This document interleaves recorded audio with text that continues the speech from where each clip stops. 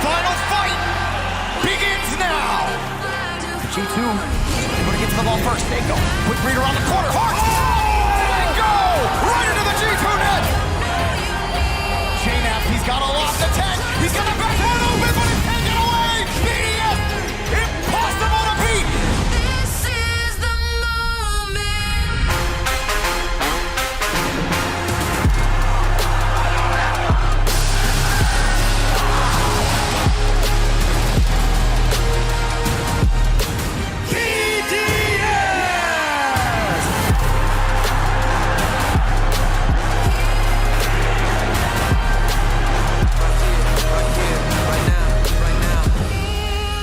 Now, waiting for the curtain call. Here, now, this is the moment.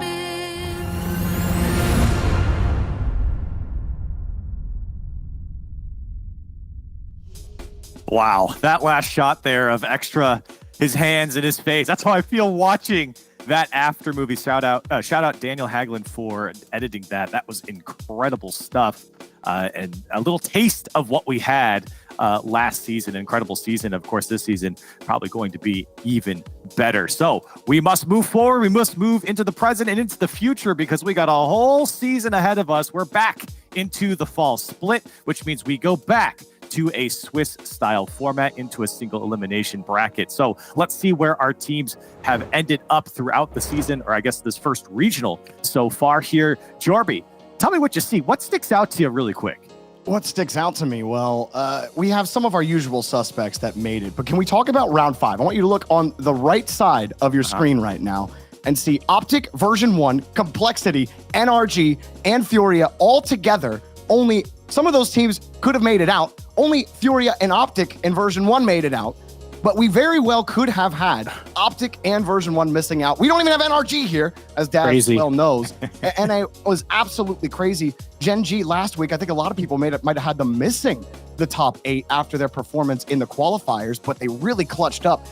They were absolutely impressive. Shopify Rebellion coming the whole way from the open qualifiers. Some people saying that they should have been in the top 16 qualifier to begin with. So that team feeling like they got snubbed. They run through in 4 matches in Swiss, taking down version 1 along with them. And man, the Swiss was absolutely insane. And like I said at the start, like NA has never looked stronger. Yeah, and I'm not even going to go to Daz on this one. I'm just going to go straight to Gibbs. Thank you. I don't even. Hey, I'm cruel, but I'm not that cruel. All right, Gibbs, tell me what you're seeing in this Swiss bracket. Yes, one important factor. We see that 2-2 round. It was absolutely nuts, but it was very, very important for the teams that did qualify. Because if you're top 8, that means you are auto-qualified for Regional 2 plus Regional 3. So we're going to see NRG have to battle through the closed qualifiers. So Dazrin's going to have to put in a little bit more work on those team streams. So very, very important round there. So Furia, V1, and Optic, absolute huge wins. Yeah, absolutely. And you guys touched on a lot of matches, but I hear there are a few of the games that were worth watching here. So Jorby, why don't you kick us off with your favorite game of the week?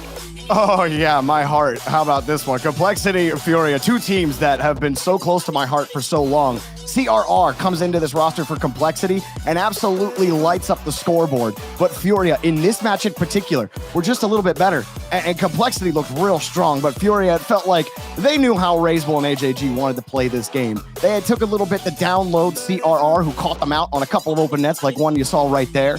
But they were able to clutch it up. Kaio, Yanks, and Card, all 3 of them really working together as a cohesive unit early in the Swiss.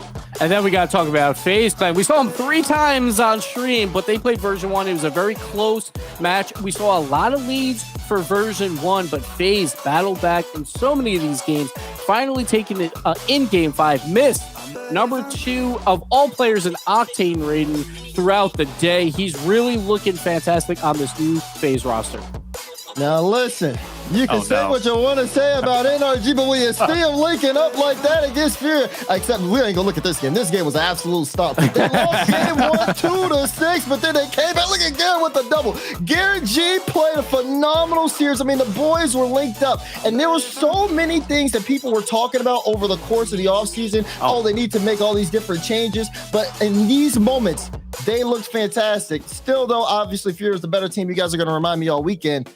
But NRG, I'm not counting them out just yet. I mean, they look good. really good that day. They look I will good. say- For Yeah, the go ahead. final series, though, I feel like that final series, they look good.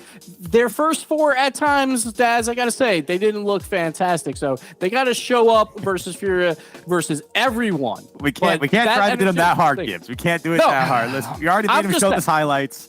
Let's move on. Let's take a look at the bracket, see where we're at currently. Remember, Swiss stage is only half this. Then we go into our single elimination playoff bracket. That's right. All of these games are going to be best of 7 here. As you can see, our top 8 teams are already sitting and waiting. We'll be going from the bottom all the way to the top in our order today. And of course, there's some big stuff on the line. Not only money, but points are on the line. We did a little bit of something different with the points we'll talk about in a second. Take a look at the money there on the right side in the orange. 30K for first, 20K, a 10K difference there for second, and then it moves down to 8.5 for top 4. But Gibbs, I know you wanted to talk about this. The difference in points, it means a lot more this time around.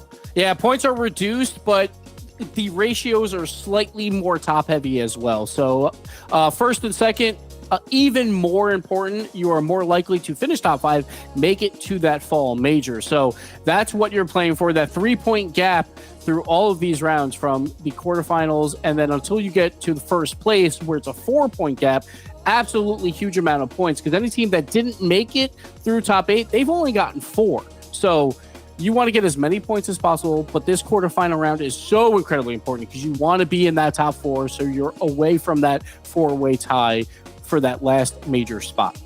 You know, there is an old proverb that says just win and you won't have to worry about the points. That's definitely true, I think, for every team coming into this one is just win and you'll be fine. Speaking of winning, we have to figure out who has the biggest brain coming into the preseason. We did our top 5 teams before the top 16 qualifiers. So we were trying to predict who was going to be top 5 coming into this. And I'm excited to see what you guys put. So everyone get their whiteboards, get your markers out. All right. Because I want to start with your number 5. So everyone put down number 5 and we'll count down as soon as you get it. Everyone ready? I'm ready. It doesn't take that long. All right. No?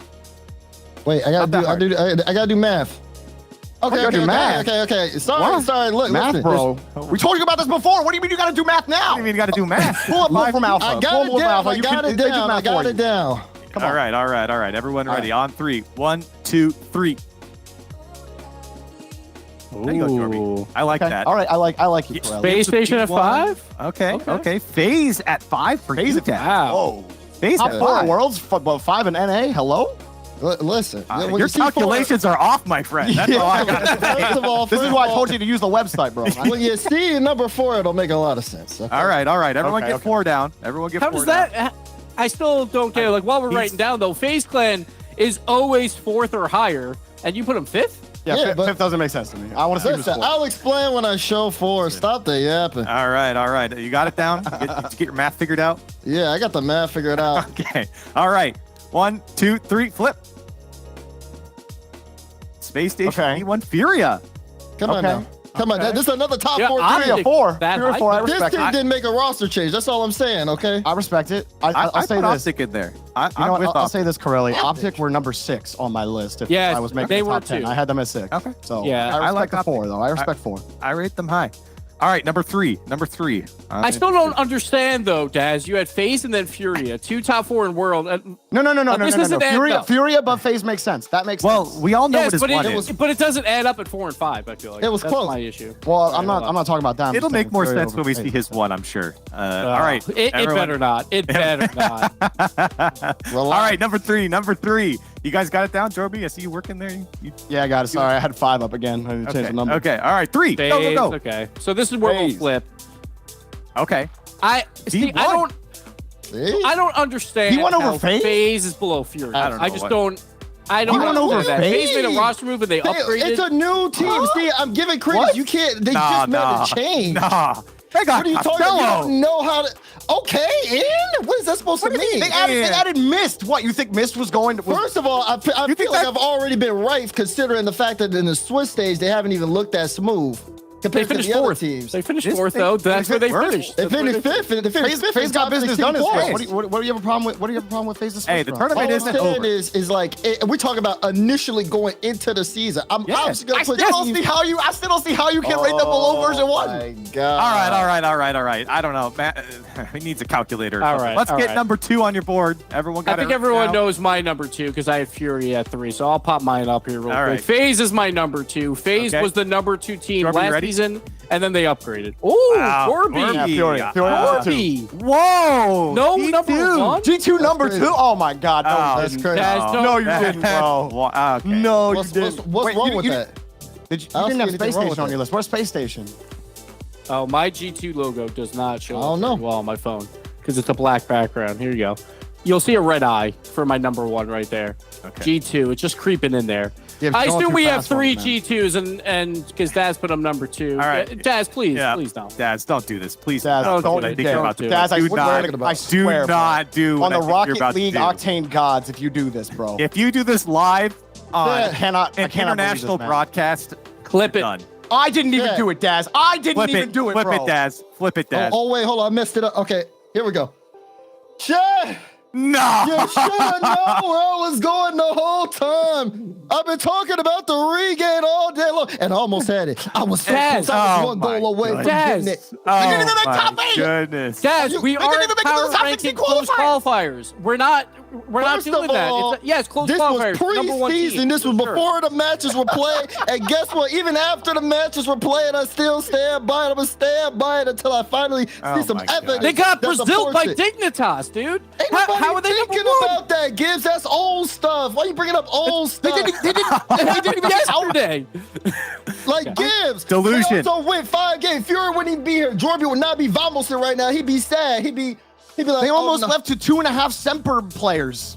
Oh my. Listen. The D in Dazaran stands for delusional. We're moving on. We cannot stand That's whatever crazy. this is going on. Let's move on because I cannot believe what I've just witnessed here. Let's move on to the schedule for the day. Let's get that bracket on the screen because I think everyone's interested to see how all these teams will be playing up against each other. Again, this is the playoff bracket. Everything's going to be best of 7. We will be starting with that GenG Mobile One Racing versus version 1. And I'm remember 8 teams with 1 life each. Here's the schedule as I've just been mentioning. Version 1 and GenG at the top. You move down. Optic Gaming and Space Station. That's going to be a Oh, spicy baby. one, right? That's where you get the popcorn ready. That is the matchup of the day, I gotta say. You got AJ and Reynolds against SSG with AJ with LJ now. Ooh, you know. Man, it's how about gonna- Magic pairs though? Like Magic pairs really like fit into that roster good, so look well. good. That man And- has been a monster. You know, and Rebellion as well. Big dark horse here in the schedule. But we've got to turn our focus into version 1 and GenG Mobile One Racing. That is the first matchup of the day, and it's very important that we jump into the look at the hype chamber. We're back, baby. I love seeing this thing go. Let's take a look at the rosters. If you didn't know, GenG just hopped the pond. At least 2 of the 3 players did. Apparently Jack and Nolly here on GenG, and it kind of exciting to see them pick up Chronic here, Jorby, and see what he can do. Yeah, Chronic has been at the bubble for what feels like forever. And you hear a lot of other North American pros talk about Chronic. You hear one thing, which is, inexperience. They don't know how he's going to perform at the RLCS level. They think inconsistency. And I think maybe you did see some of those jitters in the qualifiers, but I was curious to see how GenG did in the main event. They make it to the playoffs, and I thought they looked pretty good doing it. Yeah, and we'll see how they do here. Again, apparently Jack and Nolly just hopped the pond, so let's see how their offseason went. We'll talk to apparently Jack.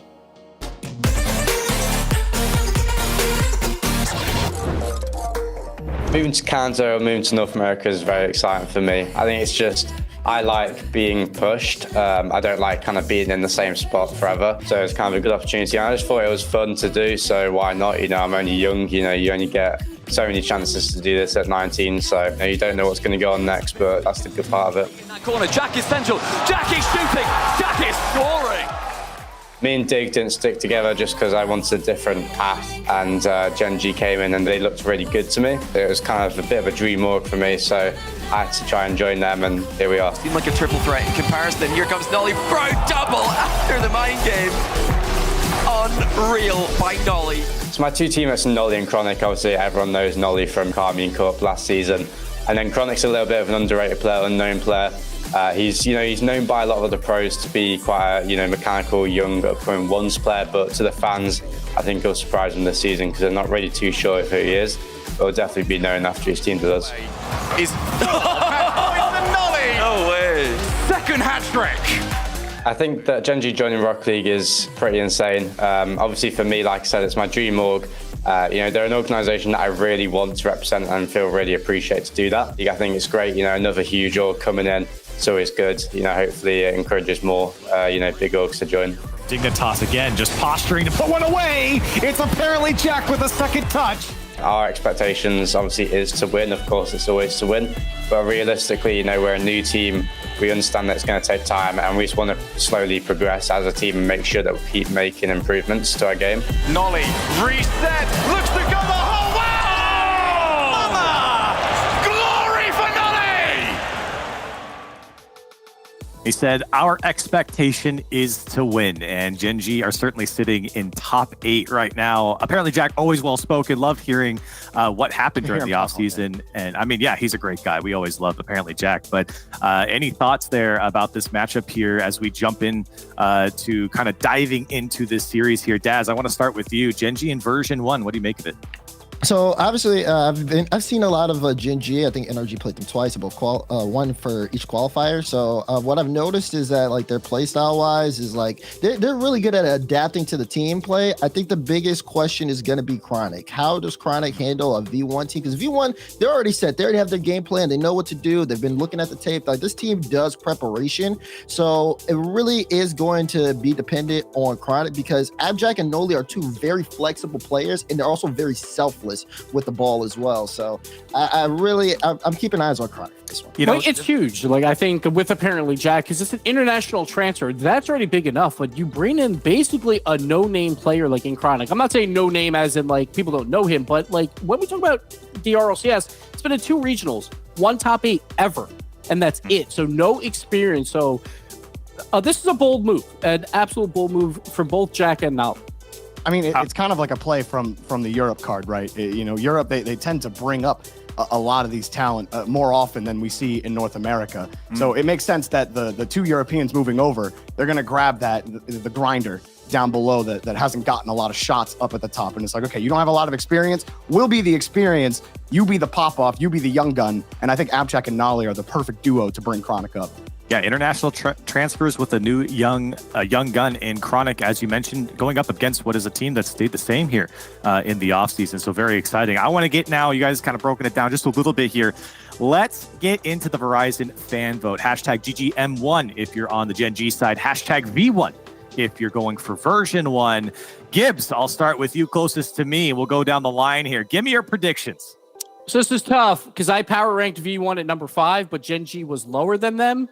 But to keep V1 at 5, I'm going with apparently Jack. I'm going with my boy from the Dignitas matches because he was the number 1 player of all players on day 1. Goal participation nearly 80%. I'm going with the international transfer. The bold move. They will get at least a top 4. Yeah, Abjack tweeted out that I guess he's Fennec main again. Apparently, he feels cracked in the Fennec. I'm all about that Procopium with the presets, but I'm also about the consistency, and that consistency is version 1. They have been always near the top contending in North America. They don't tend to fall off to upstart teams. They like Daz said earlier, they have their game plan. They know how to play against. They know how to play against teams that are coming into the region. It's only the teams that have been incumbent in this region for so long that they tend to struggle against, and those are the top teams in the region. GenG, they're not quite there yet. I think this team will be contending for the major, but right now, for me, it's version 1.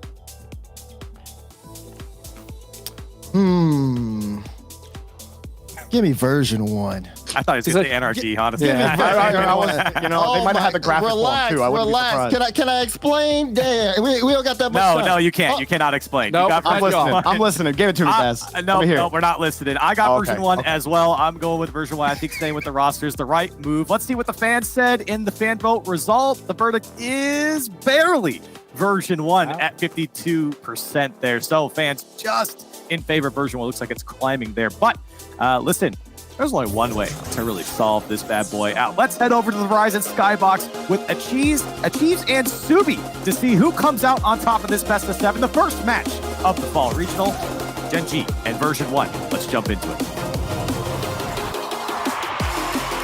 Thank you very much, Corelli. Achieves along with Subi. We've gone back in time. It's been a while since we've been in the booth, Subi, and glad to have you here with me for the opening day of the first playoff bracket of the Fall Open of 22-23. So what do you think is going to happen here? Version 1, GenG. Version 1 had a pretty decent schedule yesterday in terms of who they had to play, but GenG, maybe not so surprising, but a pretty clean run yesterday.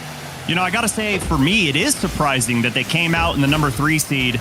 You know, brand new team, 2 of these members going across the pond, like they mentioned on the desk. And to come into North America where the competition was so stout and to already make a statement says a lot for me, at least. But right now, they're going up against version 1, who last season were so successful and so consistent. And Achieves, I don't know about you, I am so glad that they stuck together. Too many times we see teams not find the quote-unquote success that they think they should have and split up. Not this team. They realize we're on the long haul. Well, Com going to be taking the ball around the side. Chronic to delay, and GenG currently trying to figure out their way through on defense. Pass to Chronic. Torment with a great save off the backboard. Com kind of tied up on the back wall, so Beast Mode going to buy him a little bit of time.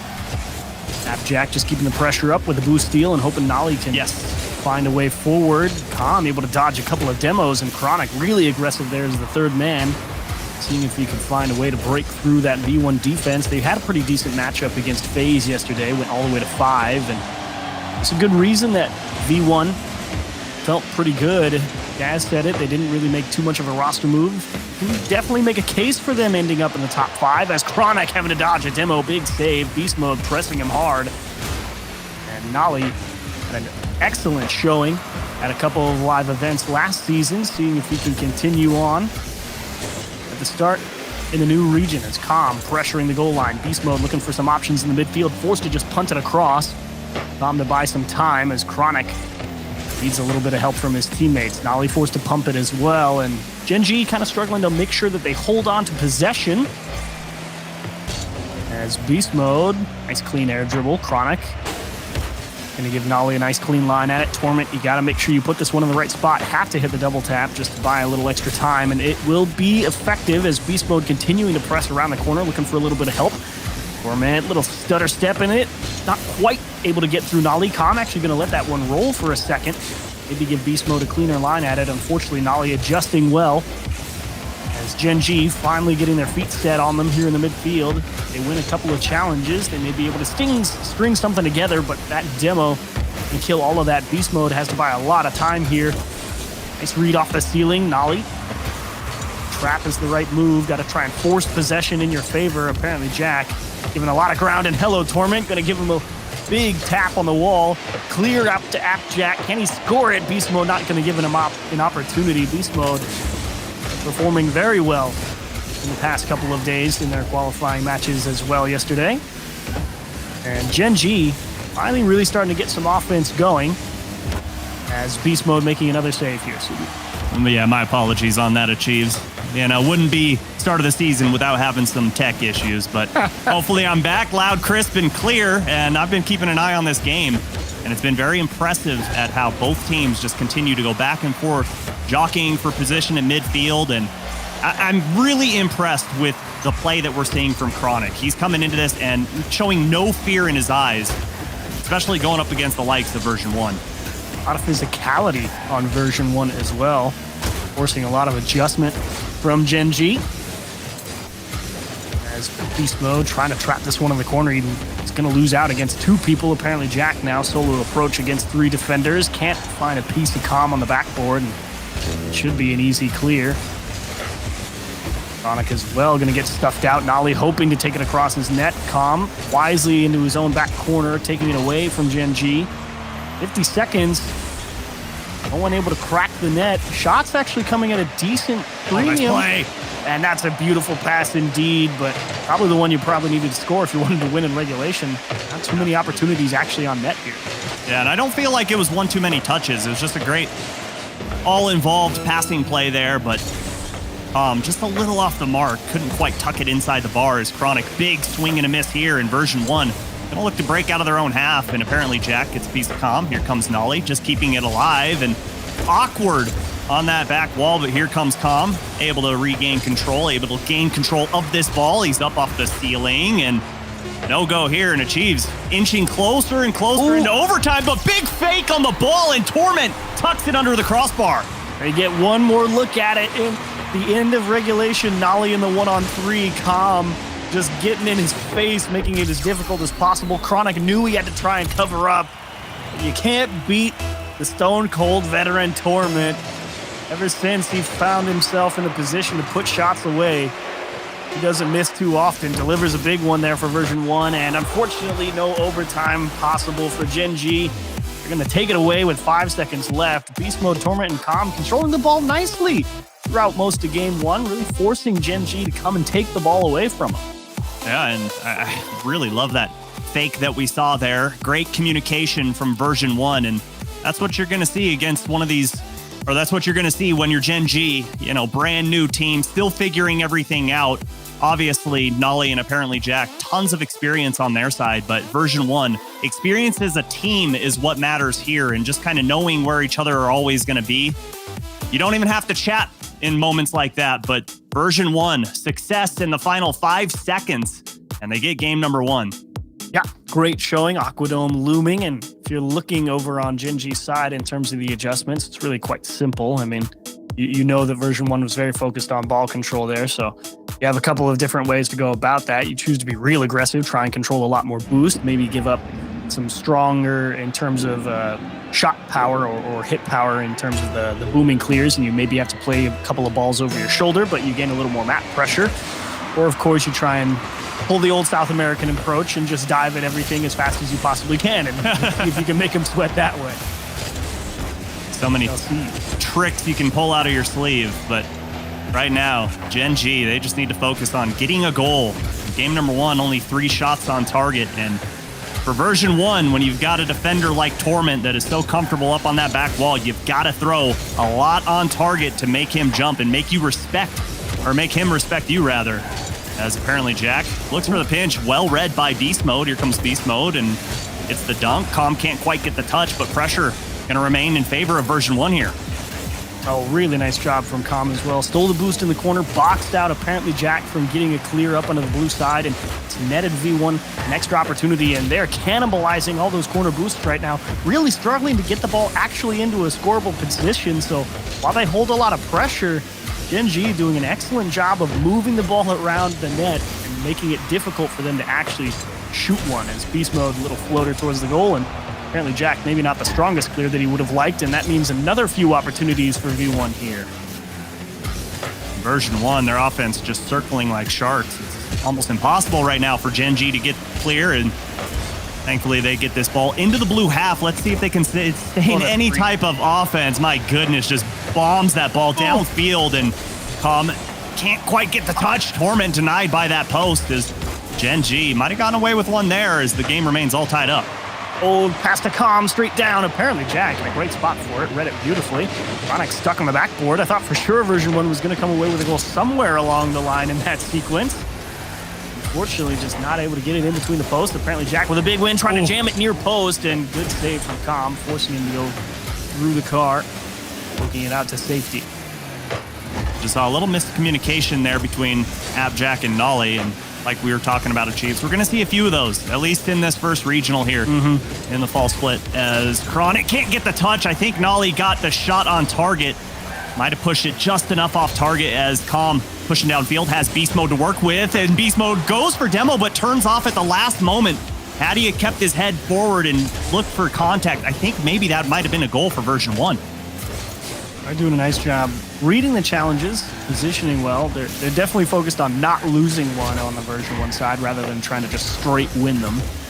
They don't want to maybe undershoot a ball or just get absolutely crushed on a challenge. Beast Mode, poke one out to the corner. Oh, nice, finally, Chronic. GenG a chance. Oh! That one's off the bar. Chronic, can you put it away? Torment's already recovered on the backboard.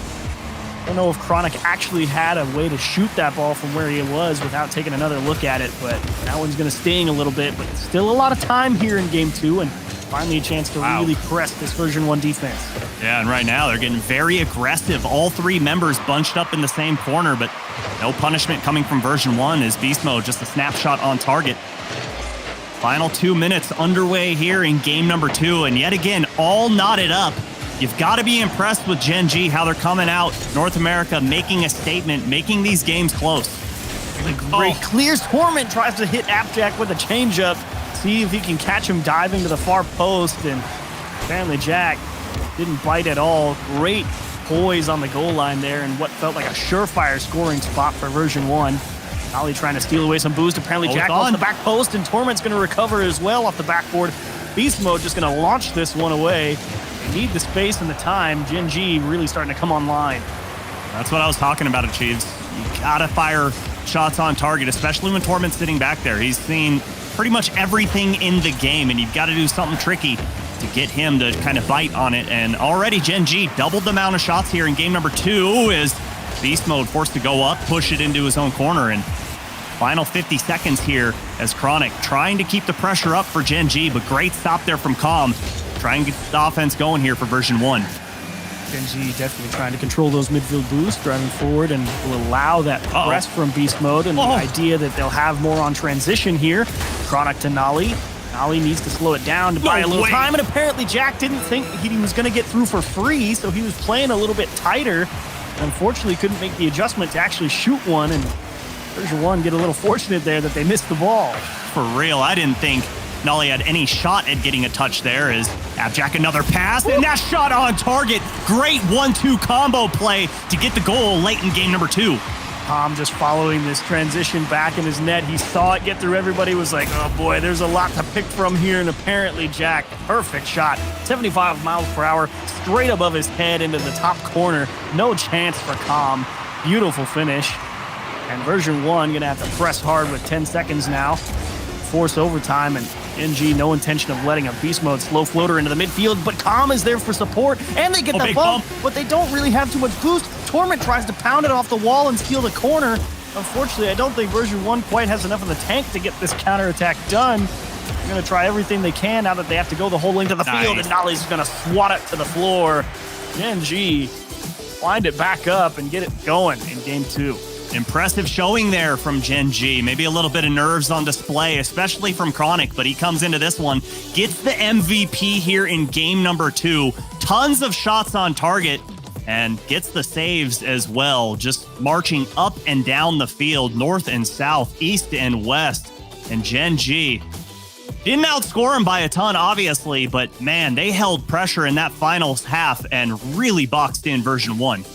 Yeah, really good show, especially in the back half of that game. Initially, you're thinking, okay, here comes version 1. They've really got this figured out again here in game 2, and you're wondering, man, what are you going to do? Well, want a few more challenges, got a few more boost pads, made sure they were able to go and get the ball a little bit better, and it helps as well when you win a nice clean challenge and you have apparently Jack placing the ball 75 miles per hour in the top corner. Pretty tough to keep that one out. So low-scoring series headed into game 3.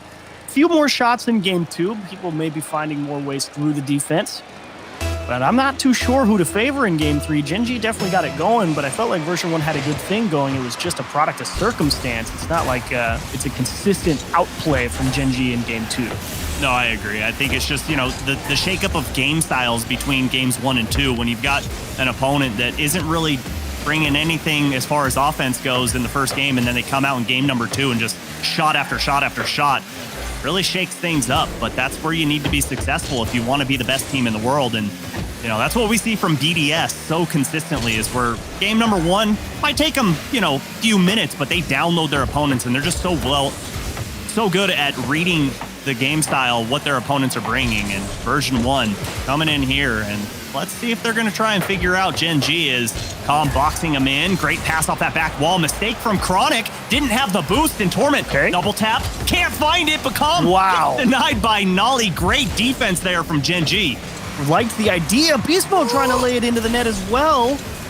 And Torment, I think with his double tap approach, good ideas to go towards the backboard, and unfortunately for them, the follow-up is not coming to fruition. Beast Mode tries to softly to throw him off the rhythm, and unfortunately, GenG refusing to let anything go. Huge defensive stand, racking up 4 saves in about 15 seconds. I mean, the first minute and version 1 already had 6 shots on target, and the first one for GenG goes Chronic. Nothing but money inside post. Tom kind of expecting Chronic to go up the wall there, so he gets stuck on the backboard, tries his best to reposition, but he can't really dismount cleanly without allowing a shot, so he's hoping to play it from the wall, and unfortunately for him, Chronic figured out where the hole was, went straight for it. And GenG survive an onslaught, and they only need 1 towards the other net to score. I mean, great counterattack. That's what you want to see. As Appjack gets that one, Torment turns it away. And version 1, they've got the shots on target, but it just felt like there was a little bit of divine intervention on a lot of those saves from GenG. It seemed like shot after shot, there was always someone there from GenG just falling right in front of it. And it might not have been on purpose, as Beast Mode has an open net, but Nolly, good recognition to get up and get a touch on that ball. Apparently Jack dodging the calm bump, and now he wants the air dribble bump. Beast Mode, great recognition there to support his teammate in short order. Now he has to follow this one up with not a lot of support behind him, and apparently Jack to stall things out. Calm and Torment, you're thinking, man, I wish we had a bit more boost to handle this. Yep. And Beast Mode going to wisely collect his corners. Thankfully, Chronic didn't really have a strong grip on that ball in the corner, but version 1 needing to find a clear, and what started as not a particularly consistent outplay at the end of game 2 has started to look more and more like a defensive blowout from version 1. They're just starting to really get pressed here by GenG. Yeah, GenG doing a great job of stealing those corner boost pads and controlling midfield and not allowing version 1 to go out and even get those little dime pads, because those shots are coming in. They're coming on target. And forcing version 1 to respect those shots and stay up on that goal line as Chronic keeps this ball alive, and no one there for the follow-up. And Torment just going to launch down to Beast Mode. Can't get the touch, and Chronic up to Nolly. It's open and in. Great passing play to find the open net. It was a big race there. Beast Mode hoping he could kill the ball or maybe hit it off the corner, and Nolly, great understanding and better pass from Chronic. That was with pace. You needed to be ready to go up and get it immediately if you wanted to score it. Nolly demonstrating the awareness and the execution, just beating out the third man, and now version 1 find themselves in a tough spot. 2 down, 2 minutes to go, and maybe a third one. Beast Mode going to keep that out of the net, but version 1, you need possession. Your backline just got demoed. Now Torment has to buy a ton of time. And Appjack, tons of space on this ball, enough to gather up a few boost pads and just boot this ball all the way downfield. And Beast Mode, that touch got away from him, and Torment has to go up, has to push it back towards midfield. And I'm not sure if Chronic got bumped by Beast Mode there, but either way, Beast Mode was ready downfield, and great outlet pass from Torment to find him and break up this offense from GenG. This one's going to take a tough skip for Appjack, but he's on it. He's got the flip reset towards the net. No and he's way! going to find the dunk. Apparently, Jack is going to turn in number 3, and that'll put game 3 on ice. Oh, baby, flip reset into a dunk on the goal line. Appjack putting Beast Mode up on a poster, and GenG feeling comfortable here in game number 3. Not even a bad idea from Beast Mode. Pretty much his only clear line.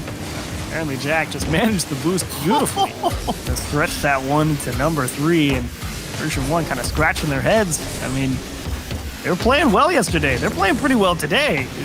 GenG, as some would say, just built different. And Nolly will turn in number 4. Okay. Well, we got a minute, Subi.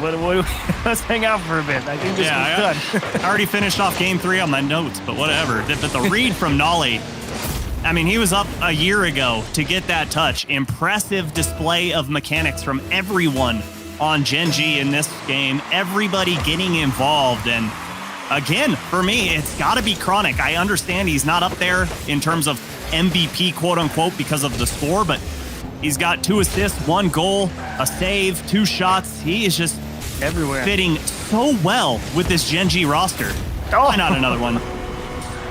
You know, it's not often that you can actually squeeze one by Torment when he's set in the net. He can see this one coming. He wheeled all the way back around, said, all right, bring it, Appjack. He said, okay, save it if you can. Torment was so ready to defend the top, the back post, but not right in front of him. 66 miles an hour.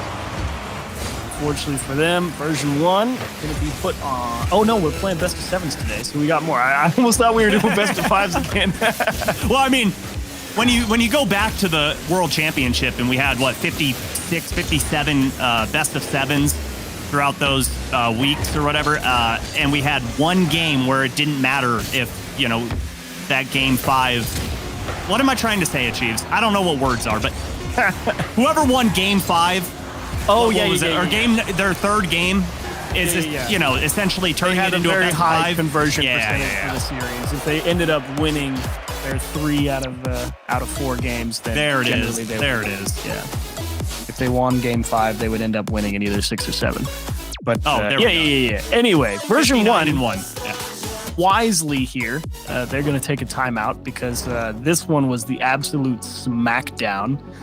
And I think it's good to figure out. You got to change something because Nolly, apparently Jack, and Chronic, they just ran everywhere they wanted, got all the boost, got the shots on target, and they're like, okay, let's take a moment here. And you don't see him on screen, but I guarantee you Fireburner well involved in this conversation also to try and figure out what is going wrong against GenG, because game number 1, you did a great job at controlling the entire pitch. It was more of a midfield battle, but it seemed time and time again that version 1 was coming out of those 50-50s with success. And games 2 and 3 just has not been the same story. And for me, it seems that GenG has forced version 1 to either play too spread apart or too bunched up. They haven't found that Goldilocks zone of where to be positionally as a team, and GenG just continues to slice them and dice them. Yeah, definitely good placement in terms of where they need to put the ball on the offense, give themselves options, and more importantly, time to cycle back through and grab boost and be ready. That's the bigger thing for me as well, apart from, obviously forcing version 1 to space themselves out, but they're doing a great job controlling the pace of the play and not just allowing the clear to come over their shoulder while they're not ready for it. So GenG, I mean, you can see how they made it through in, I believe it was 4 rounds, if my memory serves. Let's pull it up right quick. Yes, 4 rounds. Only 1 loss to FaZe Clan, but apart from that, they went 3 overs NRG, 3 overs Dig, 3-1 versus Team Axel. And that's a lot of people in Europe are saying, yeah, we know we were better the whole time. Now we just have to take all your North American spots and show you why. Oh, I mean, whatever makes it more interesting, right? Because I really felt like North America had more dangerous teams than Europe last season. I know, hot take, but whatever. Sue me on that one. I feel like North America, the depth is just getting ridiculous at this point, especially with all of the transfers that we've had. We have Furia coming over. We have Applejack. Maybe I'm hungry. I don't know. Apparently Jack and Nolly. But it's just so exciting in North America right now. And obviously Europe, dominant region right now. They are on top. They just won the World Championship. But for me, I think it's just going to be so exciting this entire season watching North America.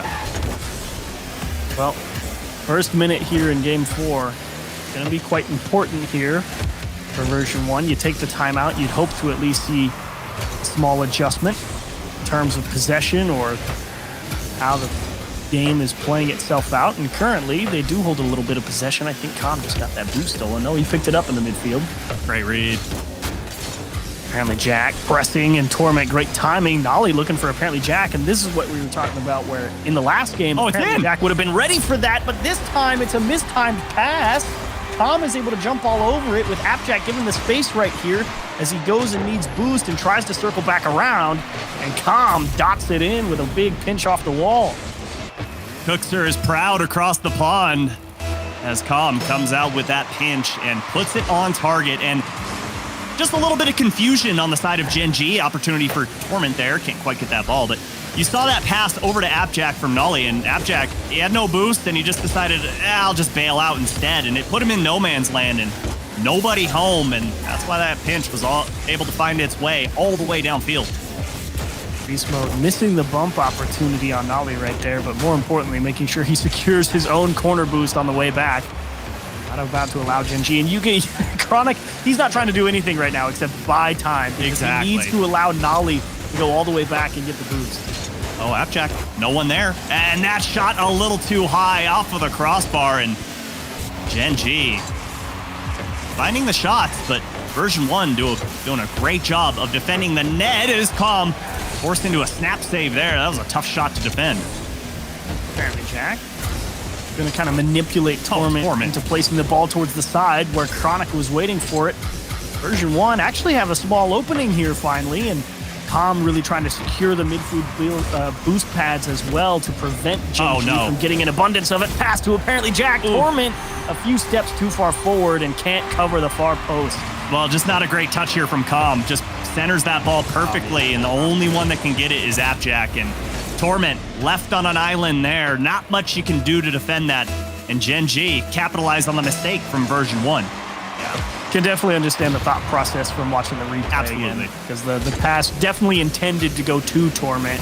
And it was unfortunately just a little too far away. And so he, rather than sit there and let, some of the best players in the world take a free shot anywhere in his net, thinking we'll try and go get that one out of the way. Apparently Jack is able to beat Beast Mode to the backboard. Beast Mode knew he had to go up there and get it off the bounce, otherwise he was getting scored on. I saw Spark fly at least, but either way, great control and great concentration to rattle that double tap in. And Appjack, he is feeling good in this series. He loves this North American ping, I'll tell you what. Now, here's the important thing if you're version 1. You can't get too flustered right here. Yeah, you got 2 scored on you in quick succession, but you got to keep the overall score line in mind. You still got half a game to play. You're only down 1. You're really not in that bad of a spot, all things considered. It's more about how the rest of the game plays itself out. It's that perspective and the mental toughness, the chain dash from beast modes. And unfortunately, Chronic deep back preventing that score. Good idea, though. Oh, and a demo trade there from Beast Mode and Nolly as Torment flip reset over 1 Beast Mode and can't quite get the touch to go in. But great delay from Torment there to get that flick to keep the pressure on, and Beast Mode forced to go up in the skies, race Nolly. Nolly comes out in favor of that 50-50 as Appjack can't quite get the touch, does get the boost steal, does get the ball, and Chronic gets the shot in. Appjack is playing like a madman right now. Unfortunate for Torment here. I mean, apparently Jack, just a decent enough challenge. He's saying, don't let him clear it to the corner. Whatever else happens after that, I can try and influence. But if it gets to the corner, we're not scoring. So he just lifts the nose back, says, come take it if you can. Unfortunately, no clear for version 1, and now they have to score 2 with a minute 44. Nolly, no test for him. Easy plays. Did that one a dozen times.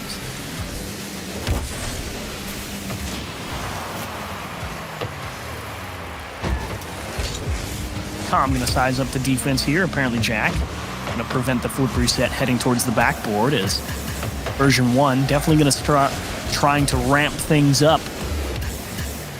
Beast Mode to Torment going to have to go deep across the pitch to find a teammate. Calm is already cut off by apparently Jack, but can he get the pass back in the midfield? Gets it a little too soft, too close to the defense, and Torment playing tight in the midfield, hoping to keep the pressure up. Fortunately, the ball squeezes around him. Demo on the back half. That actually favors Chronic. Puts him right back on the defensive half, and he get that clear way downfield. I mean, just great heads-up play, recognizing, okay, I got... Oh, Beast Mode couldn't quite get that one outside. If he goes far post on that, which is tough to do, might have find success. And great read there from Appjack to break up that passing play. Absolutely. Didn't lose track of where the version 1 players were in the midfield. Understood he wasn't going to make the challenge, so he kind of just puts himself in the passing lane, and everyone unable to make the adjustment. Chronic all over this one, covering up beautifully in the midfield, wasting even more time off the clock. Apparently Jack wants another demo. Chronic can't sink it. Either way, they still have the insurance lead in version 1. Gonna be kept out. I mean, if you don't score here, it's game over as that ball goes all the way downfield. Torment slow plays that. App even slower, and Appjack and Nolly find success here, extend the lead, and you see the cool sip of water from Appjack as he puts version 1 on match point. They made some really solid adjustments here in GenG. I think version 1 had a good idea. They're like, okay, let's go try and take away some more midfield boost. Let's prevent them from being in position so early. And GenG immediately adapt to that, that play where Chronic is just dribbling the ball on the sidewall at the start of the game sticks out to allow Nolly to go back and grab boost, and GenG come right back up the field, and then they're in your face again. That ability to change pace of play on a dime. And then when they actually start getting pressed by version 1 in the back half of this game 4, then they're able to insert themselves into the passing lanes, take away a couple of really nice shots. And if the only way version 1's scoring is with the Cookseer pinch from the sidewall, you're in a pretty good spot. Yeah, I agree, because that's such a low percentage shot, right? The times that works is few and far between the times that it does not work. And for version 1, timeout's already been taken, so it's time to figure out what is GenG doing to find success. And for me, Achieves, I don't know if you agree, I really feel like the difference here is speed. Right now, GenG is just playing so much faster than version 1. They're beating them to the ball, they're beating them to the positions, and they're beating them to the boost pads, which I feel like is the most important factor in this game. Yeah, that midfield and the corner boost whenever they get stolen has also been pretty big for whoever ends up being that. And speed, whether it be being generally faster than version 1 or in position or able to change pace of play when you need it to favor you. Definitely came out on top more than not. And unfortunately, here at the start of game 1, big flub from pretty much everybody. I think this was just a double commit. Yes, it was. There's Chronic and Nolly, and apparently Jack's like, guys, please. I mean, great recognition from Torment there, and I'm sure his teammates were calling it out that it was wide open and free. And those are the hardest shots to hit in Rocket League, when that net is wide open and your teammates are screaming at you that it's a free goal. I mean, being able to sink that one from midfield. Great shot there from Torment, and GenG put on their heels for now, but as we saw in game number 4, they can come back and score in bunches. Is that the spark that gets version 1 going back the other way? Beast mode to himself, and Nolly wisely getting all the way on top of that ball. Didn't want to allow the touch up towards the backboard where his teammates were going to be kind of grounded and having to play defense up. Instead, choosing to drive it down towards his teammates. Chronic looking for Nolly, and unfortunately unable to get around it and put it on target, but GenG going to take a lot of map control here with Chronic challenging the ball expertly in the corners. Oh, great touch there from Beast Mode. Get that one over Nolly is Chronic. Going to push this towards midfield. Gets the touch over Calm. Here comes Nolly. Gets the redirect and on target. Version 1 not expecting this one to go straight in. My goodness, what a touch here. Oh, and Nolly went and got that ball. He was driving in towards Chronic, and he had to kind of reach back with the nose and tip it back towards the net. Kind of over-jumped it a little bit, but made the adjustment. Actually, it ended up paying off because it took a little bit off the shot, and it ended up going under the defender. So Nolly, we get GenG right back in this one. Torment soft clear for beast mode, and GenG, good effort to get things tied up, but version 1 certainly not out of it yet. Pressing here in the midfield. Yeah, Torment hunting for demos there, and for version 1, honestly, that's what I want to see at this point. I realize it's a tie game. You don't want to send the full house and allow yourself to get counterattacked, especially off of a big clear, but where we've seen them have so much success, usually there's demos to back it up. And right now, we've seen almost no aggression. And while you don't want to just be the team that only demos, you want to have that in your arsenal. You want to have that in your bag of tricks. And right now, either GenG is just doing a great job at avoiding them, or version 1's just not really pushing forward too much. GenG got a pretty good wall set up in the midfield. Immediately, however, broken down. Calm finally able to win a challenge through that midfield line. Torment trying to stall things out, but does he have the mechanics to really turn it in? Nolly just kind of stared at him and said, you're going to have to do better than that if you want to score. Calm on his lonesome, denied by Nolly. Torment camped out on the backboard. Beast mode trying to figure out where he needs to be. Version 1. Really not in bad spots, but they're definitely going to struggle clearing the ball effectively here, and that's what you were talking about, Subi. They kind of get them all to bunch up there in that left side, and they find a gap, and unfortunately, it's just going to pop off the wall. Oh, one of my favorite things in Rocket League is beautiful passing plays, and that was one that developed there, another one almost, but version 1 doing a great job at defending their own net, but again, starting to have a little bit of boost issues. Only Torment has some in the tank right now. Beast mode just trying to keep this thing out. Abject, oh my gosh, what a redirect, what a read, and the ability to get that ball, not only on target, but just to be able to snap touch that. Impressive, young man. And he got bumped. I was wondering why Torment couldn't go and get that. Someone from GenG came over his shoulder, just Goomba stomped him, tipped the tires on his head, and stopped him from going up and taking that one out. I didn't see that. Getting Goomba stomped is one of the worst feelings in Rocket League, because it's like, no, I promise, I tried to jump, and you're just stuck on the ground, wheels just in cement. I would have made it if it weren't for those meddling kids. There it is. Oh, but Torment gonna put it on the back post, tying things up. Version 1 get real aggressive there in the corner, and Torment says, cool, nice pass, Nolly, I'll take it. I mean, he's just sitting at the top of the box, poaching, and great shot placement there from the veteran, going far post and rattling it in and keeping this ball game all tied up, not allowing GenG to get comfortable with that lead. Oh, Torment had a chance there. Don't know if he could have actually placed it. He really was just trying to keep the ball there, and if it happened to go in, good. Fortunately, GenG kind of getting stalled out in the challenges, the midfield line, but apparently Jack has been able to recover. Nolly has to give this one up. Calm is pressing quick because they've noticed how quickly Chronic gets to the ball. Kind of puts the ball in an awkward spot, and that's what we're talking about, that change of pace. Chronic says, yeah, you're rushing. All right, I'll just follow you back to the corner. Take the ball back to our half where we can approach now on offense. And as the last 60 minutes start to wind down, Achieves, this is the time for version 1 where you need beast mode to step up. You need his mechanics to be shown on full display. As we've seen so many times from him, he can just do some absolutely insane and impressive things. As Chronic gets the double to go inside and tuck it inside the post. GenG up 1 late on match point. Oh, unfortunate bounce. Like, Beast Mode went for that challenge, and he wasn't positioned particularly poorly, but he lost the race. And unfortunately, that ball ricocheted off his nose, and it came hard off the backboard. And Chronic just kept the pace of that ball, smashed it as hard as he could towards the backboard.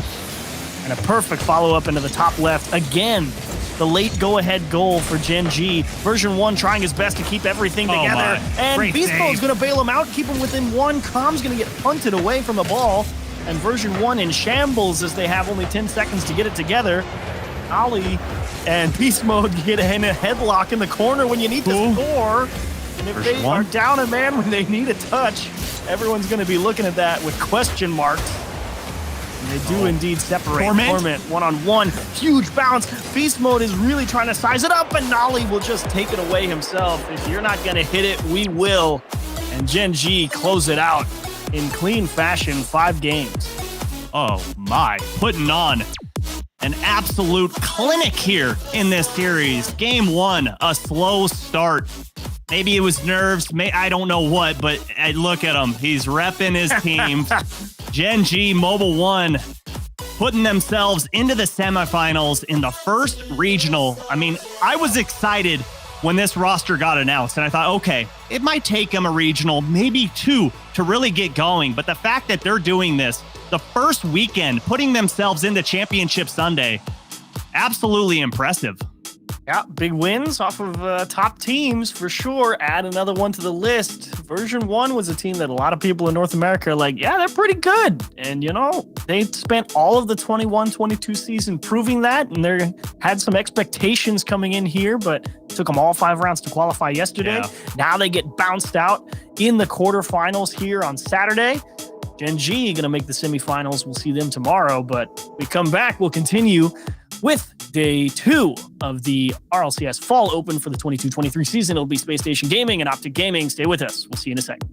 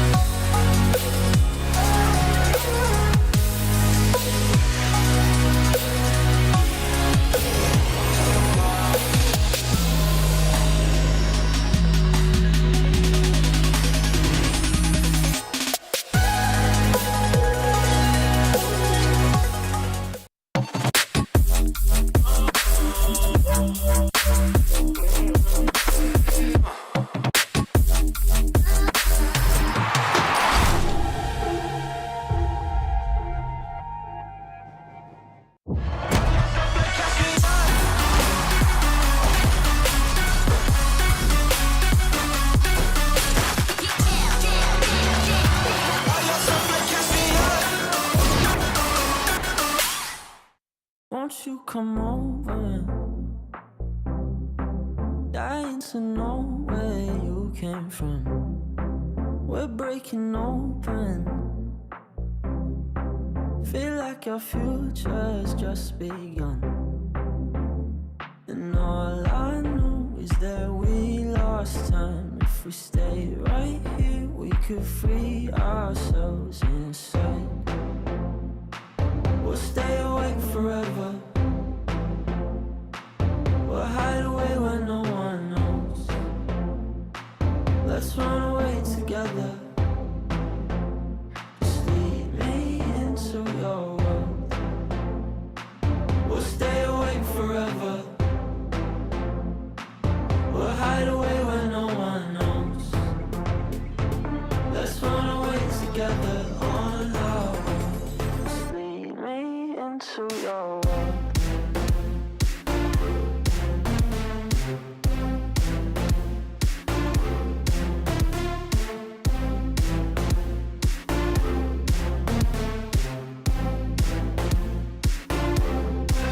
Waiting for no one. We're headed straight up for the sun. They'll never notice. We'll take these cities on our own. And all I know is that we lost time. If we stay right here, we could free ourselves inside. We'll stay awake forever. We'll hide away where no one knows. Let's run away together. Just lead me into your world. We'll stay awake forever. We'll hide away where no one knows. Let's run away together on our own. Just lead me into your world.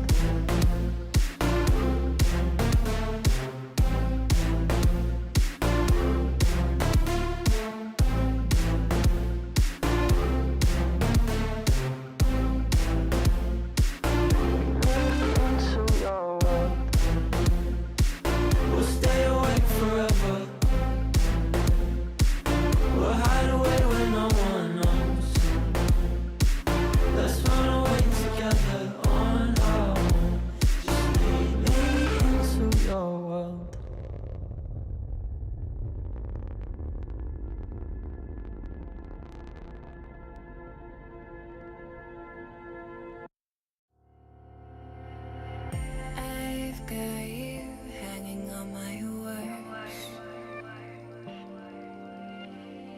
Taste so sweet even when they hurt. You wanna feel, wanna fall in love, wanna give it all up, but you don't want to lose your control. Are we playing this game? Are we playing this game? Are you too afraid, or are you giving in? Let the games begin, 'cause I play to win. Are we playing this game?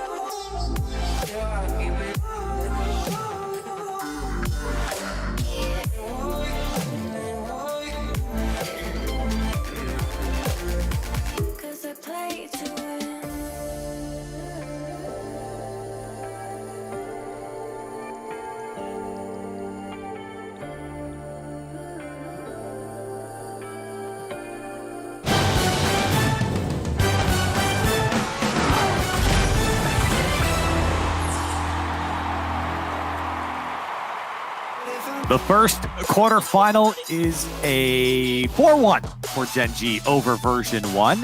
Not what the devs predicted, not what the fans predicted either. It was just over favor for version 1. I think 53% in that fan vote. So everyone's wrong except for Gibbs. Of course. It just feels good to be back. It's RLCS. I love all of this. That we're on a North American show, and our day one, we saw a South American team win the first match, and now we see a 2/3 European team win this match. But apparently, Jack, what an international transfer this has been. The number one player throughout all of Swiss, and now he shows up, putting up 1.2 goals per game, shooting 43%, and highlight reel goals as well. He really looked good. And Gibbs, I mean, it honestly, like, I love seeing apparently Jack do this, but it was at the expense of NRG. Even when apparently Jack was going up against NRG in the Swiss stage, he had 2 incredibly placed overtime goal shots. And apparently Jack, he's just been scoring left and right, and his placement has been better than any player that I've seen so far this season. And it's easy to say, apparently Jack this, apparently Jack that, but how about Nolly as well? 4 goals, 4 assists. All he's ever been on, just about any team he's been on lately, is consistently good and solid. And that's all they needed him to be with apparently Jack playing the way he was. Yeah. Just a great team effort out of GenG today. But also, I feel like the biggest story point is that Chronic proved his quality. This was a big test for him, and he scored that go-ahead goal in Game 7. Chronic was a player that everyone said, oh no, he doesn't have the experience. This GenG team, I don't think they're going to be able to make it. They just plucked Chronic out of obscurity, and look at the impact that Chronic made in that series. GenG is a legit competitor, and I think this really rocks up all of North America. A lot of talk there about GenG, Gibbs. Any notes about version 1 and your take on them in this first series that we got to see? So I'd be concerned a little bit because World Championship, there was times when version 1 was very passive and not doing a lot on the other side of the field. Beast mode, 0 goals, 0 assists throughout that series. They rely on beast mode to carry them in a lot of their matches. If he's quiet, V1's going to be in trouble a lot throughout this year. But I expect V1 to bounce back. They're a top 8 team. They are very likely will be fighting to the very last regional for a top 5 spot, but this is not how they wanted to begin their season. Definitely not. Not the worst start, not the best start here for version 1. We say goodbye to them here in our single elimination bracket. GenG, you'll see them tomorrow in the top 4. Let's take a look at our bracket. Currently, we have, of course, GenG, as we just mentioned, sitting in our first semifinal game. Up next, it's going to be Space Station Gaming and Optic Gaming. This one is going to be a lot of fun. The storylines are all over the place. Gibbs, I want to start with you. All right. All right, so we all know we have Reynolds versus his former team. Roster drama began 12 hours after BDS were crowned champs, and Reynolds is like, I'm off Space Station at this point. So, I can't wait for this matchup. I think everyone has been waiting for this matchup. Yeah, absolutely. A lot of things have happened over the offseason. Let's see what Arsenal had to say about the Space Station offseason.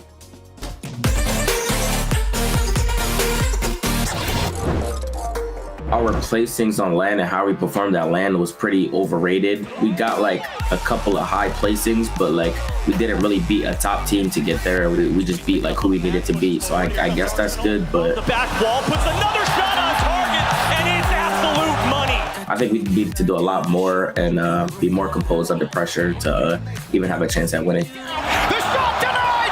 Beast mode! Goal! Houston, we have a problem! Space Station have been grounded! Version 1 to the playoffs! We brought LJ on because not only is I think he's been one of the most underrated players in the scene. He wasn't really on like a top team, but everyone saw him performing, so they knew how good he was. Oh my goodness. But there's LJ on the other side of the pitch. LJ is a player. I see him similar to Dan in the sense that like they have a more defensive mind, but they can still take the ball on offense and just put it in your net like at any time.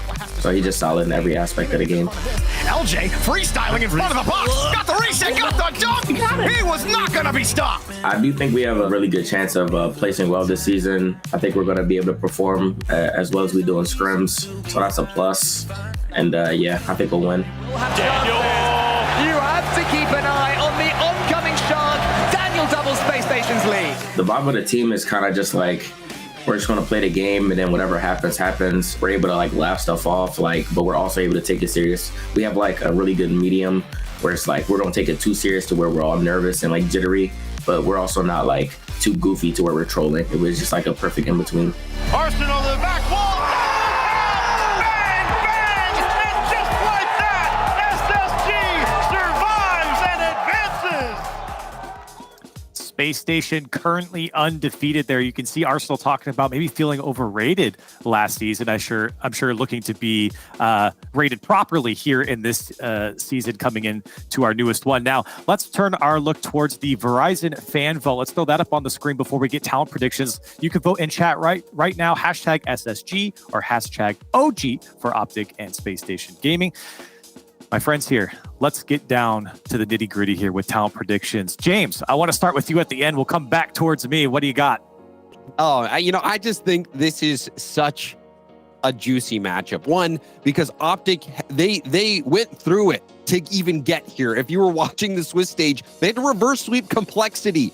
And game 4 overtime was almost 9 minutes. It was 8 minutes and 57 seconds. And then they had to win another overtime game to get here. I think it's personal as well. If you've been watching Twitter, the back and forth that Reynolds has had with some people over at Space Station, I think that's going to add some extra fuel to the tank. So I'm actually going with Optic over Space Station. I think that extra little bit of feud in between them is going to fuel Optic to the win. Well, going back to the invitational qualifier, the Space Station dominated. I think it's because Reynolds tried to do too much against his former team. I think he's got to take kind of a backseat and let Magic Bear carry. I don't think that's going to happen necessarily, though. I think SSG takes it again. Yeah, I'm going Space Station. They played 20 games so far. They've lost 2. And when they played Reynolds' team in that invitational, it was a 3-0 sweep. So have to go Space Station here.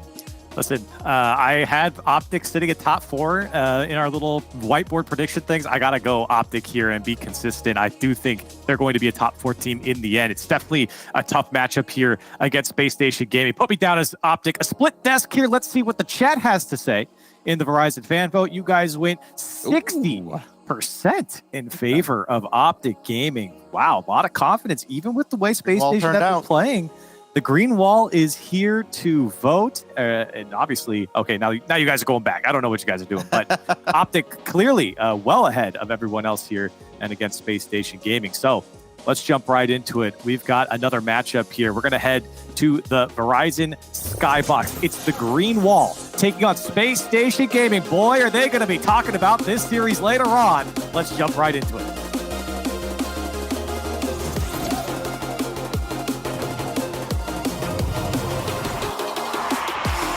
A lot on the line for Reynolds here to prove that it was the wrong choice and say goodbye. And Optic Gaming want this series. Oh, I think this is going to be one for the ages right here. Not only for pure mechanics and display of how Rocket League should be played, but if you like drama and if you like storylines, then buckle in, because this series is going to be juicy. Space Station performing quite well with LJ. Maybe a lot of questions if it was the right move, but certainly been playing well so far. And currently, Space Station, one's moving the ball through the midfield line. Magic Bear, I got to see him play yesterday. Everyone knows who Magic Bear is. He's been a guy who's been playing some pretty high-level games for a very long time, but old rival series boy.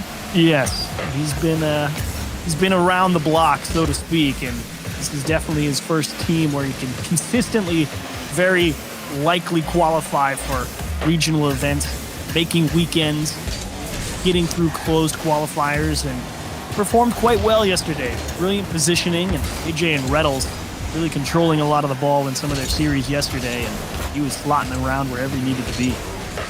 Yeah, and I really feel like Optic Gaming got lucky yesterday against Complexity in that Game 5. There were a few missed opportunities as Arsenal goes up, and what a save there from AJ, keeping that ball out of the goal line, and Optic Gaming holding strong. But back to the point I was making was they did get lucky there in that game 5. If you go back and watch, there were a few just errant misses from Complexity, but for Optic Gaming here, it's now time to lock in. You've got to play mistake-free, especially against a team like Space Station, who's so aggressive, and they're just going to punish every little mistake that you put forth on the field. They're more than happy to get in your face. Daniel doing a nice job to try and break through a couple people, but Magic Bear, patient, midfield line, buying time for AJ and Reddles to reset themselves here. Nice Big bump. bump on Arsenal. Reddles one-on-one. Where's Daniel? And that one's denied. Into the top corner. AJ trying to continue the attack. Daniel and Arsenal combine to get that ball punched all the way into the blue corner. A nice boost steal from Daniel, trying to limit the transition potential from Optic Gaming. And the green wall going to have to yield a little bit of ground. Magic Bear just a punt. Reddles in a race against Arsenal. That one's going to ricochet around the top corner. Daniel just a slow floater into the midfield. Maybe not the touch he wanted or the touch they needed. AJ's going to deliver into the middle of the net. Optic open up the scoring. Nice little pirouette here from AJ, starting near midfield, and just continues to push through that ball. And LJ was looking for a little bicycle kick to get it off the goal line, just a little too short on it. And Optic Gaming strike first. Really great job from AJ, as you said. Started that carry off beautifully, able to add a lot of pace to the ball from almost a standstill. That floater from Daniel.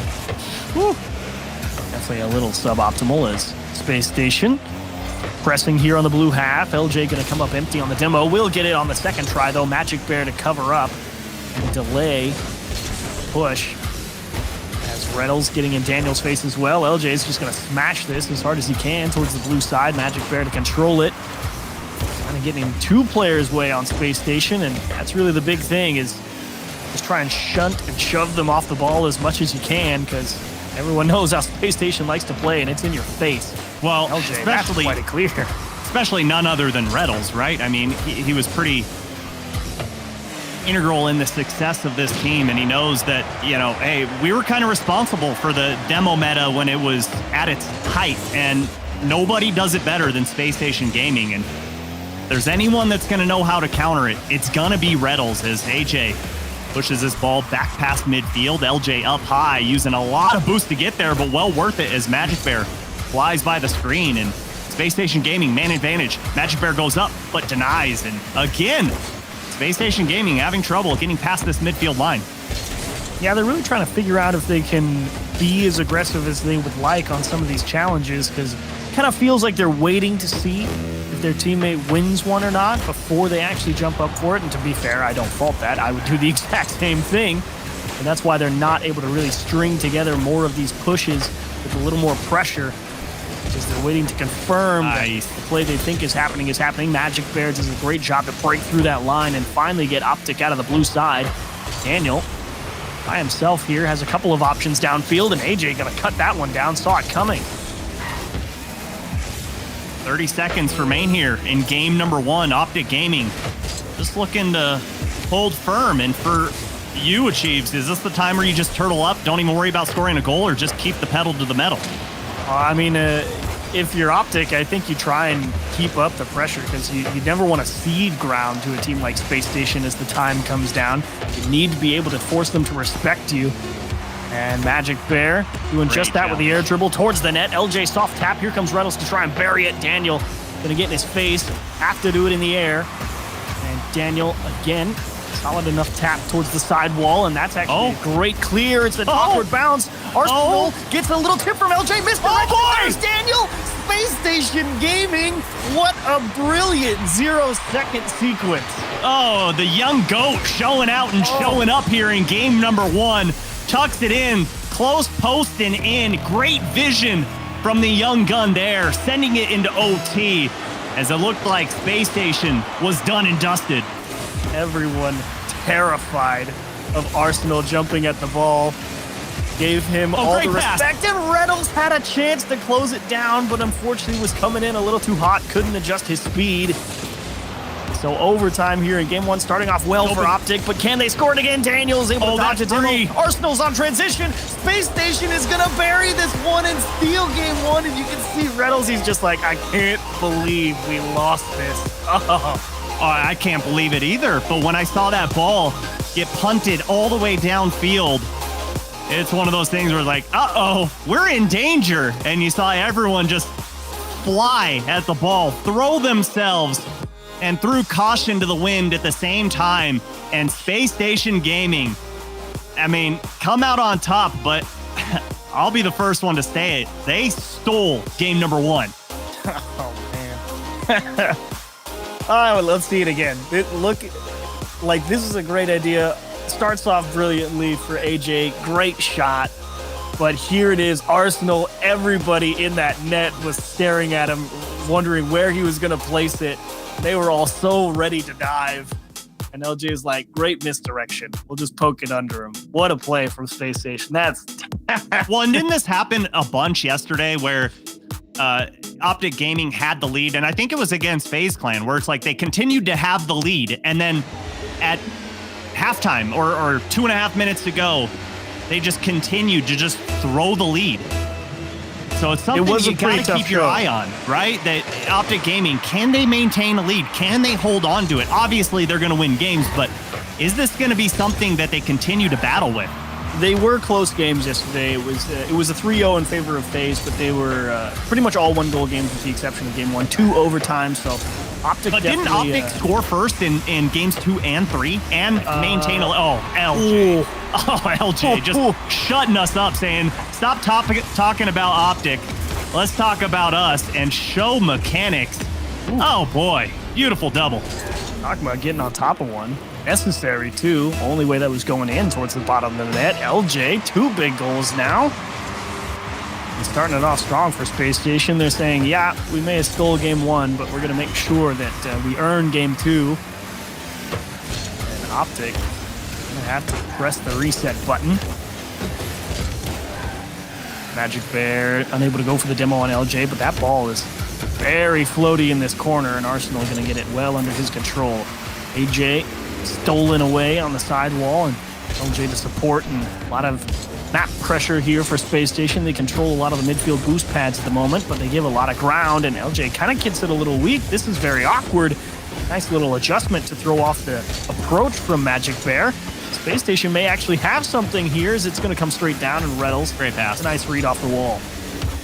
Beautiful pass and great disrupt there from Arsenal as well as AJ deletes Arsenal from the field, but Reddles push up a little too far forward as AJ beats LJ looking for a double tap. Finds it, but Arsenal denies. Great defense from Space Station, and it continues as Daniel holds down the back line, but they're not out of the woods just yet.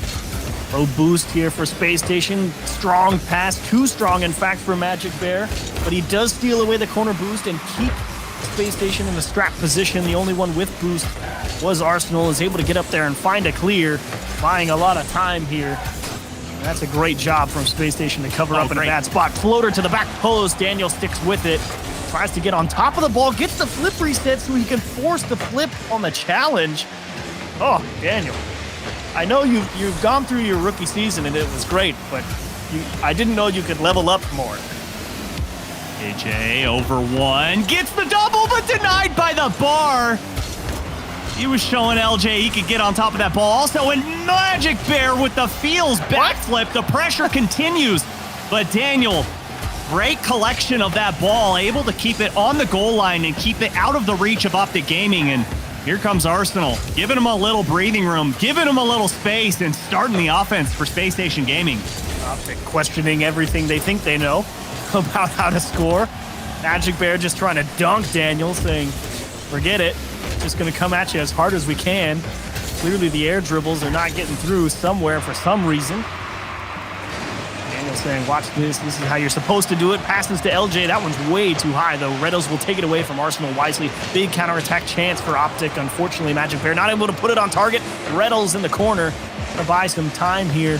LJ wants it himself. He will go to the floor. Magic Bear in a very awkward spot. Can only hit it weakly and just going to miss the pinch with Reddles. Optic going to be on defense here for a moment. Yeah, Magic Bear acquiring the assistance of Reddles there as that one was floating precariously in the box as AJ not going to be able to find the touch there off that back wall as Reddles keeping things alive. Another demo from Arsenal and still showing that the aggression is still true for Space Station Gaming is Magic Bear pushing this one downfield. And Optic Gaming, 90 seconds remain here in game number 2. Wow. Still chasing first goal of this game. LJ just sizing up the challenge, not wanting it to pinch off his car into the middle. Slow play from Arsenal, straight off the sidewall, and maybe a little bit short-sighted as not really any options, but it will work out. Space Station have plenty of boost here. Now he's in control on the air dribble. Flip reset, looking for help. There's LJ. This is going to come straight down. It's a very awkward one to handle. LJ almost doesn't have to do anything else. AJ nearly scored it himself. As Arsenal looking for a little bit of help here. And finally, a nice strong clear for Optic Gaming to fully reset everything. Just a missile into the back right corner of Space Station Gaming. But even with that, Space Station Gaming still maintaining control, still maintaining that offensive pressure. And AJ bombs this one downfield. 30 seconds remain here. Game number 2. Optic Gaming, not a lot of opportunities going to remain here as Reddles gets the touch. 2 went for Space Station, and LJ smartly puts that off the side wall. And Magic Bear, great infield pass denied by Arsenal. Reddles had that one on target, and only one more opportunity remains for Optic Gaming. 10 seconds. LJ going to close it down in the midfield. He's going to have to make a second challenge here against Reddles. That's going to slide through. Daniel's so aggressive. LJ doesn't even care about scoring. He wants to steal boost and prevent a strong counterattack. And it may just work. Arsenal, how do you get this one to the floor? AJ going to size up the dribble. A lot of space to work with now. Through one. LJ to cut it off. And it's going to hit the lip. AJ to Reddles. There's Arsenal. That should close it down. And no way. AJ makes a big play. Reddles misses the bump. And there's LJ. Will sit on the ball. Space Station win game 2. And talk about a disaster of a game for Optic. They had 8 shots on target. And I think 5 or 6 of them were gorgeous attempts on target. And Space Station with 6 saves kept out some miracles. Yeah, there were some great infield passes from Optic Gaming. Specifically that one with, I think it was, 15 seconds to go, and Reddles got denied by Arsenal. As we take a look at Optic Gaming electing to take their time out here as they go down 0-2 in the series, and going to try and talk this one out, figure out what's going on. As you see that their boot camp in this one, all 3 players in the same place. And, I love when teams get together to do that. But right now, not working out well for him. And Achieves, I was correct. I knew I wasn't crazy. Yesterday, when Optic Gaming played FaZe, they were the first to score in all 3 games and lost all 3 as well. And so far, when they score first, they're 6-5. So it's a 50-50. Wow. And when you're a team doing that, you got to tighten things up. When you get that first goal, when you have a lead, you've got to be able to control it. Well, definitely some growing pains, certainly for a new roster. This timeout feels a little bit different to me. Obviously, yeah, you're going to sit there and talk about if you want to do anything different, but in the previous matchup, V1 was kind of getting blown out of the water, right? They're like, okay, we need to switch something up, right? GenG's got us figured out. But if you're Optic here, I don't feel like so much as you need to do anything different. I feel like they had great approaches on net. They just didn't drop in this game 2. And this timeout feels more of a stall to be like, okay, let's not have Space Station just run away with this. Let's kind of kill the momentum a little bit and say, let's take a break, cool off a little bit, and go back into it. I don't think they want to change too much. I agree with you. I feel like there's nothing going crazily wrong, especially like you said, for a new roster. But yeah, put Space Station on ice a little bit. But honestly, how are you going to cool off this team when they're getting those saves that they are? They're disrupting the offense of Optic Gaming. And right now, Space Station, that roster swap is looking like the right decision. They're looking like an unstoppable team right now. LJ playing very well. I'm loving the pressure he's putting on the ball over on Space Station's side of things. That being said, Optic definitely finding a couple of ways through. So Space Station, the ones who get to say, haha, we knew we made the right choice, and it's going to continue in game 3. Might be the worst possible start. Reddles gets caught going forward for some reason. I think he thought Magic Bear was going to maybe have a challenge and he was going to go play support. but Arsenal just comes away with the ball for free, and Reynolds can't make the tough play over his shoulder. Yeah, and that's one of those where the goal wasn't spectacular, right? I mean, in terms of what we've seen in the RLCS. For you and I, Chiefs, yeah, that was an insane goal. We're not hitting goals like that. Yeah, that was pretty juicy. Good shot, Arsenal. But for the mentality of what that does, where it's Arsenal going up against Reynolds, he gets the double tap. If you're Reynolds, you've got to do everything to erase that out of your memory because you know Arsenal is feeling good after that one. And Reynolds caught out again, and Daniel punishes. Yeah, Reynolds, he thought he had a little bit of support behind him. AJ was in that opposite corner, and the demo comes through. And so Reynolds is thinking, yeah, I can play close support here for Magic Bear, because if it gets through, it's fine. AJ's back there, but he heard the demo, tried to recover, and unfortunately didn't even have the boost to make that happen. And that's the classic Space Station. You take away all the support systems with the demos and you score an easy goal. Yeah, try and put that second man alone on an island, and that's exactly what they did. And he didn't have a play at the ball, didn't have a play at the save. And here comes Arsenal looking for a double, and AJ gets it right underneath him and steals that boost away from Arsenal.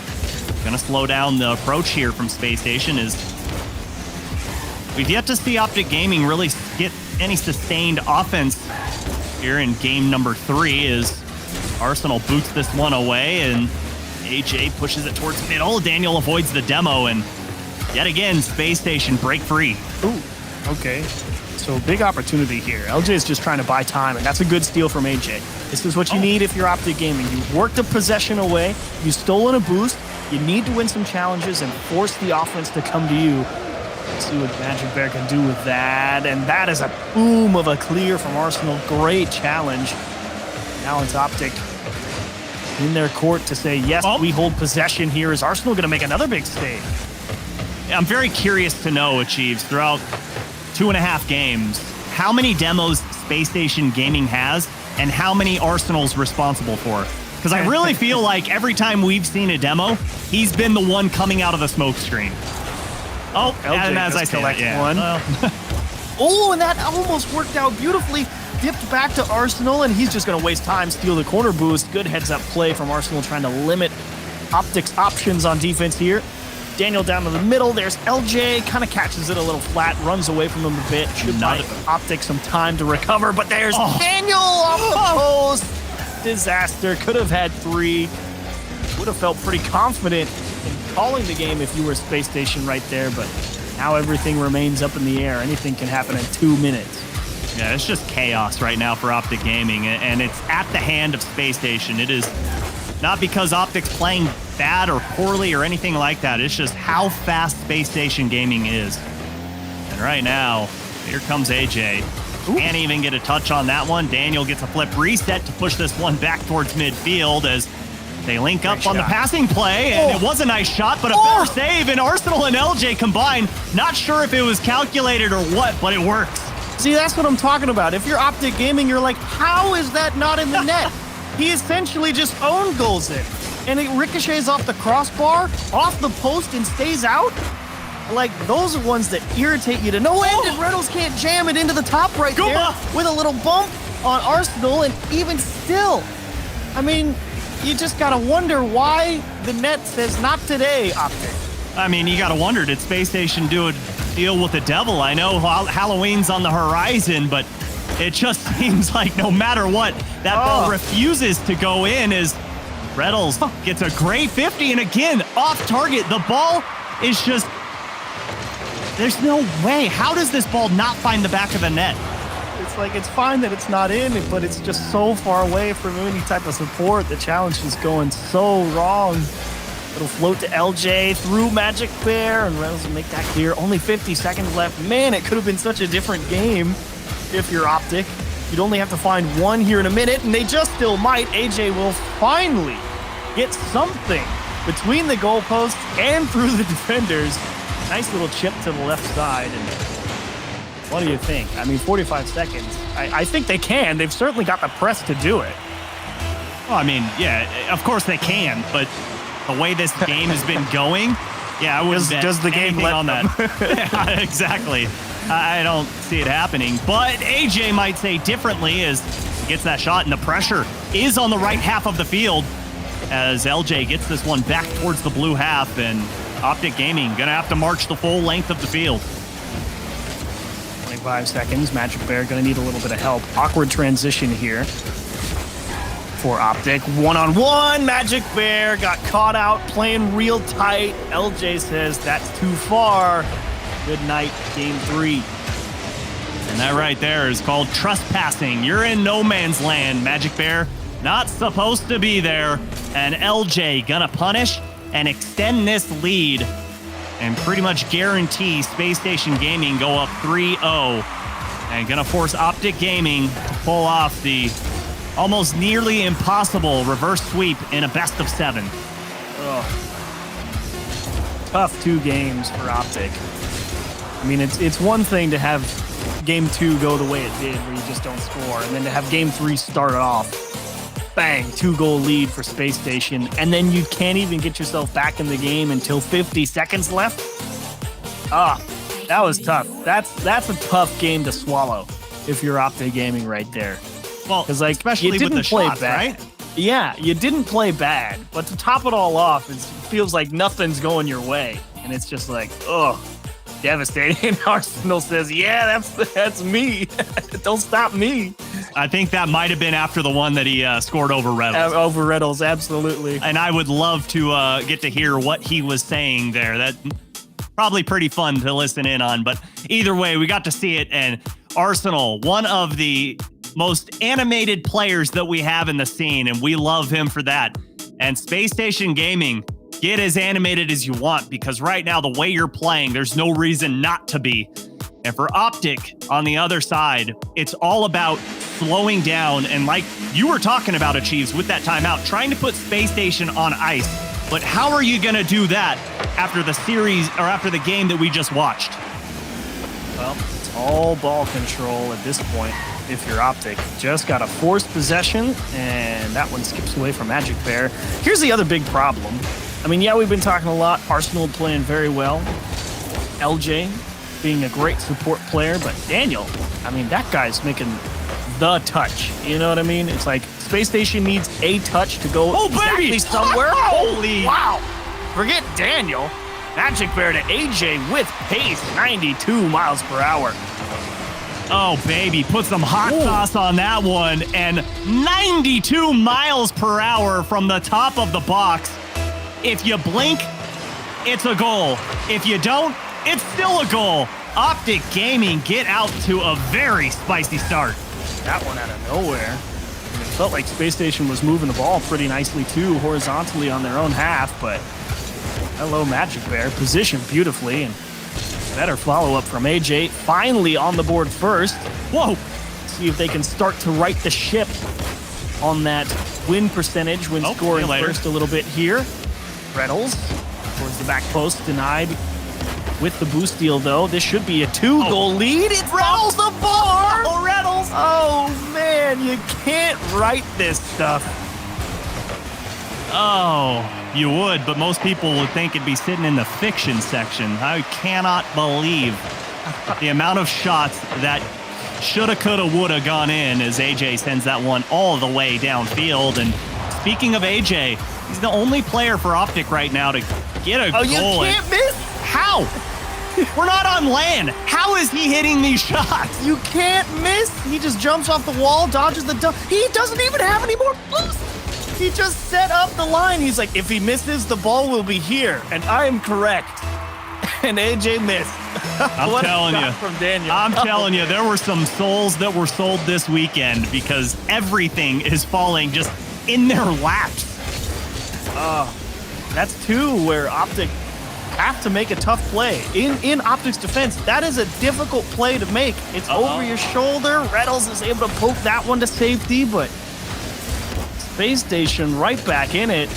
Daniel pulls another one out of the hat. Magic Bear one-on-one out to the side where Space Station will buy some extra time to work with in the corner. AJ threw one, but he gets bounced off the top of the ball.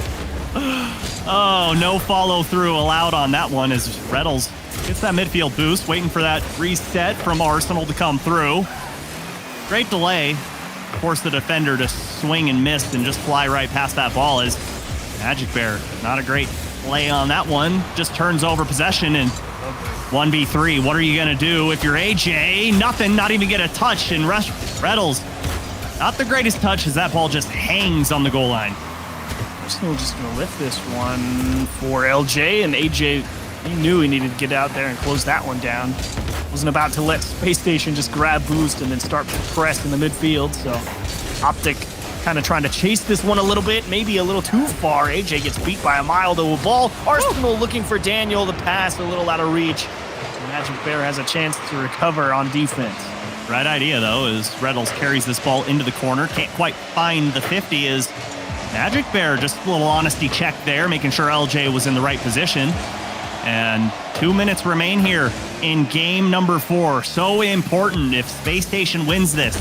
They send Optic packing and move on to the semifinals, but can't look too far into the future as Optic have shown flashes of brilliance, but right now they just need to hang on. Daniel sizing up the challenge on AJ, and he will work his way through. Magic Bear to stall it out in the corner. LJ considering leaving it for Arsenal, but Space Station really kind of pulling themselves out of position there. Thankfully, Daniel is deep back, and he wants it himself. He rips it off the wall, and AJ this time was equal to the task. Space Station poking and prodding at that Optic defense. Any gaps to find, they're searching.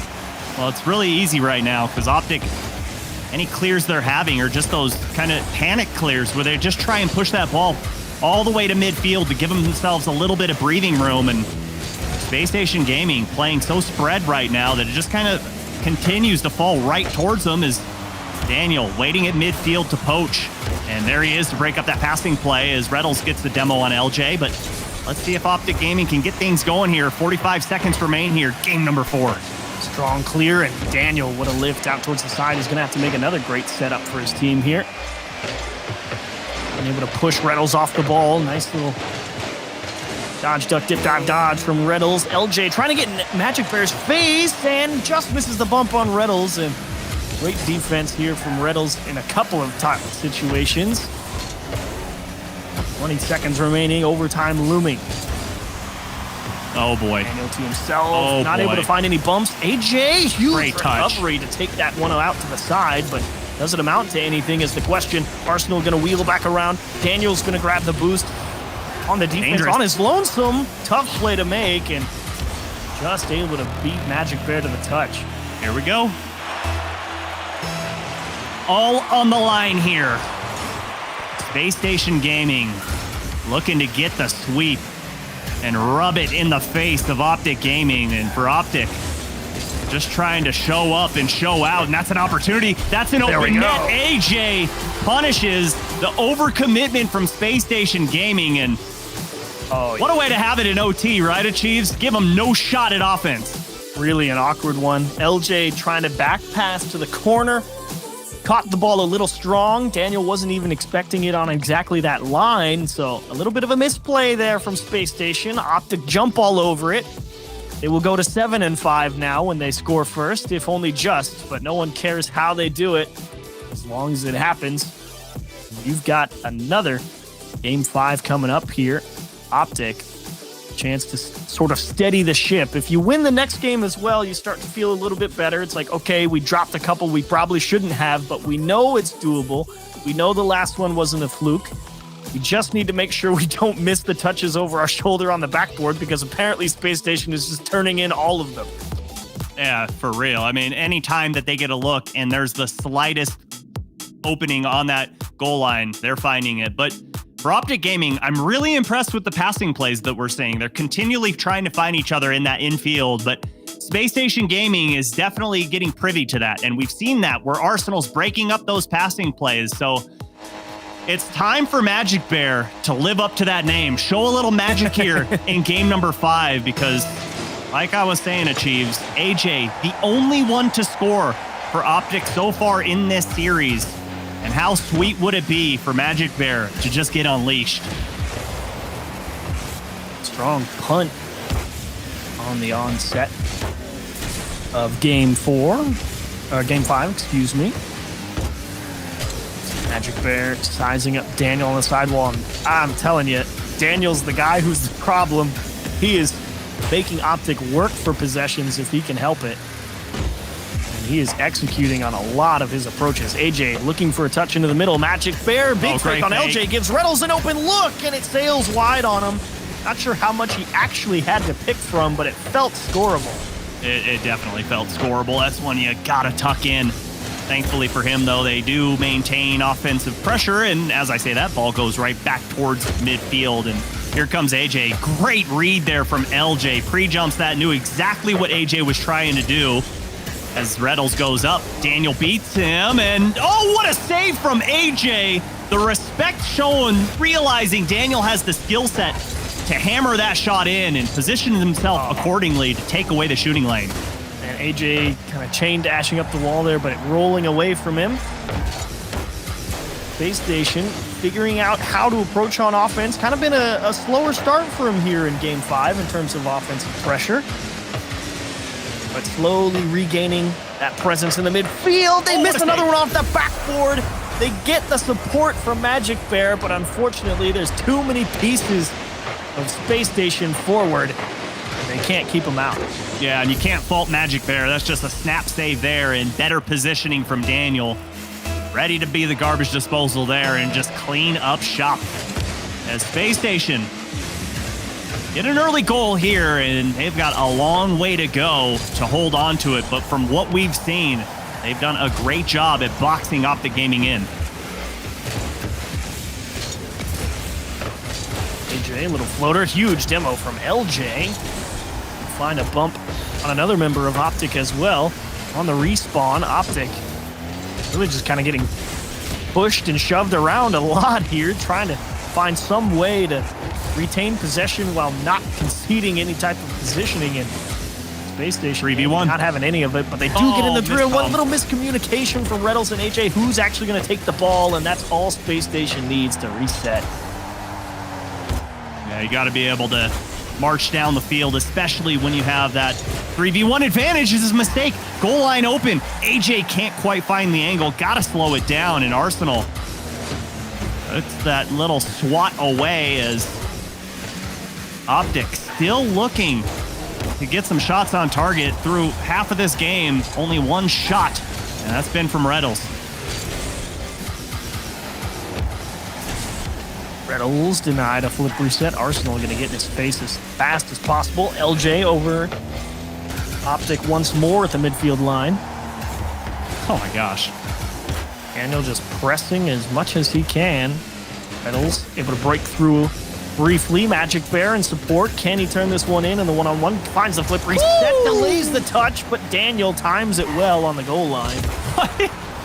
The composure that we've seen from Daniel in this series is so impressive. It is night and day, the difference between him last season to this season, and that is a scary thing for the rest of North America, if not the world, because he was so impressive on LAN. And coming in as a rookie, so many people expecting great things from you, and he lived up to, I would say, all of the expectations. But what we've seen this weekend, I mean, he truly is living up to that name of being the young GOAT. He's got the jitters out now. He's now entered on cruise control. Wow. He knows the song and dance. He's ready for it, and he's performing now. Well, he's marching to the beat of his own drum, right? He is creating so many plays, and it's all due to the positioning. He's recognizing where he needs to be, and that's a great shot. But again, the positioning from Daniel, he knows where he needs to be at all times. The trap and the stutter step to stop the next two challenges from absolutely blowing up Space Station. He's cruising on defense, man. AJ poked into the midfield, looking for a little bit of help. LJ says, forget that. I'm not even going to try and go for demos. This one's just dead. Let's make sure we're ready on defense. There it is. A missed touch finally, and it sails wide. LJ, a lot of faith, and one finally snuck through Daniel's over-large net. Time to go for broke if you're Optic. Got to keep that ball out. Ooh. And great pass forward. AJ doesn't have a lot to work with, and LJ going to bomb it downfield. And Optic, time to go. Blue half all the way to orange. Daniel able to kill that. And Space Station pull off the sweep against Optic Gaming. Ooh. I would say convincing fashion if not for those first couple of games where you're like, how to Optic not score. And I said sweep. I was wrong. I'm sorry. It's okay. It was 5 games. You know what I meant.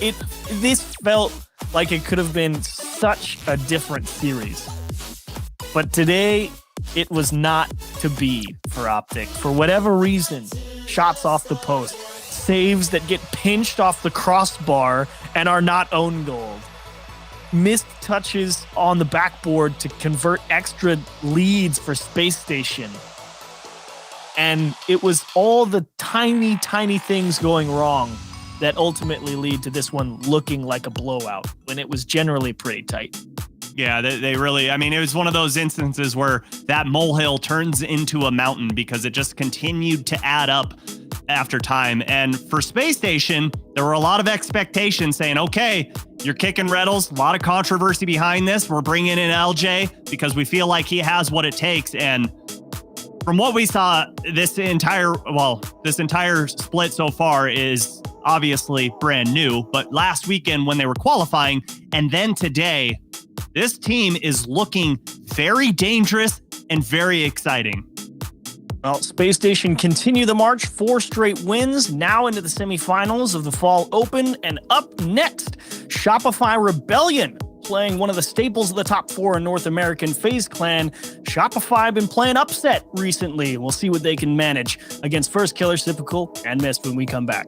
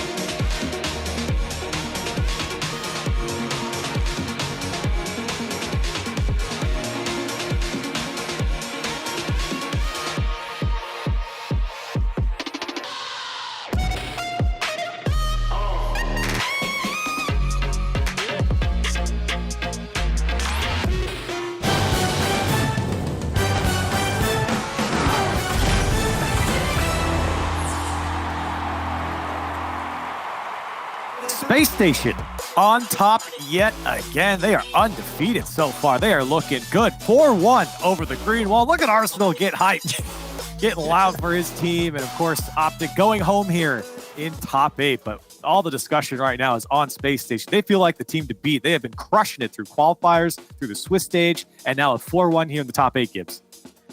But that game one, you have to go back. And Daniel, he's braining the ice yet again. 0 seconds on the clock. At that point, I think everyone's like, all right, it's all over. Because obviously, high amount of pressure, a lot of drama between these two teams. So momentum is absolutely going to play a factor. And when you win game one like that, of course, then Space Station will win 3 in a row. And at that point, you're not coming back from a 3-0 Chiefs. And Daniel, in general, I think on defense made a lot of really impressive touches and bought a lot of time on defense for Space Station. That helped as well because Optic had a couple of really good presses over on the other side. And then Space Station doing what they do best and scoring first and maintaining that lead. So far, 9-0 throughout this tournament and just really dominating and showing that they are so deserving of being number 1. And for me, it just looks like they are so mechanical. A lot of teams are going to have difficulty.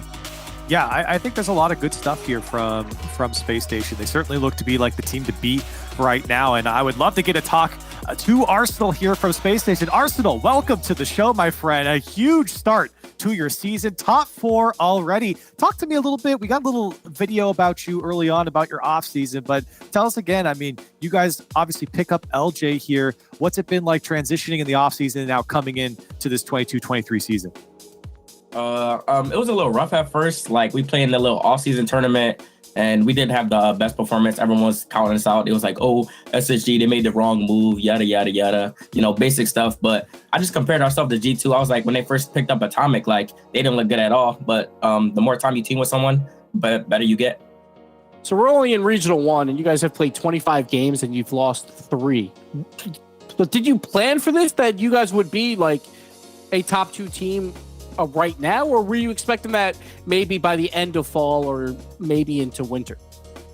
I don't really know when, like, I thought we would get good. I was just hoping it would come as soon as possible, and you know that happened. So I'm grateful for that. Can't hate that, but the let's get the honest Arsenal take. You know, everybody likes, you know, to have the drama. You kick Reddles, you play him in the first game of the playoffs, and you get a big bite out of Optic with a big win. But what do you actually make of Optic? You just played him. What did you think? I think they're still a top team. I think it's going to take them longer to mesh than other teams because me and Daniel, we're already team before, as everyone knows. So all we need to do is bring in one player and then try to synergize that. But they're like a whole new team. So I feel like it's going to take them more time to get used to each other. All right, now I'm going to have 2 questions. One will be kind of short. The other we can expand. But how good did it feel to score over Reddles on that? I mean, we're getting into score it. In general. Like, I don't know. Whenever I score, well, was there anything? You know, we went through the offseason. There was drama behind it. Blah blah blah. Like you said, was there any extra satisfaction behind that, or is it for you now? It's just okay. We're punched in. RLCS has started. Don't care about that anymore. Nah, yeah, I really don't care. I don't really care who was against. Like, as long as I score that goal, like that's all that matters to me. Fair enough. And then I want to know what's the difference for you guys from last season, now coming into this one. You've got a few games under your belt. What's the difference between SSG of then to the SSG of now? I feel like SSG of then, we were kind of like, we had a play style where it's like, oh, we're going to counter the other team's play style. But now we're like forcing our play style. So it makes other team uncomfortable. And we just like out mechanic teams. I like that answer a lot. I love that type of play style, and I think it's obviously working for you guys so far. One last question before you go. You guys going up against GenG. What do you make of that matchup? We scrimmed GenG. They're looking really good, so I'm just excited to play against them. I don't really know what they're going to do or how they're going to play, but I hope they play well. I hope we play well, but I hope we get the dub. Yeah, well, Arsenal, thank you for coming on. Any final thoughts before we let you go and see you tomorrow in the top 4? Oh, final thoughts. Arsenal's a snake. That's all I gotta say. All right. Thank you for coming on, buddy. We appreciate you. Great work today. We'll see you tomorrow. That was Arsenal from Space Station Gaming. A 4-1 over the green wall, as we've been talking about. And as we said, they'll be going up against GenG Mobile One Racing tomorrow in the first semi-final. That is going to be a fun top 4 matchup. But we have to turn to our next matchup. FaZe Clan taking on against Shopify Rebellion. We did not expect, I don't think a lot of people expected the Shopify team to be here in the top 8. Gibbs, give me the rundown here of these squads. Shopify Rebellion, the 17th seed, didn't play in the Invitational Qualifier, and they were not happy about it. Memory, Parth, and 2Piece coming in, but I think they got their worst possible matchup into this quarterfinals, because we always talk about FaZe, where they have a lot of hardships versus like the top 2 or top 3 of North America. But whenever they play like any of these teams that are like the underdog story that's coming into a playoff bracket, maybe they'll make some noise. FaZe usually makes very quick work of teams like this. So FaZe, huge favorites here. I think you go for it, Curly. No, absolutely. Oh, I think Shopify's got a lot of good pieces because like Memory, grizzled vet, obviously, been around forever, is rock solid defensively. And I think Parth and 2Piece, I forgot, I was trying to think of who the third was yesterday on the Friday stream, but I was like, I know I really like Parth. And then someone's like, 2Piece was this guy that was popping off last time we saw him. And I was like, you're right. 2Piece is amazing. So I think Parth and 2Piece in Memory, now that they've had a little more time, a whole off season, I don't know if they're going to be able to beat FaZe, but I think we maybe should consider them being a more regular stay here in the regionals. Yeah, Subi, I want to get your take, but first I want to throw up the Verizon fan vote here. You can get your votes in chat right now. Hashtag FaZe, F-A-Z-E, or hashtag SR for Shopify Rebellion. We'll jump into our talent predictions. And of course, Subi, I want to get your take on the matchup as well. Well, I mean, you guys know me, and you know that I love underdogs coming in, especially when they are so heavily favored in the terms of FaZe Clan. But like you said, Shopify Rebellion coming into this one, if anyone had them on their bracket, I tip my cap to you, because there's no shot I had them in the playoffs. But for me, I can't go against FaZe Clan here. They've just looked too solid. They look like they are just really in sync and in rhythm with one another. Yeah, give me FaZe as well. I think Shopify going to settle in nicely to the gatekeeper role of the top 8. As the kids say, FaZe up. I can't do the F, but FaZe up. Yeah, let's go. Yeah, we'll count it. FaZe me up as well. It's FaZe across the board here. A lot of doubt, a lot of hate against Shopify, I suppose, from the decks. Let's see what the fans thought of this matchup. I have a feeling, 67% towards FaZe Clan. Yeah, big favorites here in FaZe. They've been finishing for a long time here at the top. Not surprised, but I would love to see Shopify prove everyone wrong. Let's jump into the game. FaZe and Shopify Rebellion to the Verizon Skybox with Jorby and James.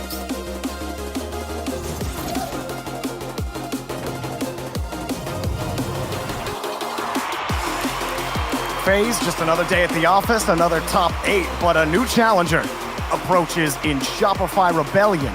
A familiar org to many people, but with a whole new face. Memory, the only returning member of the old Shopify Rebellion roster, now also supporting 2Piece and Parth, James.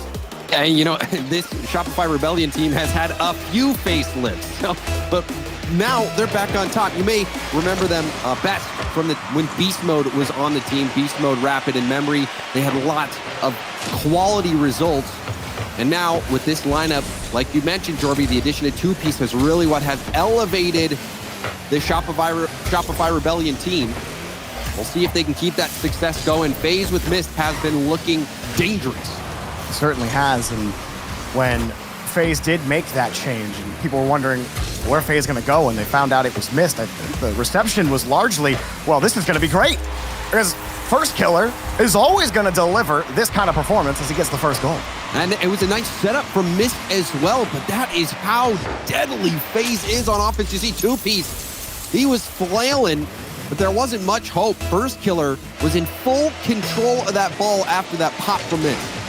Yeah, this move for FaZe is we talk about them being a perennial top 4 team. They want to be top 2 or better. And so Mist making this move makes them a little more reliable in the rotation, maybe not competing philosophies individually as they may have felt that they had with AJ, First Killer, and Sypical. But now Mist bumps it up over 1. Sypical can set it up, but I think a lot can be said about this Shopify Rebellion team with 2 young guns like Parth, who has that flip reset, 2Piece up immediately, but denied.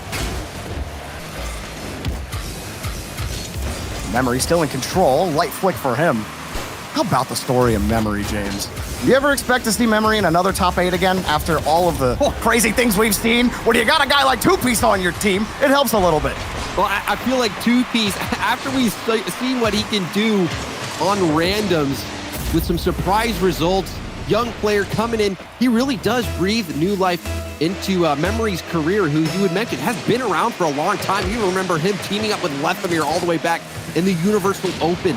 Memory has been competing for so long. And you do wonder, with players like Memory who've made it to the top, then they struggle to get top 16, struggle hanging out near the top if their days are numbered. But no, Memory has been a fighter, and it's paying off once more. It's definitely worth noting, too, because a lot of players have fallen off, James, that, you know, and then they either retire if they can't get top 8 again. But Memory has stuck around for so long, and where a lot of other players would have quit, Memory is still grinding. I do remember the whole way back to Season 3 on Set to Destroy, when that team couldn't get anything done. We're talking about Memory being one of the best defenders in the world because of how often he racked up saves. You know, enough of the time capsule. Or right here in Shopify Rebellion, they're playing FaZe quite closely. In fact, getting a couple of nice transitions. Another demo for FaZe will open a gap. A big gap as well, and the infield pass was there. Another demo from Mist. Mist slotting into this roster nicely. You can tell this FaZe team so comfortable with one another, and that shot was perfect. First Killer lays off the second touch so that Mist can take this shot. And you saw it froze Memory and 2Piece. They were thinking just for a split second, maybe First Killer will get a double touch, but no, it was a perfect pass out to Mist. Whenever they shade one player and what they're trying to do, it's been the best way to freeze defenders. We saw version 1 early on do it against Optic, or not Optic, excuse me, against GenG. You saw them linking up on a lot of these fake shots. And we've seen it before, but I feel like we're seeing so many more teams go to those aerial fakes to try to open up the defense because defense has gotten so good all across the board in both regions, not just North America. But Shopify Rebellion trying to punch through and get that tying goal. Well, honestly, I feel like North America is a bit of everything now. That's true. That's true. So, I mean, everyone's are a melting pot in terms of how many different regions are represented in North American Rocket League. But you're right. You have to be more creative now in today's game with how good defenses are. And you think of players like Nolly, who are so good off ball, getting bumps, getting demos, you know, going for the fakes, just being unpredictable. And that it certainly comes with a premium. If you can add that to your game, you'll have much more success, especially at this level. Rebellion hunting for their goal. Memory opened up a gap with a demo, and the shot from Barth, he hit him with the changeup, and it completely dizzied the FaZe defense. Yeah, let's look at the clock on that one. Clock's in at 23 miles per hour. The changeup. Park knew he had to go low. Mist was too far back in net. And despite Rebellion fighting from behind for a majority of this game, now they're back out into the lead, but this could be a kickoff goal. Tough play from Parth, but he does play it well to the corner. FaZe have largely been the gatekeepers in North America. They do not lose to up-and-coming teams. They've been very consistent with that. First Killer, just above the bar. Parth gets in the way. Shopify Rebellion certainly trying to test that moniker that FaZe have built up over the last year. First Killer, broken up by Memory, and FaZe on more defense. Let's get the clear out for now. 2Piece plays it right back to his own end with Memory. FaZe not to be plussed by the situation, even with the ball right in front of the net as 2Piece gets the lead for Rebellion. And you just talk about the impact that 2Piece is having on this team, and that effort from Parth as well. Mist he was outsped, outclassed in the corner. Parth, wonderful pinch out there, and also you have to give credit for 2Piece for being there and being ready. When Parth first joined this Rebellion roster, he came in to replace Beast Mode, which, you know, big wheels to fill, but he was slotting in pretty nicely. You know, he was in the places you wanted him to be. Maybe he wasn't extremely effective behind the ball, but you liked how he was positioning. You liked his game sense. And now that he's had some more time in the kettle with this team, he's looking more and more like almost like a centerpiece. Obviously, you have 2Piece, who is their linchpin, but Memory sending it across. You love how Parth has looked so far on this team. It's almost like he's chilling, you know? It's good when you first make it, but somehow when you let it sit for a while, it just keeps getting better and better. And Barth, he's living up to it now. That goal pretty much securing the game for Rebellion. All of FaZe sending the house on that one. 2 players going for the corner boost, 1 going for a bump. Nobody seeing Parth in the midfield, who easily sends it away and puts game 1 likely out of reach here for FaZe. I guess he's spicy chili as well, Jorby. You need the sweet and sour, you know? You ever go to those chili cook-offs, James? You get the spicy one, you need the sweet one to chill off a little bit. That's Parth and 2-piece as Rebellion take the first game. And you know, I was hearing Gibbs speak about this in the green room, and he's like, yeah, it's going to be a quick sweep. Yeah, he was like, 4-0 FaZe here, right, guys? And I was like... And no. Yeah, I mean, have you seen Rebellion? This is a new team. And you know, I'll be the first to say, I doubted this Rebellion team.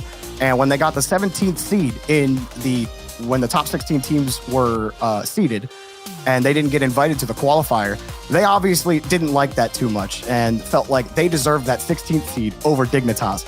Now they've proven it with results. Dignitas aren't here, and they are. And now they're bringing it to FaZe, who do beat teams that they are better than. The teams they should beat on paper, FaZe don't lose to almost ever. So the fact that Rebellion take this first win, it could mean big things for Rebellion to set the tone. But again, Jorby, you have to hold the horses just a little bit. That's game 1 of a best of 7. If FaZe, you said it yourself, perhaps the most consistent team in North America, not consistently at the top in terms of the number 1, number 2 finishes, but they are always in that top 4. It seems like they never fail to reach those heights.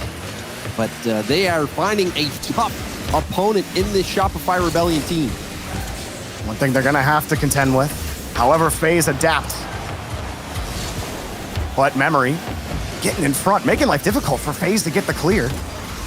Even there, first killer almost getting bumped by Memory. Parth actually gets to leave the ball for 2-piece. As all of FaZe were sitting back, Mist opted for the corner boost instead. They'd rather have Rebellion continue to press, confident they can get to the 50. End of the touch, and as Typical carries it out, they absolutely did. Nice pass back in front. Missed shot off the post. He tried to hit it in the only spot that was open. Parth waiting for first killer, who steals the boost. Parth still getting zoned out of the play, but cleared out by 2-piece. Phenomenal save there by Memory. I mean, it makes sense. Just looking at the Swiss numbers, Rebellion had some of the best defensive stats. 4th in goals allowed, only allowing 1.5 goals per game, and it's saves from Memory like that are a testament to their ability. All of Rebellion got caught out here, but Memory does get back in time. Kind of run back can cause issues as Typical pass in front of first killer. Plays it away. Again, whole net covered by Rebellion. Where was first killer supposed to go? Now 1-on-1. Parth, a hard shot. Missed up to the task.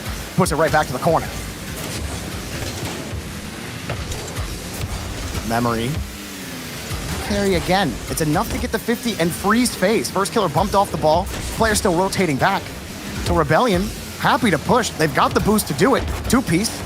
And 2 touches don't go anywhere. FaZe, much pressure as they're facing. They're standing the test right now against Rebellion. First killer has to stretch for the rebound. Rebellion will continue to push. Did you expect this to be how the games would go? Shopify Rebellion keeping FaZe on the back foot? This is the best chance that FaZe has had, and it still hasn't really amounted to much. Shopify Rebellion, I mean, the one save for Memory, that was really, you look back on this game, that might be the moment for Shopify Rebellion, unless FaZe can get something going here. Finally, some time on attack. Parth ready to receive, but cut off by first killer there quickly. And you know what's funny, James, because you do look at FaZe's qualifier run. Oh, hang on a second. Net's open. Missed with a change-up. Shot off the bar and in. FaZe finally break through the Rebellion defense. And Mist almost did not put that in. Typical gets it around Memory, and you see that Memory, if he had a bit more time to take a direct path on the ball, he could have cleared that off the goal line. He could have cleared it, but he was racing to it. Didn't expect Mist to not put that in so clean. When you're able to hit the ball with authority and force the defense to rush your touches, good things are going to happen for you on offense. First killer underneath on the reset, and first killer just continues to dazzle match after match, game after game. When this guy's behind the ball, magic happens. Oh, it's such a good first touch. A low altitude flip reset. First killer showing you his class, his quality. And that was a statement goal. When's the last time you've seen first killer have a bad game? It's been a while. even when FaZe lose, I still feel like First Killer played well. Like this guy is absolutely insane. Yeah, and it's why FaZe is so consistent and why they continually get those top 4 finishes is because you're right. It's so rare for First Killer to play, a bad game of Rocket League. He has good games. Sometimes he has unbelievable games, but most of the time, he's a rock solid player who you can rely on to make the defensive touches, score the goals that he has to. And we are seeing it here in game 2.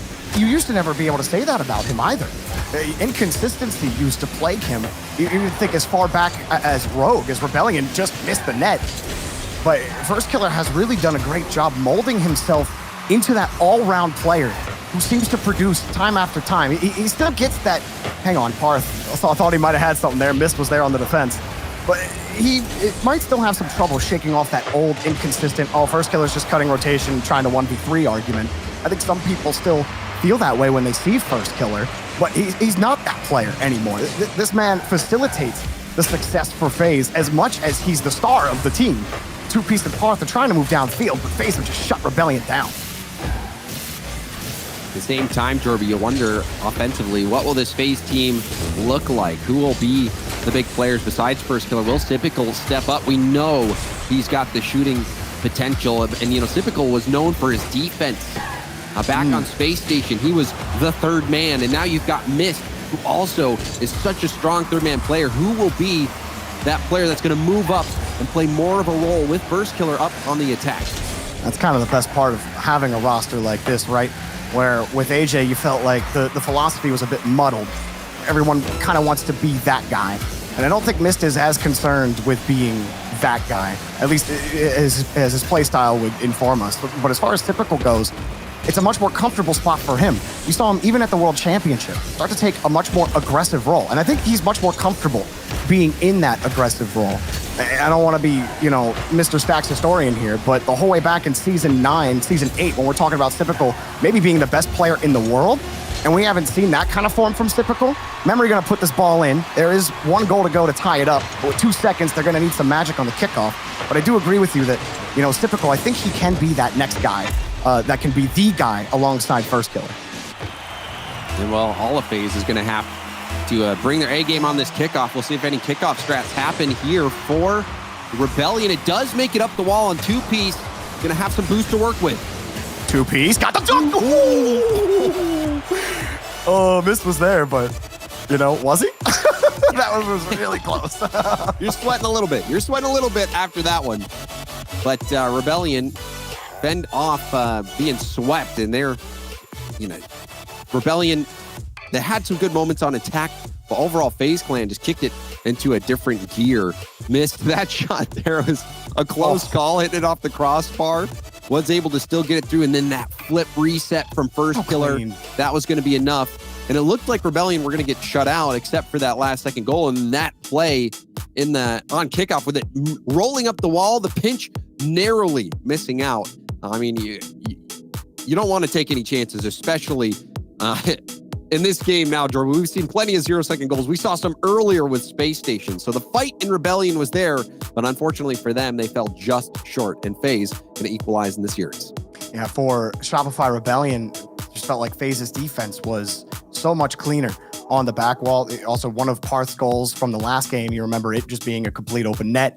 All of FaZe pushed up beyond the midfield line. You didn't see FaZe get caught out on their rotation at all in that last game.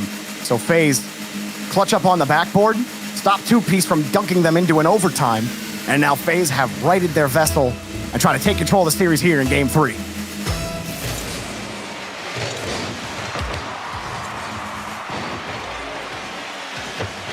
First Killer starts things off with a little reset, and Two-Piece flies in to get the first touch, but it leaves the rebound for Typical. Pass to Mist. Oh, low shot, and Mist fools the defense, puts it right underneath their bumper. Oh, and this little touch from Typical, a thing of beauty. That gave Mist all the time in the world to read what the defense was giving him, and Mist does not disappoint. The little changeup, putting it behind the defenders who were already airborne, and once that defender's in the air, it's so much easier to get it around him. 2 like that now for Mist.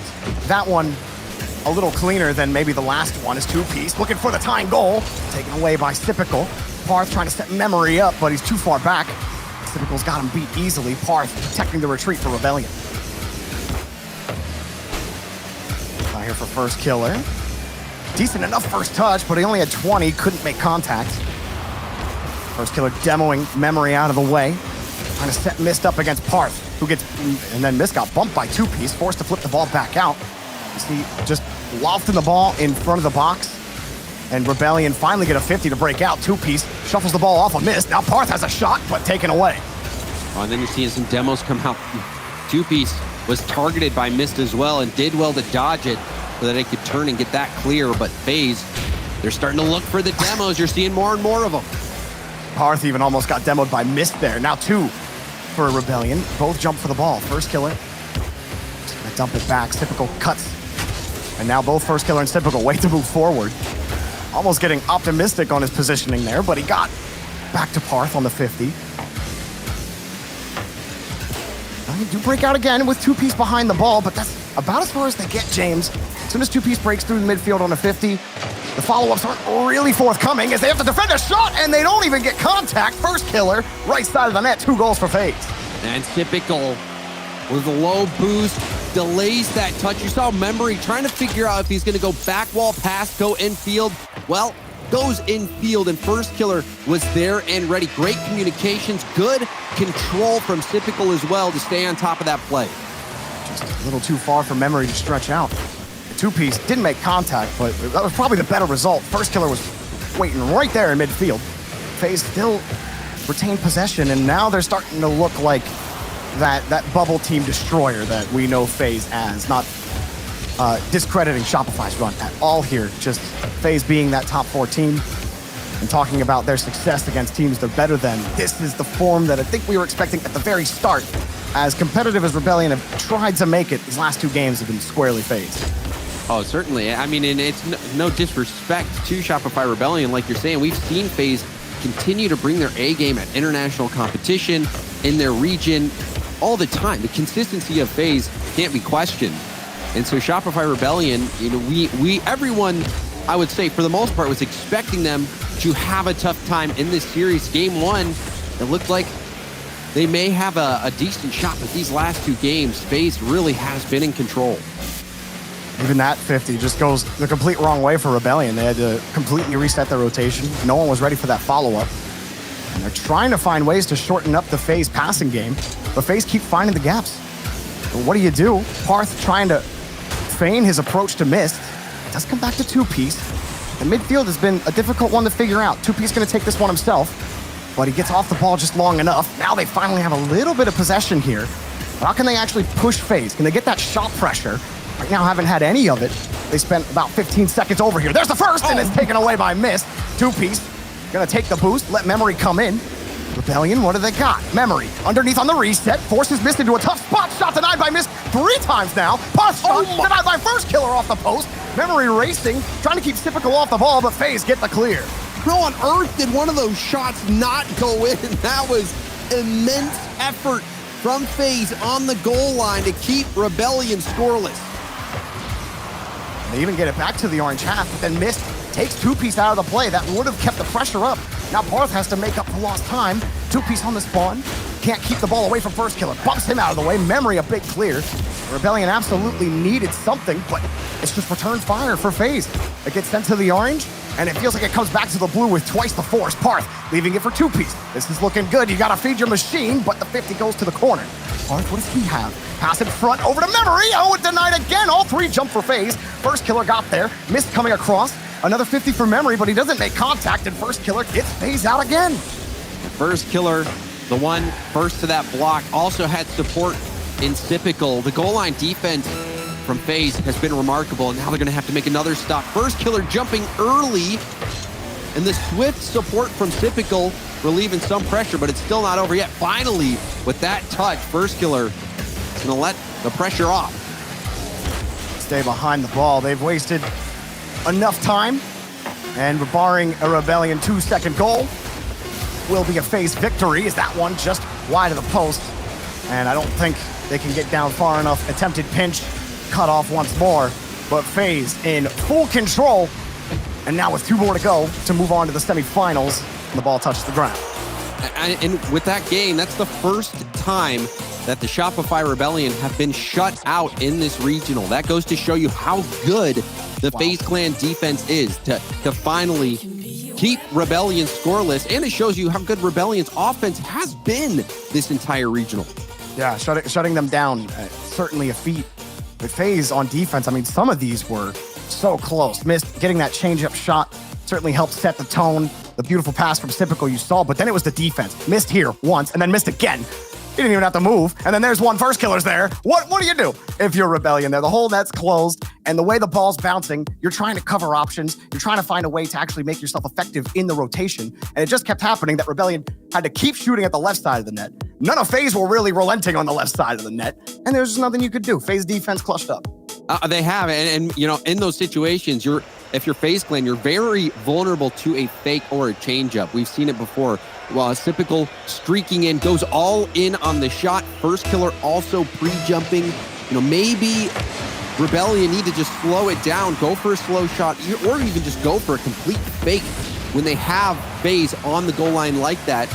Maybe that's what it's going to take to get through. They're going to have to figure out something, because FaZe, with those back-to-back wins, they're looking like they're picking up enough momentum to where maybe Shopify Rebellion won't be able to stop it. And 2Piece has had a couple of breakaway opportunities, but it just goes back to talking about FaZe's form and how they've shut him down every time. They don't give him too much length on the ball. And they've challenged him at the perfect spot. 2Piece does just launch the ball. His first killer almost got first touch there. It's typical. Can only play the ball away, and Rebellion, more defense coming for them. The ball kicked up for first killer. Back to Typical, goes for the non-touch at first killer, puts it in, FaZe draw it up perfect. First killer solos him. He turns on this ball. 2Piece did his best to clear it out. And then first killer just jumps again. Typical also in the air, showing multiple looks to the defense. And I mean, I don't know what you feel bad for the Rebellion, Jordan. You see Typical and first killer go up, and you're like, both of these are equally terrifying. I do not know which one's gonna hit this one first. Definitely gonna freeze you. Freeze most players. Typical coming back, preventing a shot from happening. And even Parth, he wins that 50, and you think, okay, now Rebellion gets set up. But then he gets deleted. A 2Piece, he's gotta try to force that ball off first killer. And they keep getting pushed back beyond the midfield line. Parth, now he's got a little space, but first killer cuts him off quick. In the ground pin shot, he had 2Piece waiting in the mid, but still, this is some good pressure mounting. You see Memory now turning at full boost. Nice. There's the pass, but it was just past 2Piece. That was the right idea. If that finds 2Piece, you certainly think they're scoring. Was going high to try to catch the pass, but he also had first killer in front of him. He didn't want to get demoed on the play. Now another shot comes, but Memory's there for the save. Missed. Puts it down in front, and Typical dove for it, leaving first killer all by himself. Memory has 2Piece on the wing. He takes it himself, and he missed off the post. No connection as Mist on the turnaround back to Typical. Back to Mist. Hard shot. You're not saving that one. Mist puts lead into it. 77 miles an hour, Mist to Typical. The give and go, and the placement was astonishing. Mist. That was a shot to remember. That's why they signed him. We talk about all the time, Mist being a reliable shooter. That is exactly why FaZe picked up Mist on this team. Showing it against Shopify Rebellion. Parth getting a dunk. Can Rebellion get on the board? Nope. There's first killer. 2v1 situation. It's going to be really tough for Memory, especially when you're going against first killer. Oh, man. First killer. He served this up on a platter.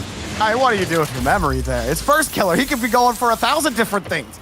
He just hope you could just back up into the ball and challenge him before he could get anything done. But first killer already had full control. Easy fake for first killer. And it almost feels like an easy 3-goal lead here for FaZe. And a little pop-up on the wheel, but no one's going to commit just yet. Rebellion now getting outshot, outscored 5-0 in the last 2 games. Rebellion still haven't come up with a goal since game 1. They have been outclassed these last 2 games, and now it's looking like the last 3 games. They had some... Game 2, right.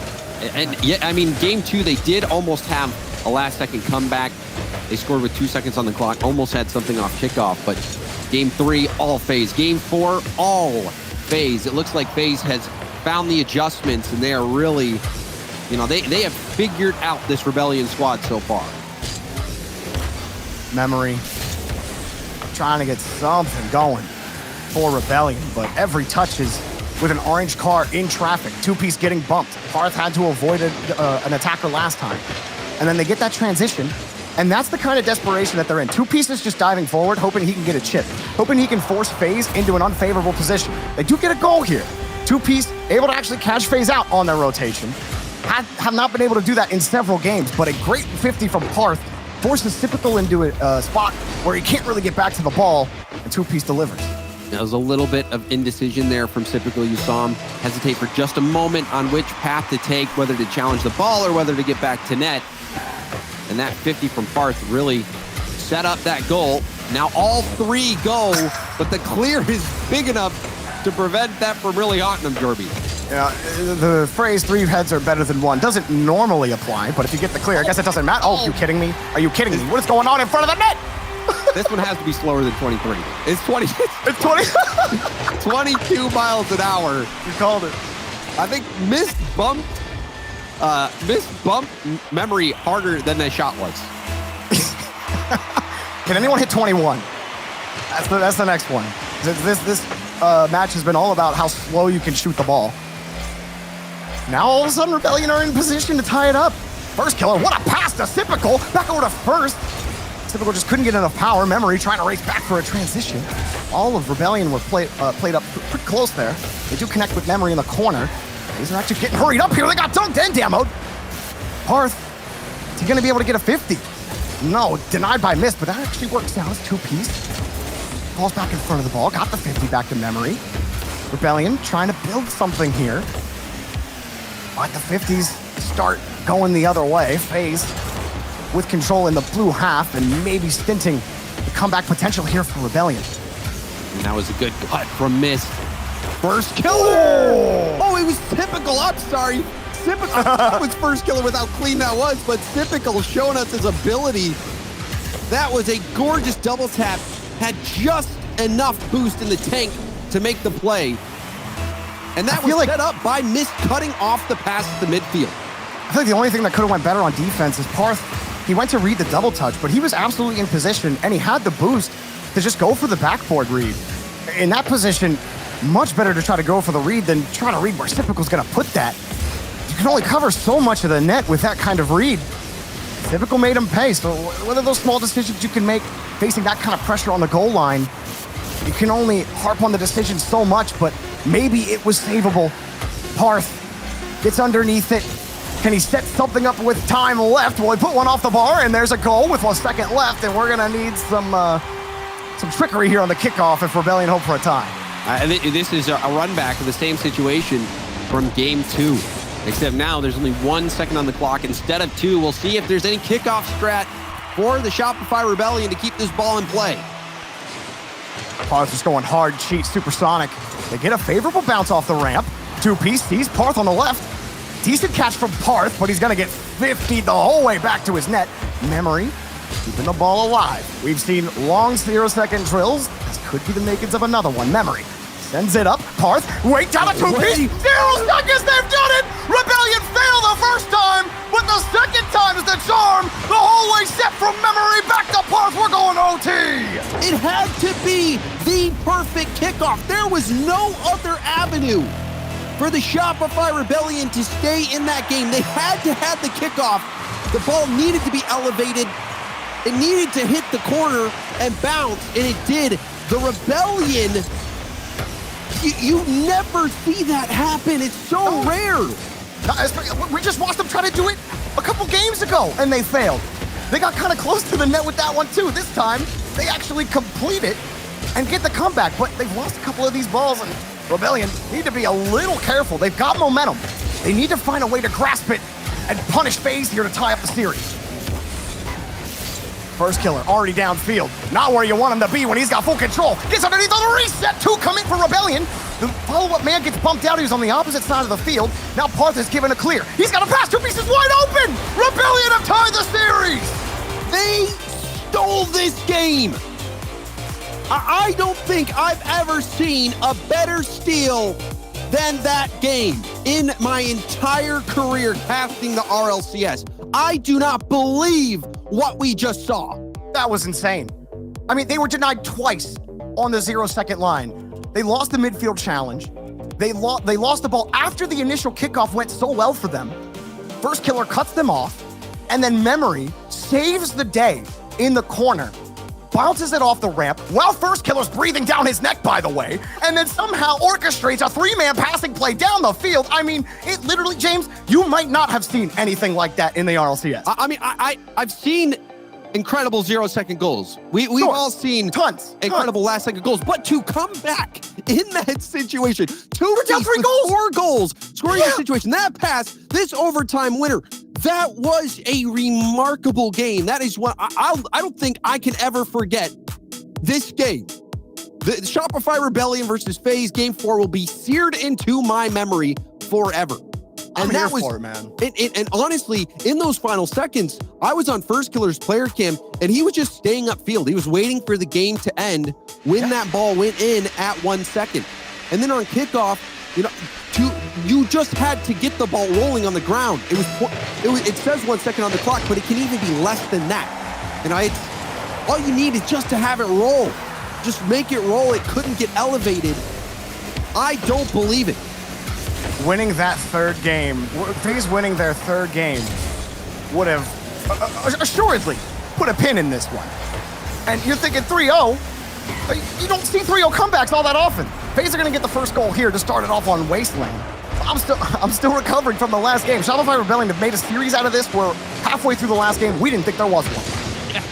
Well, I mean, this certainly blows the series wide open, but that's the recovery. If you're a FaZe fan, that's what you want to see is FaZe just getting into this game early, shaking off that last game, almost another kickoff goal. But I mean, it felt like FaZe had that one in the bag, but instead of 3-1 in the series, instead of this being match point, we're sitting here tied at 2-2. What an unbelievable moment that was. Rebellion. They got to channel a little bit more of that. It's 2-piece dives for the stop. First killer pulling off on him. Parth trying to drive the 50 forward. 2-piece getting deleted. Memory knowing he has to defend the back end. He bought a little bit of time for 2-piece, but he's just not going to get there in time. First killer was ready to eat him. And 2-piece has been making some nice defensive stops, but Memory didn't get the best touch that he was looking for. First killer position behind that ball. There was nowhere else for that ball to go other than in the net. Well done by First killer, who's had a hand in what seems like every goal for FaZe. And Rebellion in a familiar spot now, down 2 goals early to FaZe. They've done it once, they can do it again, right? Parth shot right into mist, though. You're gonna need a better placement than that to get it done. There's 2-piece. Maybe Parth could have cut in there, but FaZe are gonna be ready for those soft touches. Missed. Just trying to cut 2-piece off. He actually forced him off the boost, but didn't get the steal. A couple of chain dashes there for, well, I guess a chain dash for Typical. The proper way to say that is 2-piece. Wait, he's got Parth downfield. Parth going high, making it uncomfortable for Mist, but First killer's there to take him away. Sees Mist. This is a double tap ball, but Mist couldn't get around it. And then the side flip from Typical. Typical had no boost, probably laid off for First killer. And now a shot right back towards net. If First killer got the bump on 2-piece, that would have opened the lane. We're seeing some good pressure from FaZe. Apparently didn't matter. So they get downfield, but the old whifty on the last one. Now a 50, back to Memory. Mist is there. He's only got 16. Rebellion probably could have pushed there. Parth knows it. Parth underneath. He's got Typical to bite. First killer plays it to the corner. And Typical will return back on the touch. Gets it back to First killer. And you saw Parth kind of dizzying himself there. Not sure who was going to touch the ball when. And had to pull out of the rotation. Memory helps. Rebellion getting stuff, James. Only 2 shots on net. Both coming from Parth. Now, shot opportunity. That one sent wide. Memory. That was a nice look But unfortunately for him in the Shopify Rebellion, that one was just wide.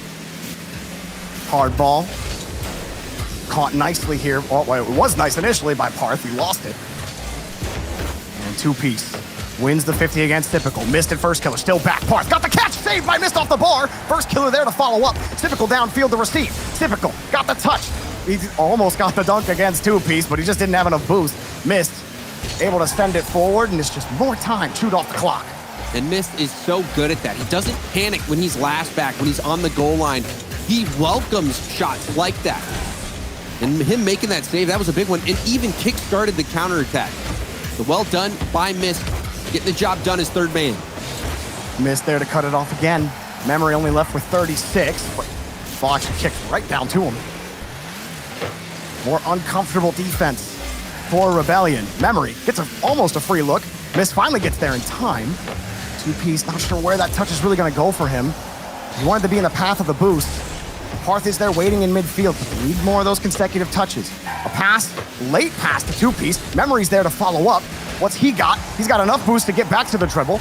Got a reset, but first killer just steals the ball away. Dunked by Parth just off the post. Memory next up loses the ball to Mist. And FaZe kill more time. All three downfield. First killer, easy redirect off the bar. Typical off the bar. Rebellion hoping they can generate something, but the ball just kicks away too far from them. They're all chasing and finally get a 50 their way. No, first killer is always in the spot. Completely kills any attack they have. This has been so back and forth. You saw the chances from FaZe, then the Rebellion marching downfield. And FaZe Clan still have that game 4 fresh in their minds. They need that insurance goal, and Typical gives it to them. Oh, it's so pretty. We're talking about who's going to step up. Who's going to be that next man for FaZe? How about the stealing reset double for Typical? Come on, baby. That was sick. Yes, 3-0. Put them in the top plays, Gibbs. That was nasty. You got to mark that one down. Typical getting the job done. Oh, my. Chill out a little bit, FaZe. I think they're a little upset about the last game. But passive front denied. And as time running out, I don't think there's going to be any last-second heroics this time from Rebellion. 2Piece gonna wait. The Wasteland belongs to FaZe. Heading to Neo Tokyo, Rebellion get one more try to force game number 7, but FaZe right the ship again, plug up the holes, and put this one on ice. And like I had mentioned before, Jorby, Shopify Rebellion coming into this series against FaZe hadn't been shut out at all in the regional, and now we see 2 games that FaZe Clan was able to keep them scoreless. And FaZe bounced back nicely. That is exactly what was called for FaZe after losing a game like that. And you probably could have expected it. We have a timeout being called for the Shopify Rebellion. Have to at this point. FaZe, they've, while the comeback is impressive, FaZe have dominated the pitch for the most minutes. Rebellion, they've had some decent pushes, but I don't think they're generating nearly as much, continuous pressure that they need to actually break down this FaZe team. And I like some of the things that they were doing on offense. They were starting to get demos. They were starting to try to pull FaZe out of the rotation. They were changing things up with their mechanics. But I feel like the problem is first killer. They were even starting to get around Mist near the end, but that first killer's just there in the follow-up spot, and there doesn't really seem to be anything that they can do to actually get him off the ball. I mean, there's a lot of problems. When you go against FaZe Clan, you got a lot of problems to deal with. Yeah. First killer, certainly a big one. But honestly, Jorby, what I think the Rebellion could have done better that game was just placement. You saw Memory had a few shot opportunities. There were a couple that went just wide. And if those go in, it's a completely different game. So when FaZe Clan gives you those looks on net, you really have to make the most of them. We've seen some clutch factors specifically out of 2Piece. And then that game, 2Piece had 5 saves. Nobody else had any saves on the Rebellion. 2Piece has been playing out of this world, making a name for himself on the mainstream against a big-time opponent like FaZe. But now they find themselves one game away from being knocked out of the playoffs. We'll see what the Shopify Rebellion have in their bag. I have been impressed with Parth as well. I feel like him and 2Piece have linked up more than a couple of times on some nice duo opportunities. But even Memory getting a little mechanical on offense and getting aggressive, trying to get some of those chances. You talked about some of his missed ones, and I feel like Parth is almost being the facilitator for two-piece on these breakaway opportunities. You see him drilling through the ball on these 50s, trying to put the ball in the best spot for his team to succeed. And I think that's where Parth is really excelling for the most part. The difficulty, as we've said over and over again, James, as we get started in Neo Tokyo is, well, it's just FaZe Clan.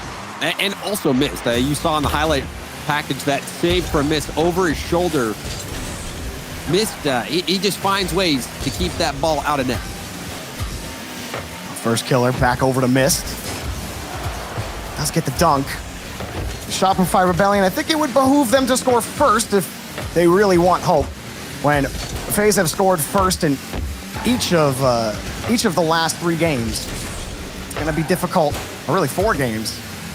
It's going to be difficult to come back when your mentality is, well, you got to come back. Parth knows it, came up with the first aid, but now they're lost, and they can't find a way to defend Mist, who gets the first goal for FaZe. And this was a bit confusing. You see Memory getting a little touch here. He gets bumped off the ball. Parth had full faith in Memory, but that bump from first killer prevents any follow-up. Parth had to just watch in horror after the bump came through. I feel like Parth would have been in a bad spot no matter what, because that ball came on the tail side of Memory's car. And I don't know if Parth would have been in the best spot to follow up anything. He needed Memory to not get bumped and for Memory to make that play. First killer.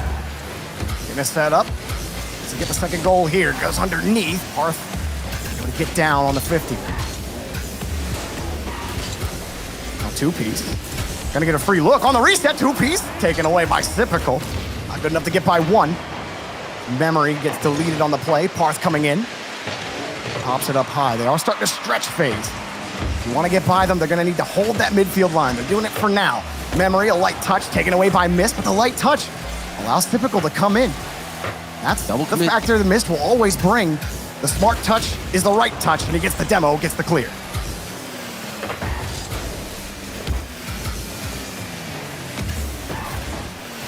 Parth playing it down into the corner. Maybe setting the ball up. A couple of 50s for Rebellion here. And then the 50 just pops straight out to Mist off of Typical. Mist knows he's got it, and he goes! Mist threads the needle and pushes his way into the Rebellion box. And we're seeing FaZe play such a physical game. Typical jumping up actually got in Memory's way. Mist and Typical working together to make that play happen. And you saw him bouncing around, actually ping-pong back and forth before finally going in. But FaZe, they've got so many different tools in their toolkit. They are a lot to handle for anybody, and that's proven true against Shopify Rebellion as well. Parth through 2, and then Mist is there as the third to back it up on the backboard. Two-piece. Able to get the ball up initially, but now he's got to respawn. Parth, more defense. FaZe lined up all the time. First killer in the air, back to Mist. Goal and a save from Parth. Typical have to race back as well. Maybe a chance for Rebellion, but two-piece has no boost. He's not going to catch up to this ball in time. Parth given a little look. He got over Typical, but there's first killer. And you're not going to get by that easily as he just launches it on the pot shot. Two-piece turns it away. Plenty of time for Rebellion to get reset. Two-piece looking for a way out. Midfield still held by FaZe. And on that passing play, you thought surely Mist was going to score. Now, hang it off the crossbar twice. FaZe, they've had now multiple good looks that they weren't able to put away. And that's going to leave the door barely open for the Shopify Rebellion. Memory got a good 50, back to two-piece, but ball's coming down too fast. Another shot, saved again! It doesn't matter who it is. Did FaZe number 1 fail? All right, number 2's there. Wait, did FaZe number 2 fail? Hang on. Well, Memory, he couldn't get past the 2-man. What about Parth? He's got nothing. Two-piece. Turns back around, Mist, avoids the demo, gets the clear again. Rebellion got a try from the blue. Rebellion really having a tough time figuring out this FaZe Clan defense.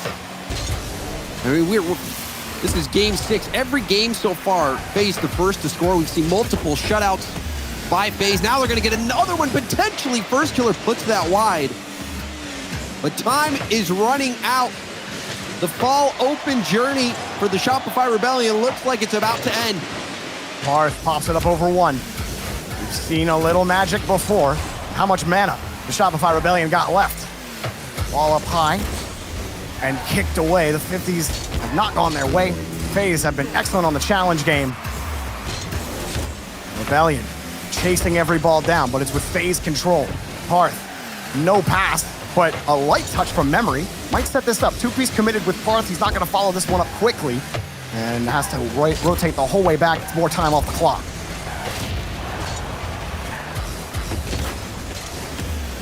Typical pumps it downfield. Taken out by Parth. Lead. Not that. Missed. Back over to the corner. Less than 30 seconds to go. Granted, they only needed like 2 seconds and some extra time off the ground. Barely but you know, more than James, 1 second is all they needed. Barely. So, you know, FaZe are not letting off the gas in this one and playing it all the way to the very end. 10 seconds left. That's exactly what they're doing. Typical. Touch out. The net's open. First killer denied by Two-piece. But it's all a play for time. FaZe Clan clean up easy at the end of the series. Shopify Rebellion eliminated with a top 8 placement. FaZe once more, once again. You know, it rains, it pours. FaZe Clan get a top 4. Yeah, death, taxes, and FaZe finishing top 4. That's the only certainty that you'll have in life. And FaZe Clan prove that to be the truth here. A nice win against the Shopify Rebellion, but what an effort Shopify Rebellion made, especially in that game where 1 second left on the clock, and they end up tying it up, winning in overtime. That is such a rarity. You barely ever see it at this level. And I hope that, I was just going to say, I hope that Rebellion don't, get down on themselves a little too hard. I think this is a great achievement for them at the start of the season. Literally nobody had them going top 8.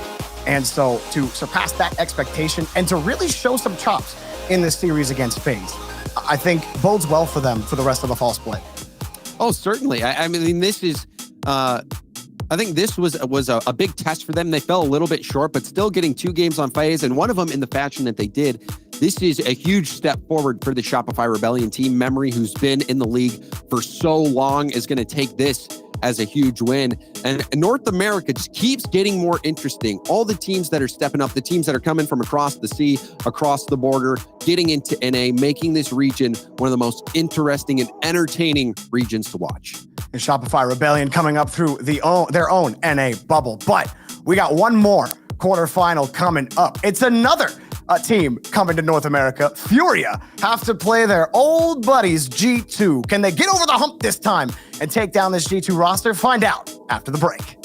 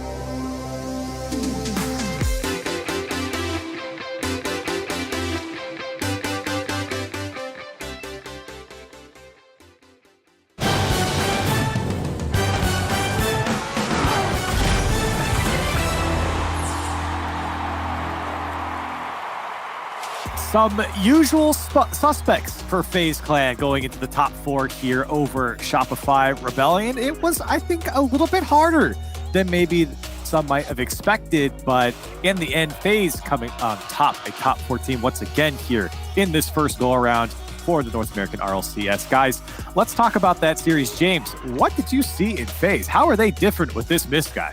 I think, I'm still waiting to see what their offensive style is going to be. We saw a lot of really good plays, especially from First Killer, I thought, which is no surprise. Typical, I thought, was taking a little bit more of a backseat. I wasn't expecting Mist to play such a huge role in the offense, also making some really good stops on defense. I think you're starting to see how good of a team defensively FaZe Clan is. This was a Shopify Rebellion team that didn't get shut out at all, and then we saw multiple from FaZe. So that is a huge win for FaZe, is how good their defense is. But you know, I think James, I'm sorry, James. I totally No, go ahead, Jordan. I thought you were done. I I was just going to say, you know what, with Gibson here being like, easy 4-0 for FaZe, this is not going to be much of a problem. I didn't say 4-0. I just said they would win comfortably, and I think they did by the end. Well, by the end. By the end. He's got to tell First Killer that the game's not over until it's over. I was on his camp. He literally stopped driving in that game 4 that they lost. He just stopped driving. He's waiting for it to be over. That's not how it works. Well, let's talk to someone that was there on the field. Roll Diz, welcome to the broadcast, my friend. Welcome to your interview. Let's talk about FaZe real quick. You guys having a roster change coming in to this offseason. Talk to me about the lead up to this season. Well, the lead up's been hectic. Hope you all have been doing fantastically. It feels good to be back here in front of the camera, in front of thousands of people on the Rocket League channel. But the seasons for FaZe, it's been a little bit hectic. Obviously, roster changes is something that we all kind of have to deal with, and fans are excited about to see the different iterations of rosters that happen to be on the field. But for us, it's just been kind of molding Mist into our field and finding out how we're going to play with Mist involved in our offense and defense. As you guys can see, you guys pointed out the defense. So, all right, so we got to talk about FaZe because we talked about them last year, and they got like 8 probably 4th place finishes and only 2 grand finals. What is the goal now with Mist? How many grand finals are we hitting? There's 12 tournaments before the World Championship. How many grand finals will FaZe be in? Gibbs, is that a question? It's a terrible question. Gibbs. I like to be confident here. So grand finals that we hitting as one as many as we can, you know what I'm saying? That is as long as we're not that's the only thing. Our biggest rivalry is G2. And if we're not on their side as many times, I think that matchup is like 50-50 as long as we game plan correctly and we're confident against them. But if we're not on G2 side, we're in every grand final. Well, I got a question for you, Roll Days. So just watching that series, that was really my first good look at Mist on this roster. He seemed to be doing a lot, offensively and defensively. With him in the mix, what is your view on the play style that this new team has? Who's doing what? For the play style that I envisioned for this team, I think all 3 of them are extremely gifted mechanical players. And it's to take the space that they have to create plays with it. I want them to implement a lot more demos. I think demos is extremely meta. As you can see, teams like Optic, SSG specifically kind of running through this. Even G2's implementing demos a lot more consistently now. It's just an iteration of everything. I don't want us to have one play style. I want us to be able to adjust and adapt to many teams and how they approach, because it's always a play style clash between different teams at a high level of Rocket League is why you see certain teams struggle against other teams and then dominate against a 3rd place team or whatever. At the top, it's just play style clashing. So I just want us to be as adjustable as possible. Rold is, FaZe's one of their biggest criticisms last season were vibes. We're talking a lot about on the field, but also behind the mics with FaZe. Adding you as the coach has obviously done a lot for vibes. But tell me, with Mist joining the roster, AJ out, Mist in, how has that affected the atmosphere? Like, what's the atmosphere like with Mist on the team? How's that affected First Killer and Typical? Well, with the new player, you're always going to have a different level or different vibes. It's just a new atmosphere. So everything starts out at a 0 slate. Like, it's just a completely different team. The vibes are just neutral. until like you start playing, and then you start to mold the vibes after that. The vibes have been immaculate so far. These players, they want to play with Miz. They're excited to play with Miz. They respect Miz super highly, and as you can see on the field, the kid is incredible. So we're all excited to play with Miz, and the vibes. I mean, we're just screaming every single time people are scoring. So yeah, we're having a good time. The expectation certainly has been met here. FaZe, again, at least top 4 here in the first go-around. Roldiz, thank you for coming on, man. Any closing thoughts or anything you want to say before we let you go? Nah, I miss you guys. But hey, we miss you too, Raul. We miss you too. Other than that, I'm enjoying it over here. You know what I'm saying? FaZe fans, thank you for the support. Shout out to my squad, and FaZe up. You're natural in that coaching role, Diz. Just want to say, man, you look like a coach. Thanks for coming on, man. Have a good day. We'll see you tomorrow. Okay. Gibbs will figure out the hand stuff later. We got to work on that. Don't do that ever again. I got it now. I got it. I just want to say, though, Roldiz, I mean, I love the answer when we were talking about the play style. This is what it's going to take for FaZe to continue to make these top 4 finishes. And you saw them start to bring out those demos, go for those bumps. They were showing a lot of different looks. And Roldiz is right. That is what it takes to make it to the top. Yeah. But look at this playoff bracket really quick, because I just wanted to mention that the World Championship that we just had 2 months ago, the 3 teams in the top side of that bracket were all top 4 at the World Championship. We are left with G2 versus Furia, 2 top 4 teams at the World Championship. Now everyone's in North America. It's a huge party, and every single match is going to be insane. Yeah, I'm actually salty about this, Gibbs. I'm a little upset just to see. I mean, everyone, I've got the stereotype that I'm an NRG fan. It's true. I'm kind of upset that NRG had to play GenG and then Furia. They are so good. Okay, enough about NRG. This is not here. What is? My brain. If you would have told me this was happening like a year ago, I would have said you're full of it. That is too wild. That's not a timeline that'll happen. Let's jump into the next matchup. James, Dazzer, you guys always talk about NRG. We're talking about new teams here. You're not even here anymore, James. They're not here anymore. I'm done talking. Furia, I'm talking about G2. Stop it. Ooh, look at that TK. We got to get into this matchup. Furia, G2. We all know them. You guys were just talking about it. Gibbs, that's a great point, talking about these teams being at the top 4. Obviously, G2 lost in that grand final. Same rosters as last year. Jorby, Why you got to start with me? Why are you starting? Okay, fine. Seriously, what do you mean you're going to start with me on this? Come on. Okay, fine. Everybody knows we're going to start with you. Wow. Okay. No. Jorby, you're right. I'll go to Gibbs first. Gibbs. Because we know what Jorby's going to do. Give me your thoughts on this matchup. Furia has a lot to prove, I think. I get it. World Championship, they were top 4, but they played in 2 Swisses now, where it's been troublesome when it's versus the top teams. One of them they bounced out of. Now, obviously, they're here for the playoffs, barely making it through at the 3-2 round. Furia has not looked like World Championship Furia, or maybe LAN Team Furia, and that's maybe more important, because I think when you're online playing in SAM, you really have to show up on the final day, right? That's where you're going to have really tough matches. But when you're in North America, you have to show up every single day. And Furia, it's going to be tough. But so far, they have survived. So that is a good point. But now they have to play G2 because of that 3-2 round. Well, let's throw up the Verizon fan vote. Hold on, Jorby. I'll let you bark in a second. I know he's upset. Let's throw up the Verizon fan vote. Hashtag FUR for Furia. Hashtag G2. For G2. That's easy enough. If you want to vote in chat, you can do that right now. I want to get your take, Jorby. I want to also hear your prediction. Bark away, brother.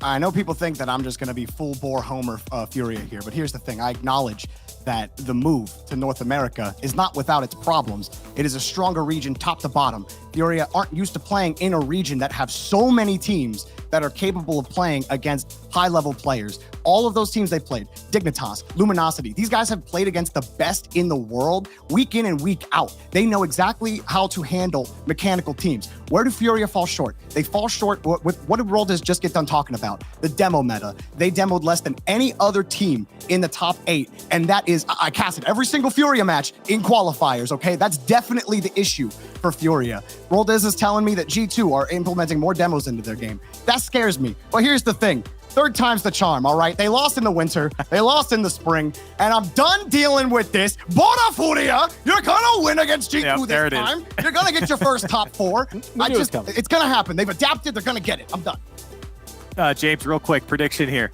King Card was stopping every single shot that NRG was throwing at him. And Yan, he's just so good. Kyle as well. Offensively, I love watching Furia. I think Kyle he's scored such the a most threat. goals over the last 2 weeks, by the way. Yeah, he's been a beast. And if Furia can beat NRG, they're definitely top 2. It's got to be GenG and Furia in the grand finals. I'm on full copium. I'm going Furia. They're taking down G2. Real quick. Come on, Gibbs. Come on, quickly. All right, I'll let's be go. logical. G2. G2.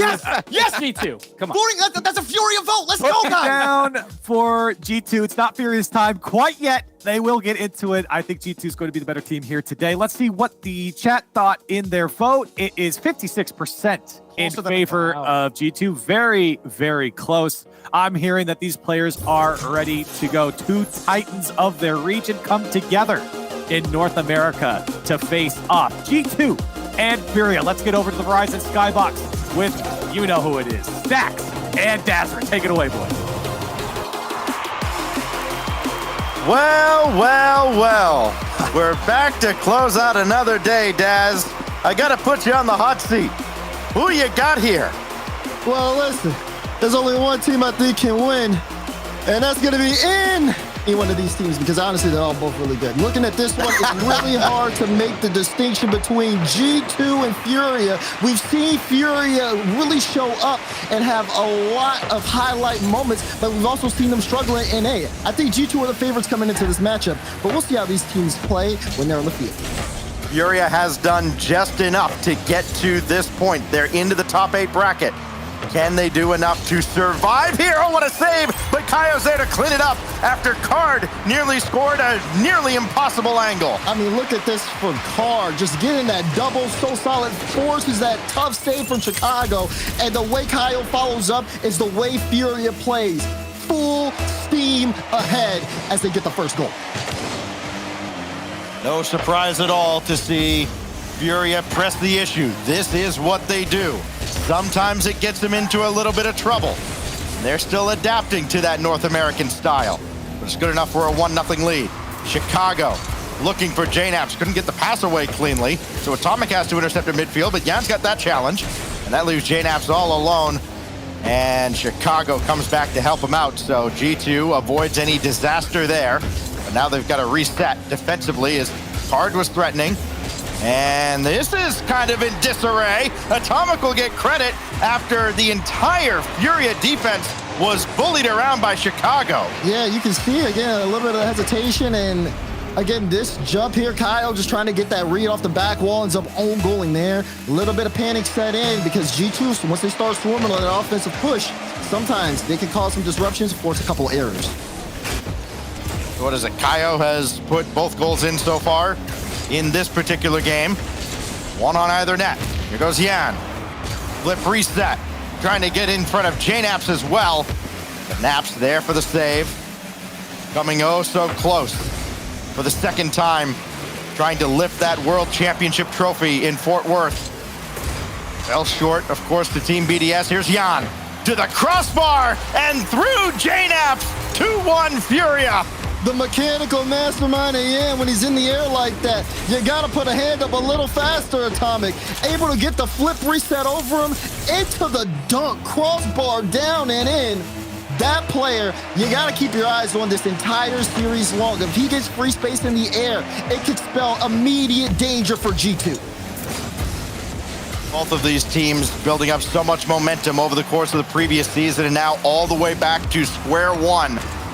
Several months away from trying to climb that mountain again as Kaio will bounce one to the corner. Chicago's right there, not the touch he was looking for at all. And, well, it actually kind of worked out because Kaio and Card couldn't get on the same page to decide who was going to send this ball in. You can tell when you don't look at him. expect G2 to make a mistake like that. Exactly, but also you can see that hesitation too from Furia because, again, that forced a backflip from Card and Kaio, like you said. A lot of these teams have expectations of success. Imagine you see Yan going up for a flip reset. You don't know if he has a flip. JNaps has one there. And you see him trying to put that pressure on. So these teams kind of rely on that consistency. Anytime a team is playing or an accidental whiff comes out, it throws off the whole flow. But meanwhile, G2, they're trying to get back into this game. We're halfway through game number 1, and Chicago able to put that one in to tie us all back up. Reed in the right place at the right time, hanging around on the back wall. Kaio saw him there and tried to get there, but just not fast enough. Chicago barely out of his reach. And right at the halfway mark, G2 and Furia have nothing separating them.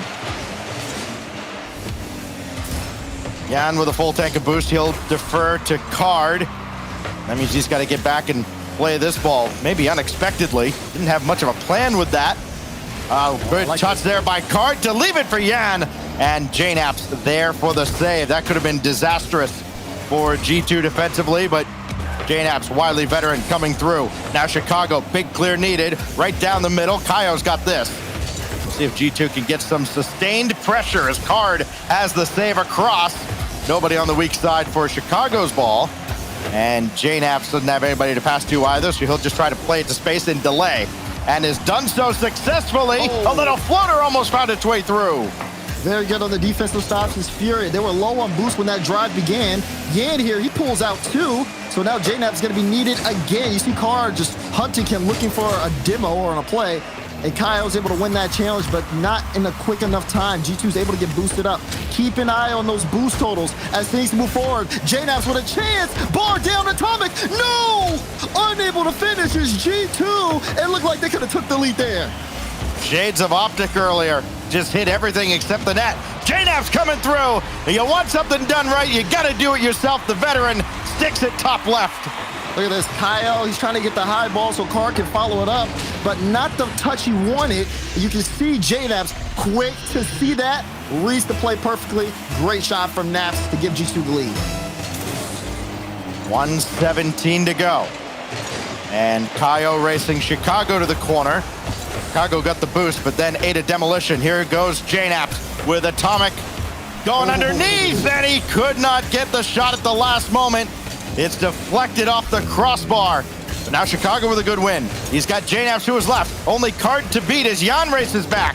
He will get there in time, and Card doing well in the corner to keep Furia in this game here. Still down only a goal. 45 seconds left with the demolition on Kaio. And now Card needing some help from Jan. He'll go forward. Jan's come up completely empty, and this has turned into a hot mess. Atomic sending one off to the corner, and G2 successfully burned about 10, maybe 15 seconds off the clock, barely even touching the ball. G2 looking to hold on to possession to end this game. Final 20 seconds in regulation. And again, you're going to look back at what happened towards the end of that, where Yan just doesn't get a touch on the ball. You knew he had the boost, but he just didn't even follow up to make the play. Can he make one now as he tries to lead this ball downfield? Kaio gets beat out. They're both in the orange corner. Meanwhile, G2 taking their time, running out the clock. Chicago carrying it all the way downfield, but will it hit the ground? It will.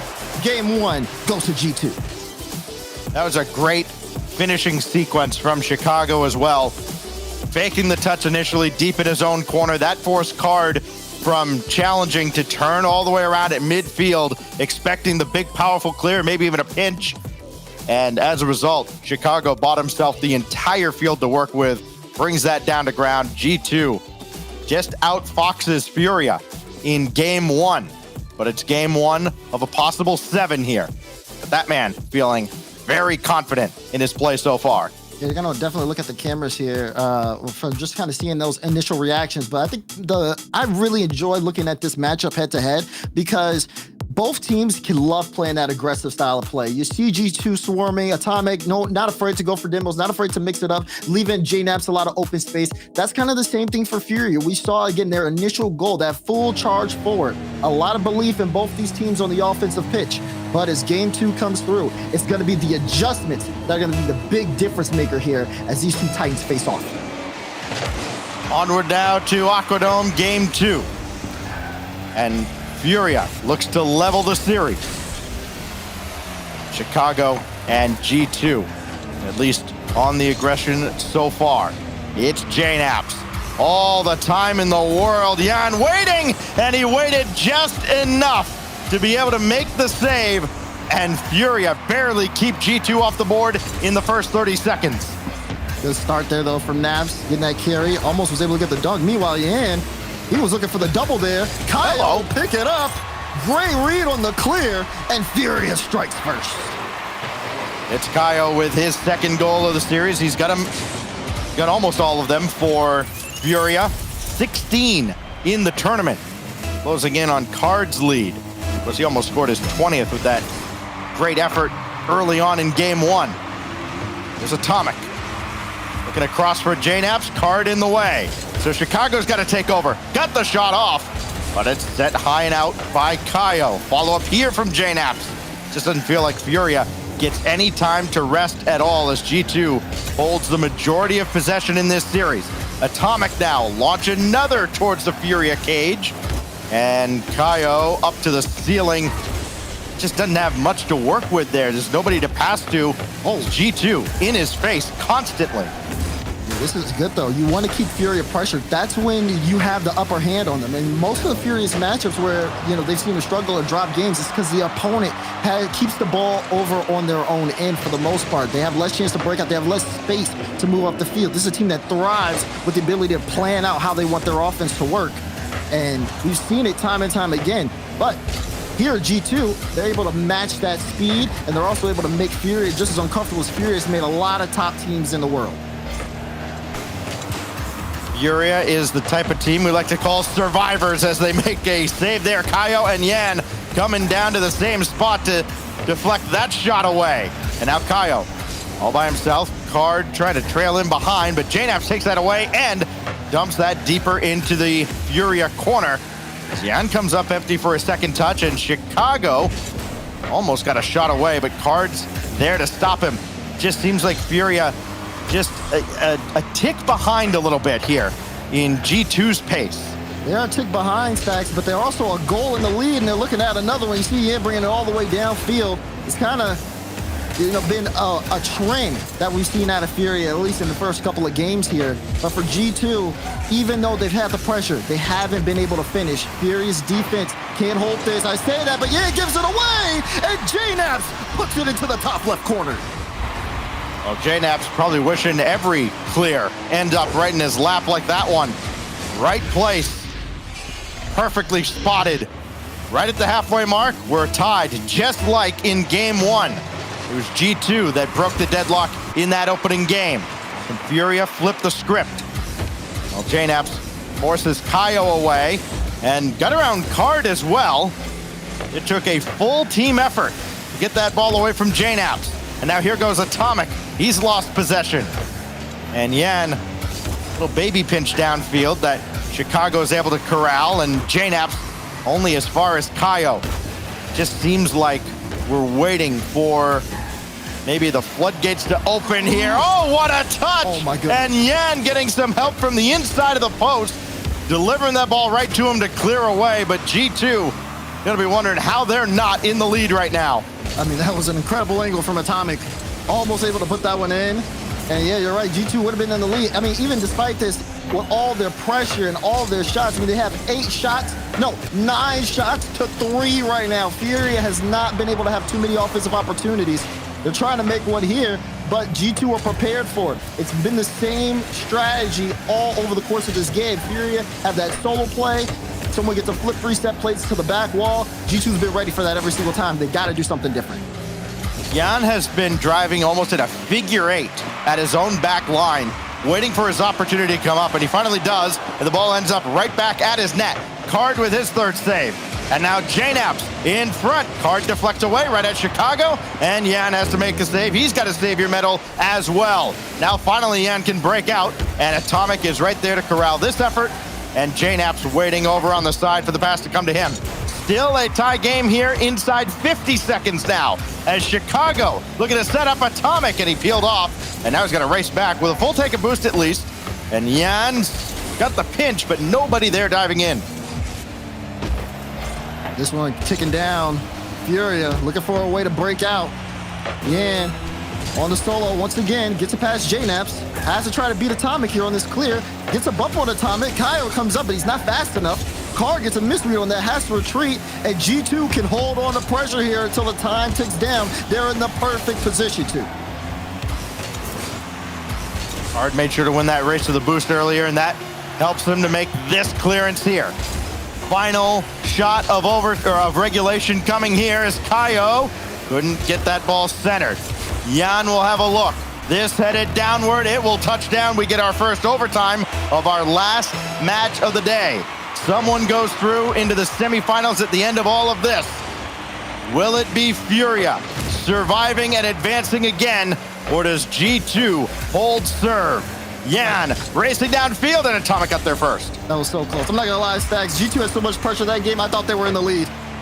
Next thing I know, we're in overtime. I could have sworn another one of those would have went in for G2, but that's what I'm saying. They've had all this opportunity to do it, and Chicago will make sure it's done with that goal.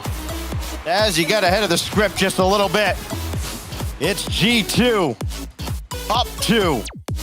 Another 1-goal victory. And we'll see if Furia takes a timeout at 2 wins or if they continue to wait. Looking at this one, that was also the first overtime, by the way, G2 has played in this event so far.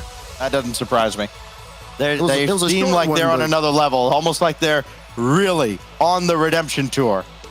I could see it was being so close to winning the world championship and then having the performance that they had. This G2 roster seems to have refined themselves, and it does look like they're back this season with a vengeance for sure. They are back. They are well and truly determined, but this is still the very first event of the season. It is a long, long road. It's a long road just to get to Rotterdam. Forget the other 2 majors and, of course, the World Championship at the end of it all. But off to a good start so far here in the quarterfinals. G2 up 2-0. No timeout from Furia here after 2. So they'll keep that in their pocket, perhaps for game 3 if things don't go their way. Give themselves a little more time as we go to the iconic backdrop of DFH Stadium for our 3rd game. Could be eventually match point for G2 unless Furia can turn it around. We've seen that they've got the pieces, Daz. We've seen that they've been able to score early. They've been able to apply that pressure, but they haven't put the full 5-minute game together. They're going to do it again. No, Chicago deflecting one off the crossbar, keeping Furia from an early goal again. And again, Furia, like you said, Furia with those early goals, but stats-wise, it doesn't really serve them well. G2 4-1 whenever their opponent scores first. And they're looking maybe to start this game off with a hot streak. I mean, this G2 roster is just so good. When you look at the numbers, when you look at just them on paper, and for Furia having to break through all of that statistical narrative behind G2, that's a tough task to make. One of the first times we were really turned on to this Furia team. You go back to some of the things Johnny Boy was saying about them heading into the fall major last season. As JNAP pops one away, said, these guys are probably more mechanical than G2. Of course, that was a slightly different G2 squad at the time. And everybody kind of started rolling their eyes like, all right, yeah, Johnny Boy hitting on North America again. And then we got to see this Furia team play, and it's like, oh, wait a minute. There might be something to this. They are a team that certainly thrills with their speed and their efficiency, but they're up against it right now with a very tough and a very different G2 squad from a year ago at this point. Kaio not fast enough to stop JNAPS, and Card will just launch one back where JNAPS is waiting for it again. Ian on the ball, straight to Kaio. It's a slow roller, but it's not in. Hello? Ian tries to turn. Chicago gets a save on the goal line. You would have thought that would have been the one there for Furia, but unfortunately it just goes awry. Popped up for Chicago. He's had a couple brilliant redirects so far. Nothing network this time. But all the pressure belongs to G2 now. JNAPS launches another one back in. Atomic and Chicago in formation behind. And now Atomic out of the corner, got around one. And Kaio had a drop right down, and Chicago's right there. But just not fast enough. Furia this time fast enough to stop G2 for now. As that goes back out to the corner. But the buzzards are certainly swirling around here. Gotta get a big clear. Card finally does. And despite the demo on Yan, that's got to relieve a lot of pressure. Oh yeah, that is going to relieve pressure for only for a moment. Is it right? Furia are just fast enough to stop G2 when it comes to the goal line, but they've been getting beat out at everything else. these midfield challenges have been so important to kind of gain space. Even some of these boost grabs have been important to maintaining, again, control of the ball. JNAP's almost slotting it. Atomic, no! Too far wide on that one. And finally, some more space will be given. Maybe Furia can muster up an attack. I say that, but JNAP's is in the air so early. And G2 back on the offensive push again. It has to be mentally exhausting to play against a team like G2. Here's Card. Double tap! Bang, bang! King Card comes up big. Yan pops it up, flip reset into the demo, and through the explosion, Card comes out of nowhere and puts it in the top left. Number 20 of the event. Finally for Card, he gets his first goal of this series. And Yan was looking for one of his own, but he gets a demolition instead. Atomic coming up to stop him from even launching.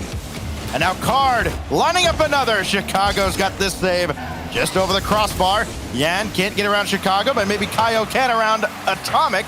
It bounces right down to JNAPS and the little wave dash to try and get that around Card.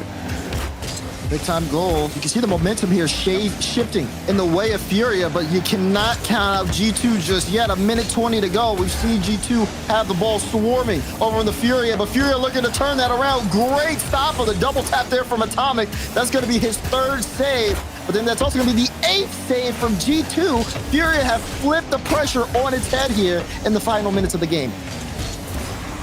Atomic. Oh, he had it and he dunks it through as well. Solo effort from Atomic to tie the game. And that's why you can't count them out until the clock is 0, because then you get this. They tried for the save, but you got to be able to stop that man, Atomic. G2 tying up. Every youth basketball parent yelling, follow your shot. Atomic does this time. Tie game. JNAPS now around Card, and Atomic will hit JNAPS indirect. With Chicago coming up as well. No way. A well-oiled machine almost took the lead just like that. If Chicago would have scored that, I would have jumped out of my chair, Stacks. The way these two teams have lit up here in the final minutes of the game is phenomenal. See so many close displays of mechanical prowess as Yan takes to the skies again, forcing JNAPS to go up early. He gets the flip reset over him, but Chicago maintains control of the ball. Final 30 seconds. We're tied up in game 3. The series has been close so far, but who's going to have the edge? Right now, it's G2 looking to finish. JNAPS beats 1, but Kaio's back in time. No strong shot chances coming out from G2 as clock ticks down. Card had kind of a late break on that effort from JNAPS as well. Maybe Furia a little fortunate to still be in a tie game here. So that bounces, quick read by Yan. With only 3 seconds left, Chicago throw it to the back wall, and now Atomic has to control this, and he'll decide if we go to overtime. Of course we do. So G2's gonna play back-to-back overtimes, their first 2 of the event. They get an early OT winner in game 2.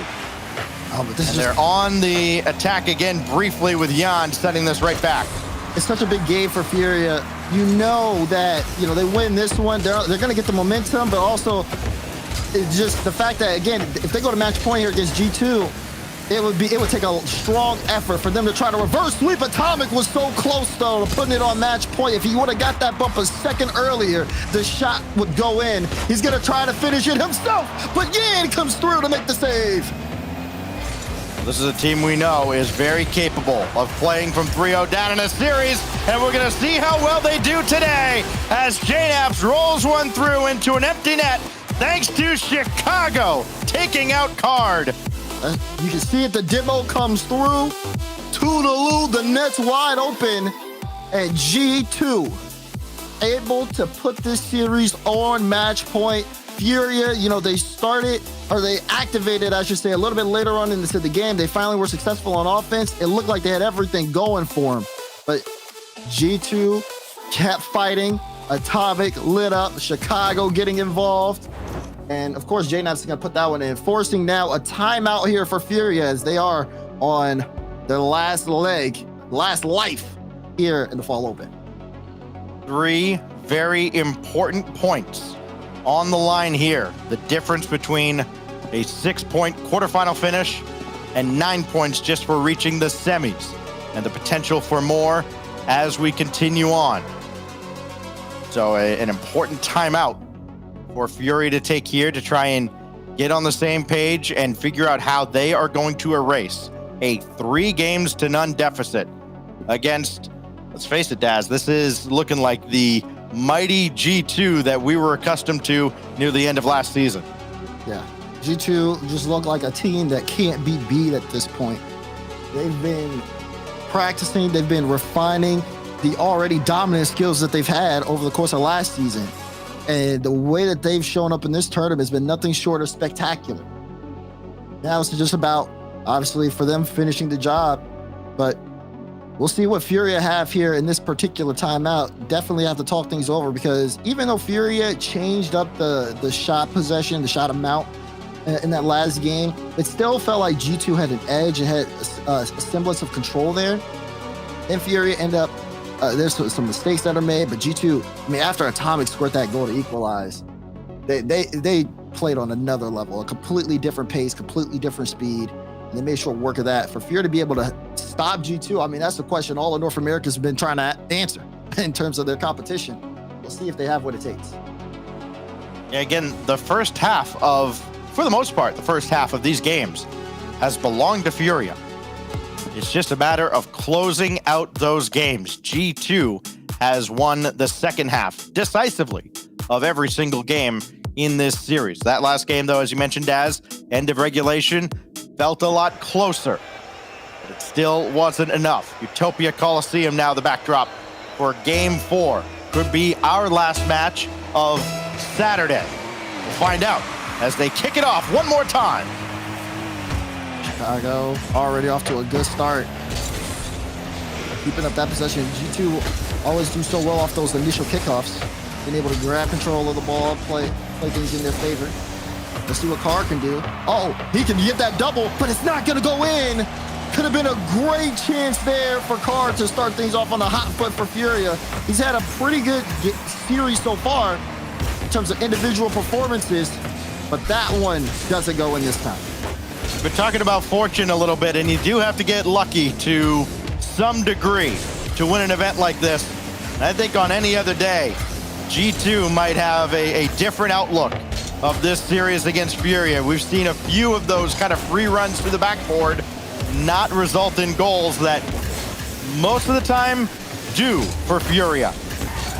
Jan coming through here, and Atomic takes that right away from the corner all the way across into the Furia end of the field. Card, good first touch. He can continue to control this. Looking for the flip reset and just could not quite activate it.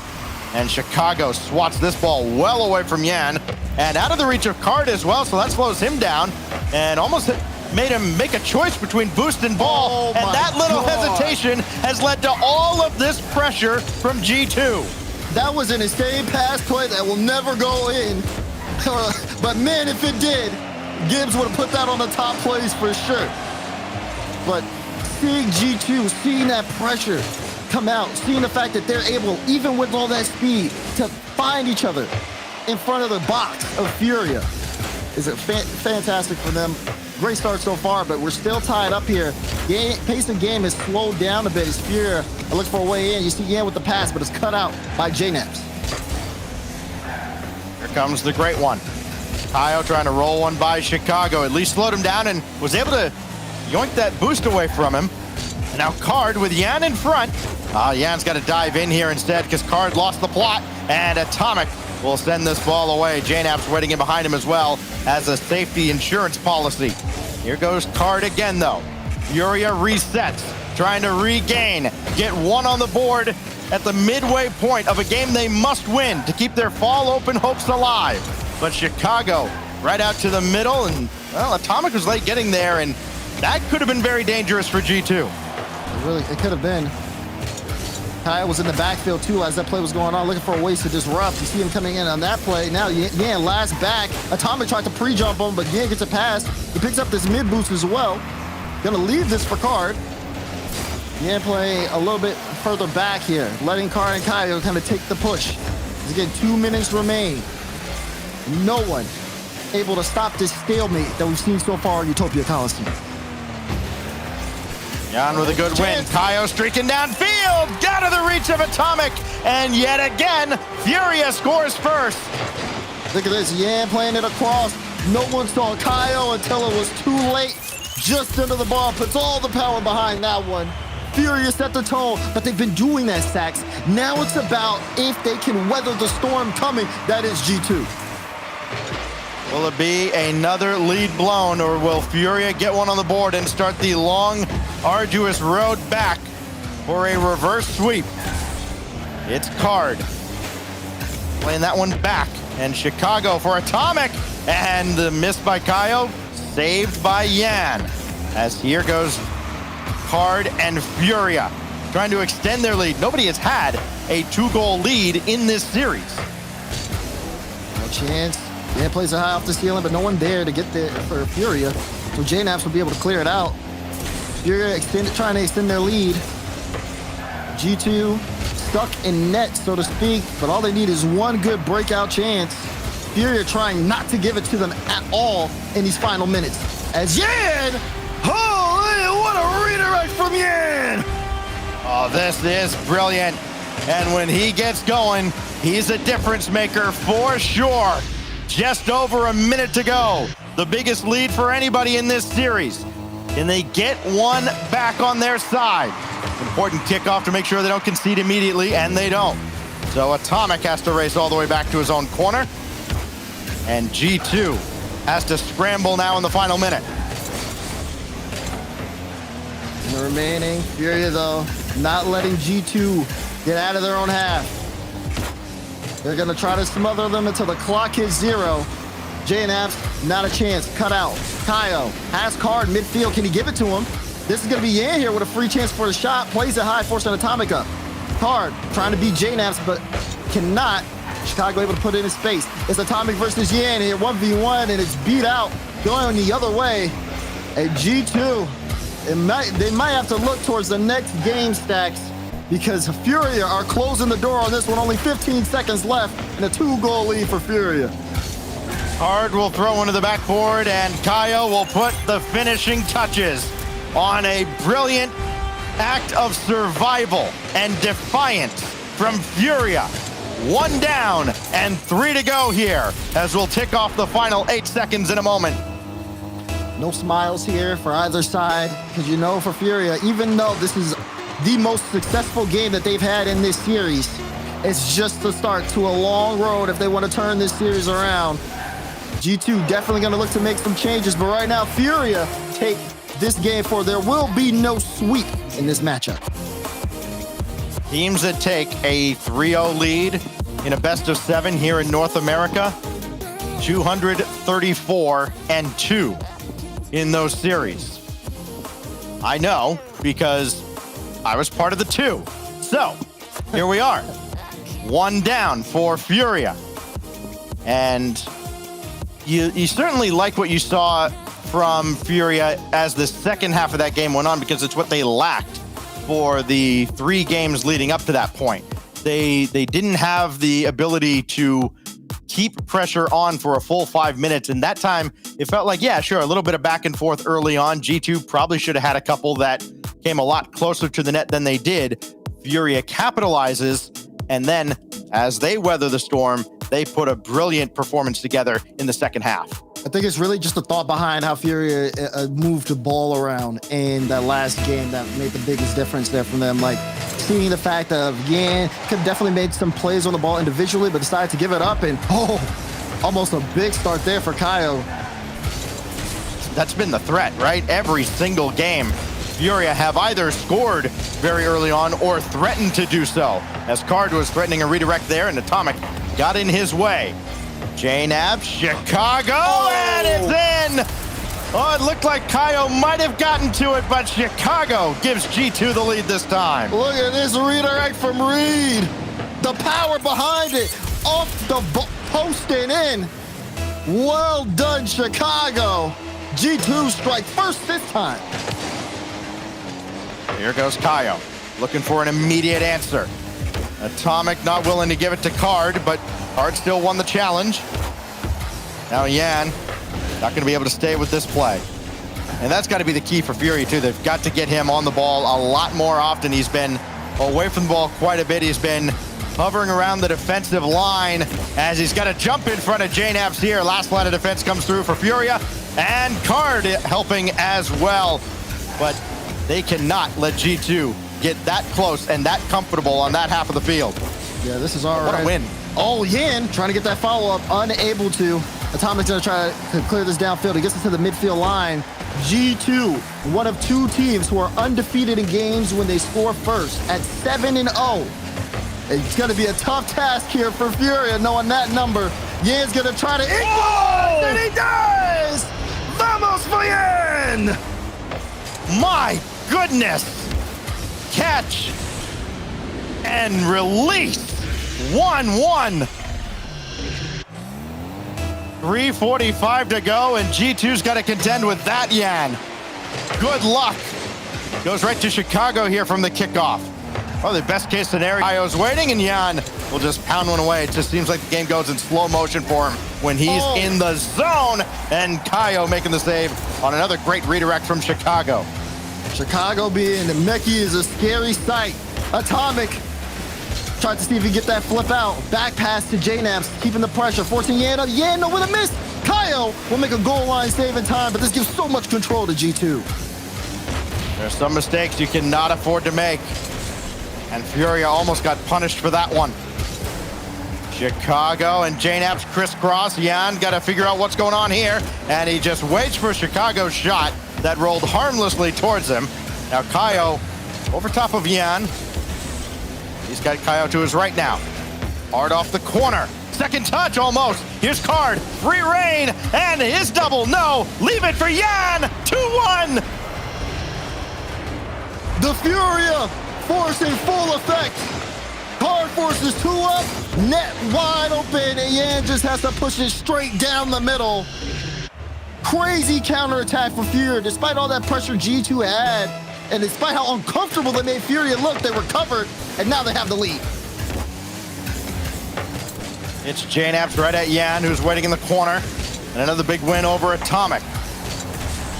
Any one challenge could end up in the other team's net. As this goes right to JNaps. Card is there, so is Chicago. And Card with the win out to the corner. Everybody jammed up there for Furia. They'll disperse. Card's got Yan. Pass over, and Yan does it again. It's a hat trick. Look at this for Furia. They had it all planned out. This is why I say they're dangerous with space. Card to Yan, 1-2. It's in your net, G2. Unbelievable stuff here from Furia. The way they've been able to flip this game around in their favor.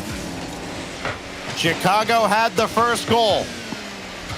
And from there, a natural hat trick for Yan. Yan's in the way here. At a savior medal. The only thing he hasn't done is pick up assists. He's doing everything right now, trying to drag Furia back from the dead. This goes out to the corner. More time wasted. Inside 2 minutes now. That gets almost around Chicago. Got the demolition as well. JNaps left to contend with Kaio, who just killed that ball right in front.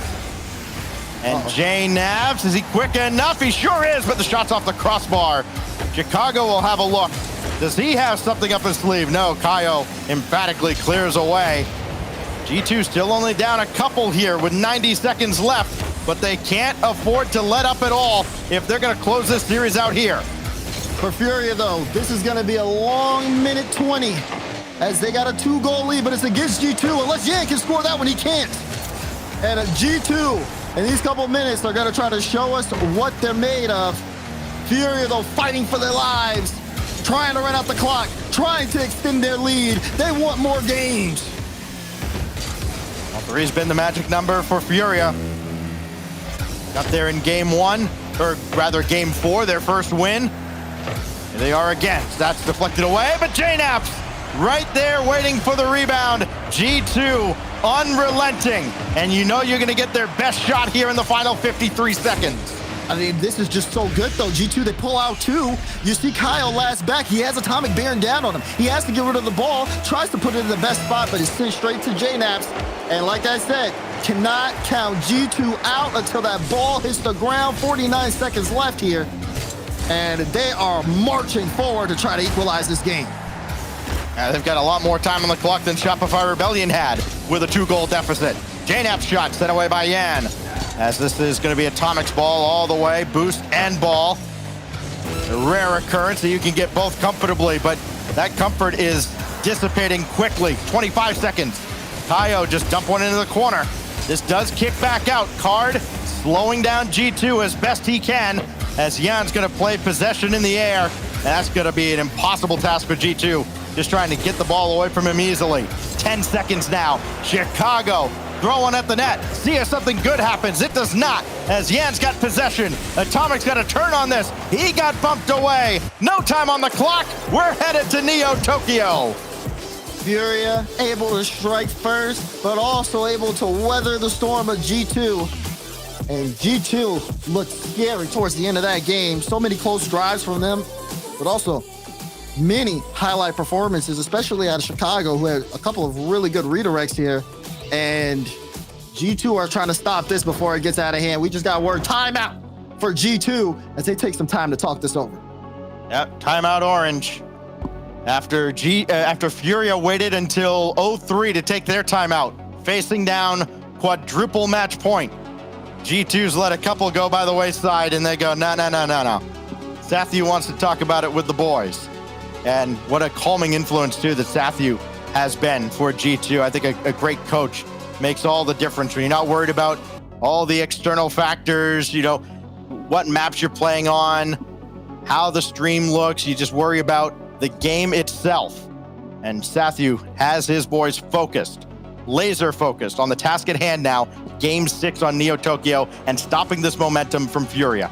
For G2, I mean, one of the things I love about this team is the fact that they're able to, I've heard it from Atomic, they like to talk, they like to discuss things, they like to improve. Like, this is a team that wants to grow together, and you see that in so many different ways. Now, the chance is for them to see if they can convert and finish this series, because we're out of timeouts. Furia is a team, they're already out of lives. G2 has one left here. And if they're avoiding that Champions Field, they have to become successful here. So it seems like Furia, though, is still just trying to keep themselves locked in. Yeah, bottom left. That's a cold-blooded assassin, is who that is. As they're just patiently waiting for this final 30 seconds or so of this timeout before we can get back to work. This was crazy. This was the shot from Chicago, and he thought, okay, G2, they're going to score first. They're 7-0 at that point. Not anymore. Not undefeated, as Furia, greater than the sum of their parts, and that is a terrifying prospect in and of itself. It's a look that G2 has not had to worry about, but it's also otherworldly Jan now, who is finding his stride. He's got 5 goals to lead all scorers in this series, and if they can't stop him, it's going to be a long final couple of games for G2. We got it loaded up. Neo Tokyo is the stage. Can Furia fight back and force a Game 7? Or is G2 gonna move on to the semis here and now? Well, Atomic going ahead after not keeping possession. And at least he got contact, but nobody else dove in. They realized Furia had that well defended. This is the guy to stop, though. Jan diving into the corner, so too is Kaio. Now Chicago. He's got options in the middle. Jan cuts out one of them. Needed a second touch. Of course he's got it. Good grief. Now Kaio. Plan is, of course, to get the ball to Jan. He's circling around in midfield right now, and JNaps played it across. Backboard, and still Jan got back. I thought he had him all beat. Looked like it was close. JNaps almost able to start things off strong for G2, but Furia say no. Things start to settle here. Jan and Chicago take each other out.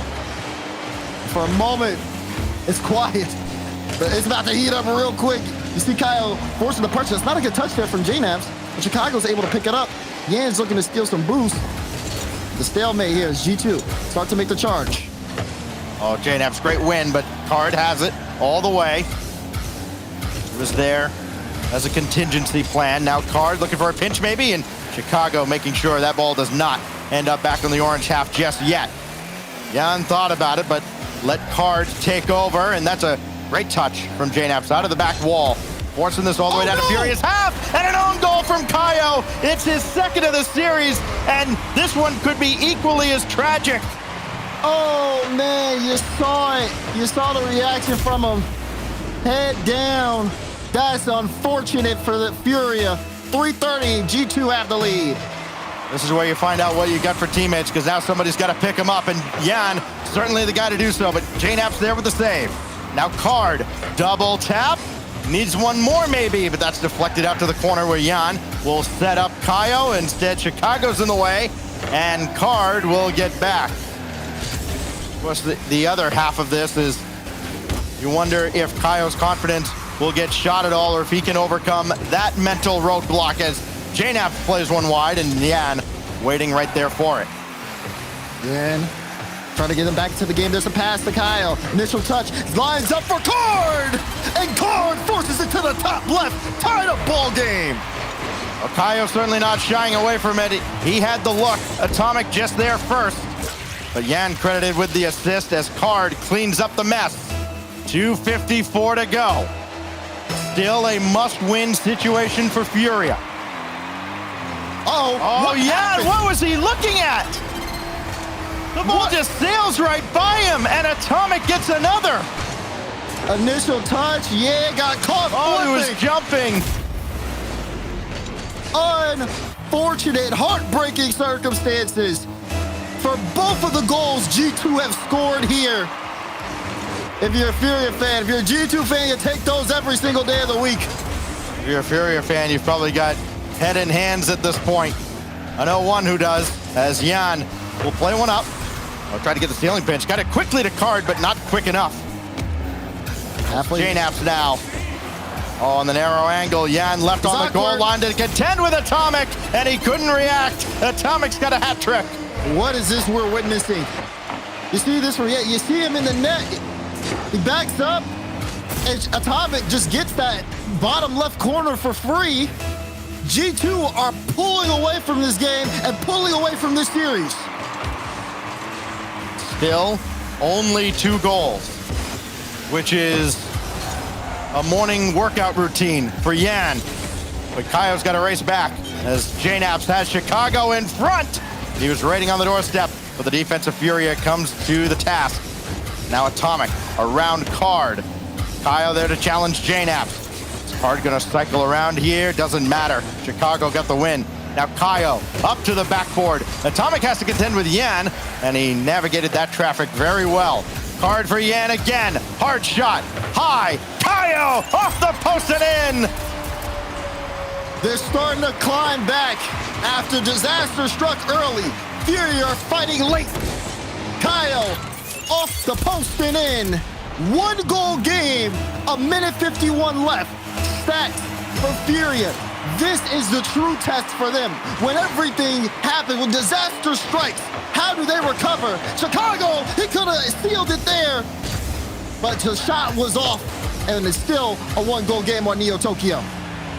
Kaio using all his boost to get in the way of JNAPS. It's a great read. Got to the right place.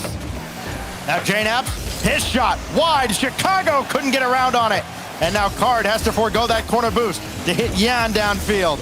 And everybody may be pressing a little too much for Furia. They've got a boatload of time remaining. 1:20, now 1:15.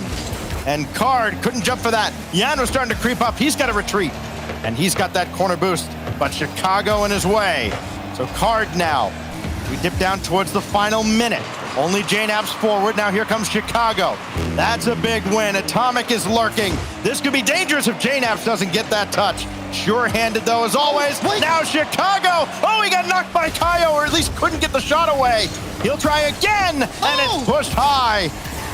So close for G2. JNAPS high. Kaio this time in the air. Chicago was waiting for that backboard read, but Chicago, that's not a good touch. Atomic trying to control it. And Furia was looking for that as a way in. That's a long clear, and Card gonna have to weather the storm. 30 seconds left, and G2 just have to hold on to the lead. Can Atomic finish it? He can! G2 up by 2! G2 goes nuclear on Neo Tokyo as Atomic has all 4, 3 of his own volition. And now with only 25 seconds remaining, could that be the killing blow? Denying Furia a reverse sweep on the opening weekend for North America. Kaio, got to get this away quick. Now it falls to Card, and he's got it away. Now Yan, back across. Kaio just high and wide, and Card's not going to get there. So Kaio's got to cycle around. Only 6 seconds left. Got to have it right here. Yan needs a bullet, doesn't have it. The chamber's empty, and G2 advances to the semifinals. What a series between these two. G2 coming out on top. But Furia made them work for it, Stacks. Even when so many mistakes came out from Furia, a lot of people are going to be talking about that game 6. Yeah. But to see even then, Furia still battling back and still making this relatively close all the way until the 25-second mark where Atomic finishes it. I mean, just I was starting to believe in the plot armor, Daz. I really was. Even after the own goal, seeing Furia fight back with a vengeance. Kaio and Yan each with 5 goals in that series, and you thought maybe, just maybe, there was a miracle at the end of day 1. Whoa. That squad right there. There'll be some smiles as the rest of the day goes on. G2 weathers the storm, and boy, do they have Atomic to thank for this one. Shot after shot. Yes, one of them was the own goal, but he ends with 4 goals in that game, 4 of his 6 to lead all scorers in the series. This is the guy they picked up to elevate them, and he did just that. Yeah, I mean, I can understand how you feel, Stacks, with the Furia plot armor, but you forget the team on the other side has way more plot armor because a certain yapper won't shut up about them. And I mean, when they play that good, I'd be yapping as much as he is too. G2 so well done there in that series. They look like, they look like the best team in North America at this point. The question is that the case? We have yet to find out. But I mean, the way they played against Furia, they commanded the pitch. They had a lot of control. Furia had their levels of stride as well. But ultimately, G2 have shown why they are the second best team in the world, but the first best team in North America last season. Well, we have our semi-finalists all set. It's been a wild second day here at the Fall Open. Let's send things back to Corelli and the boys at the desk to wrap it all up. Thank you very much, Stacks. What am I going to say about that series? I'm glad I could lean on you guys. Gibbs, what did we just witness? What was that? That game 6 was ugly. Let's just get that out of the way. That's one way to start from both teams on that. And James was so angry about it. She's like, where was this Furia when they played NRG? That he just left. So he'll be back. Hopefully shortly. Oh, he's here. back. He's here. He punched it. Oh, we can't hear James on stream. Oh, no. He'll just have to stay quiet, which is It was the even best better. he's ever sounded, though. You guys missed it. It was crazy. That's but true. Furia, That's true. they did battle back. They absolutely did. Games 4 and 5, we're starting to see that Furia ramp up. We talk about momentum a lot, and I think on LAN it's a lot easier to gain that momentum. Online, I was worried about Furia. It seemed like they started off a little bit too slow, Jorby. Dude, as soon as I saw the G2 matchup, I rolled my eyes and went, here we go again. And then they go down 3-0. They call the timeout. I'm like, okay, great. And then it's just 2-4 again, man? Again? How many times? How many times did Reed try to throw this game? How many times in Game 6 did Chicago just hit the post or hit the crossbar and we just can't punish it? There's something about this G2 team. It's just when they hop in the water with Furia, all of a sudden they're the minnows and G2 are the sharks every single time. And it's frustrating for me because I know what this Furia team is capable of. I know what they can do. We saw shades of it in the middle of that series, but 2 things are really killing this team. Their inability to mix it up and their physical game. Those 2 things are absolutely killing them. These top NA teams online, they know how to play against your mechanics. It's not good enough just to air dribble 50 and hope for the best afterwards. That might have worked in South America against almost every single team. But even below the top, even outside of the top 8, teams in North America know how to play against your mechanics. They play against FaZe all the time. It's nothing new to them. Furia have to learn how to mix things up. I was worried about it, causing problems in their first regional here. But making top 8 is still a good start for Furia. I absolutely believe they can still adapt. This G2 demon, I'm sick of seeing it, man. Real quick. Seriously, 4-2. But real quick, we talked about demos. They had one demo per game versus G2. They were dead last in this entire tournament by a wide margin. They're definitely going to have to figure that one out. Jorby, you're absolutely right. It feels like G2, they've got Furia's number. I said G2 for now. I don't think it's Furia yet. I think there's a lot of work there, especially when you get into these top fours and you start playing up against guys like G2. It's very tough to break through, especially when you're kind of entering G2's home court right now, right, in North America. So ultimately, Furia falling. Let's go ahead and take a look at the bracket, see where we've ended up here for today. Of course, we still have a whole nother day of action. That's coming to you tomorrow. But you can see our final 4 teams in the Fall Open. G2 and FaZe in the semifinal at the top, and Space Station and GenG in the bottom semifinal. Crazy final 4 teams here, Gibbs. What do you make of what we have left here? Well, we see the bold roster move in Space Station paying off. We see the international transfer paying off as well. And then on the other side, you have FaZe Clan with a move, but it's the top 2 teams out of all of North America, G2 and FaZe. We saw them at the World Championship battle to see who would play BDS in that final, and they're going to do it in the semifinal here. And we talked to Roldiz. He said 50-50 shot versus G2. Against anyone else, they're confident, but that's going to be a juicy matchup.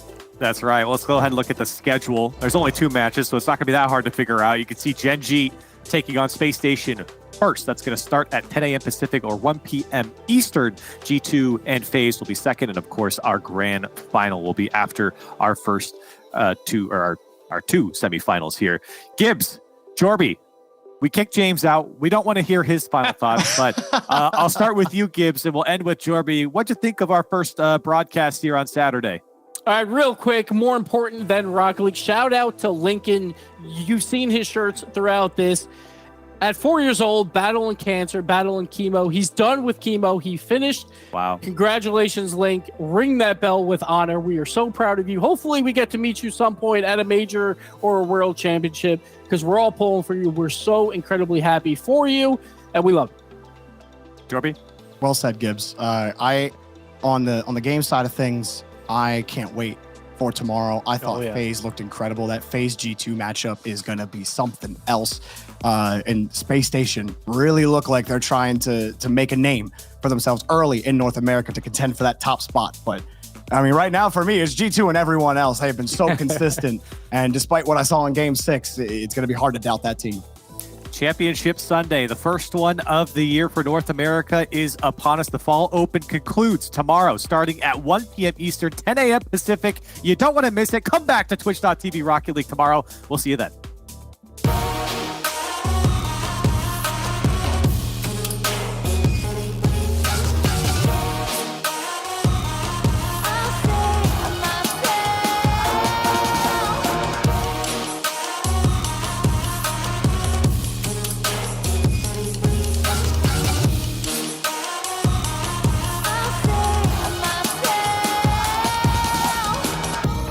Baby, I just wanna be alone. I don't need your company, stop blowing up my phone.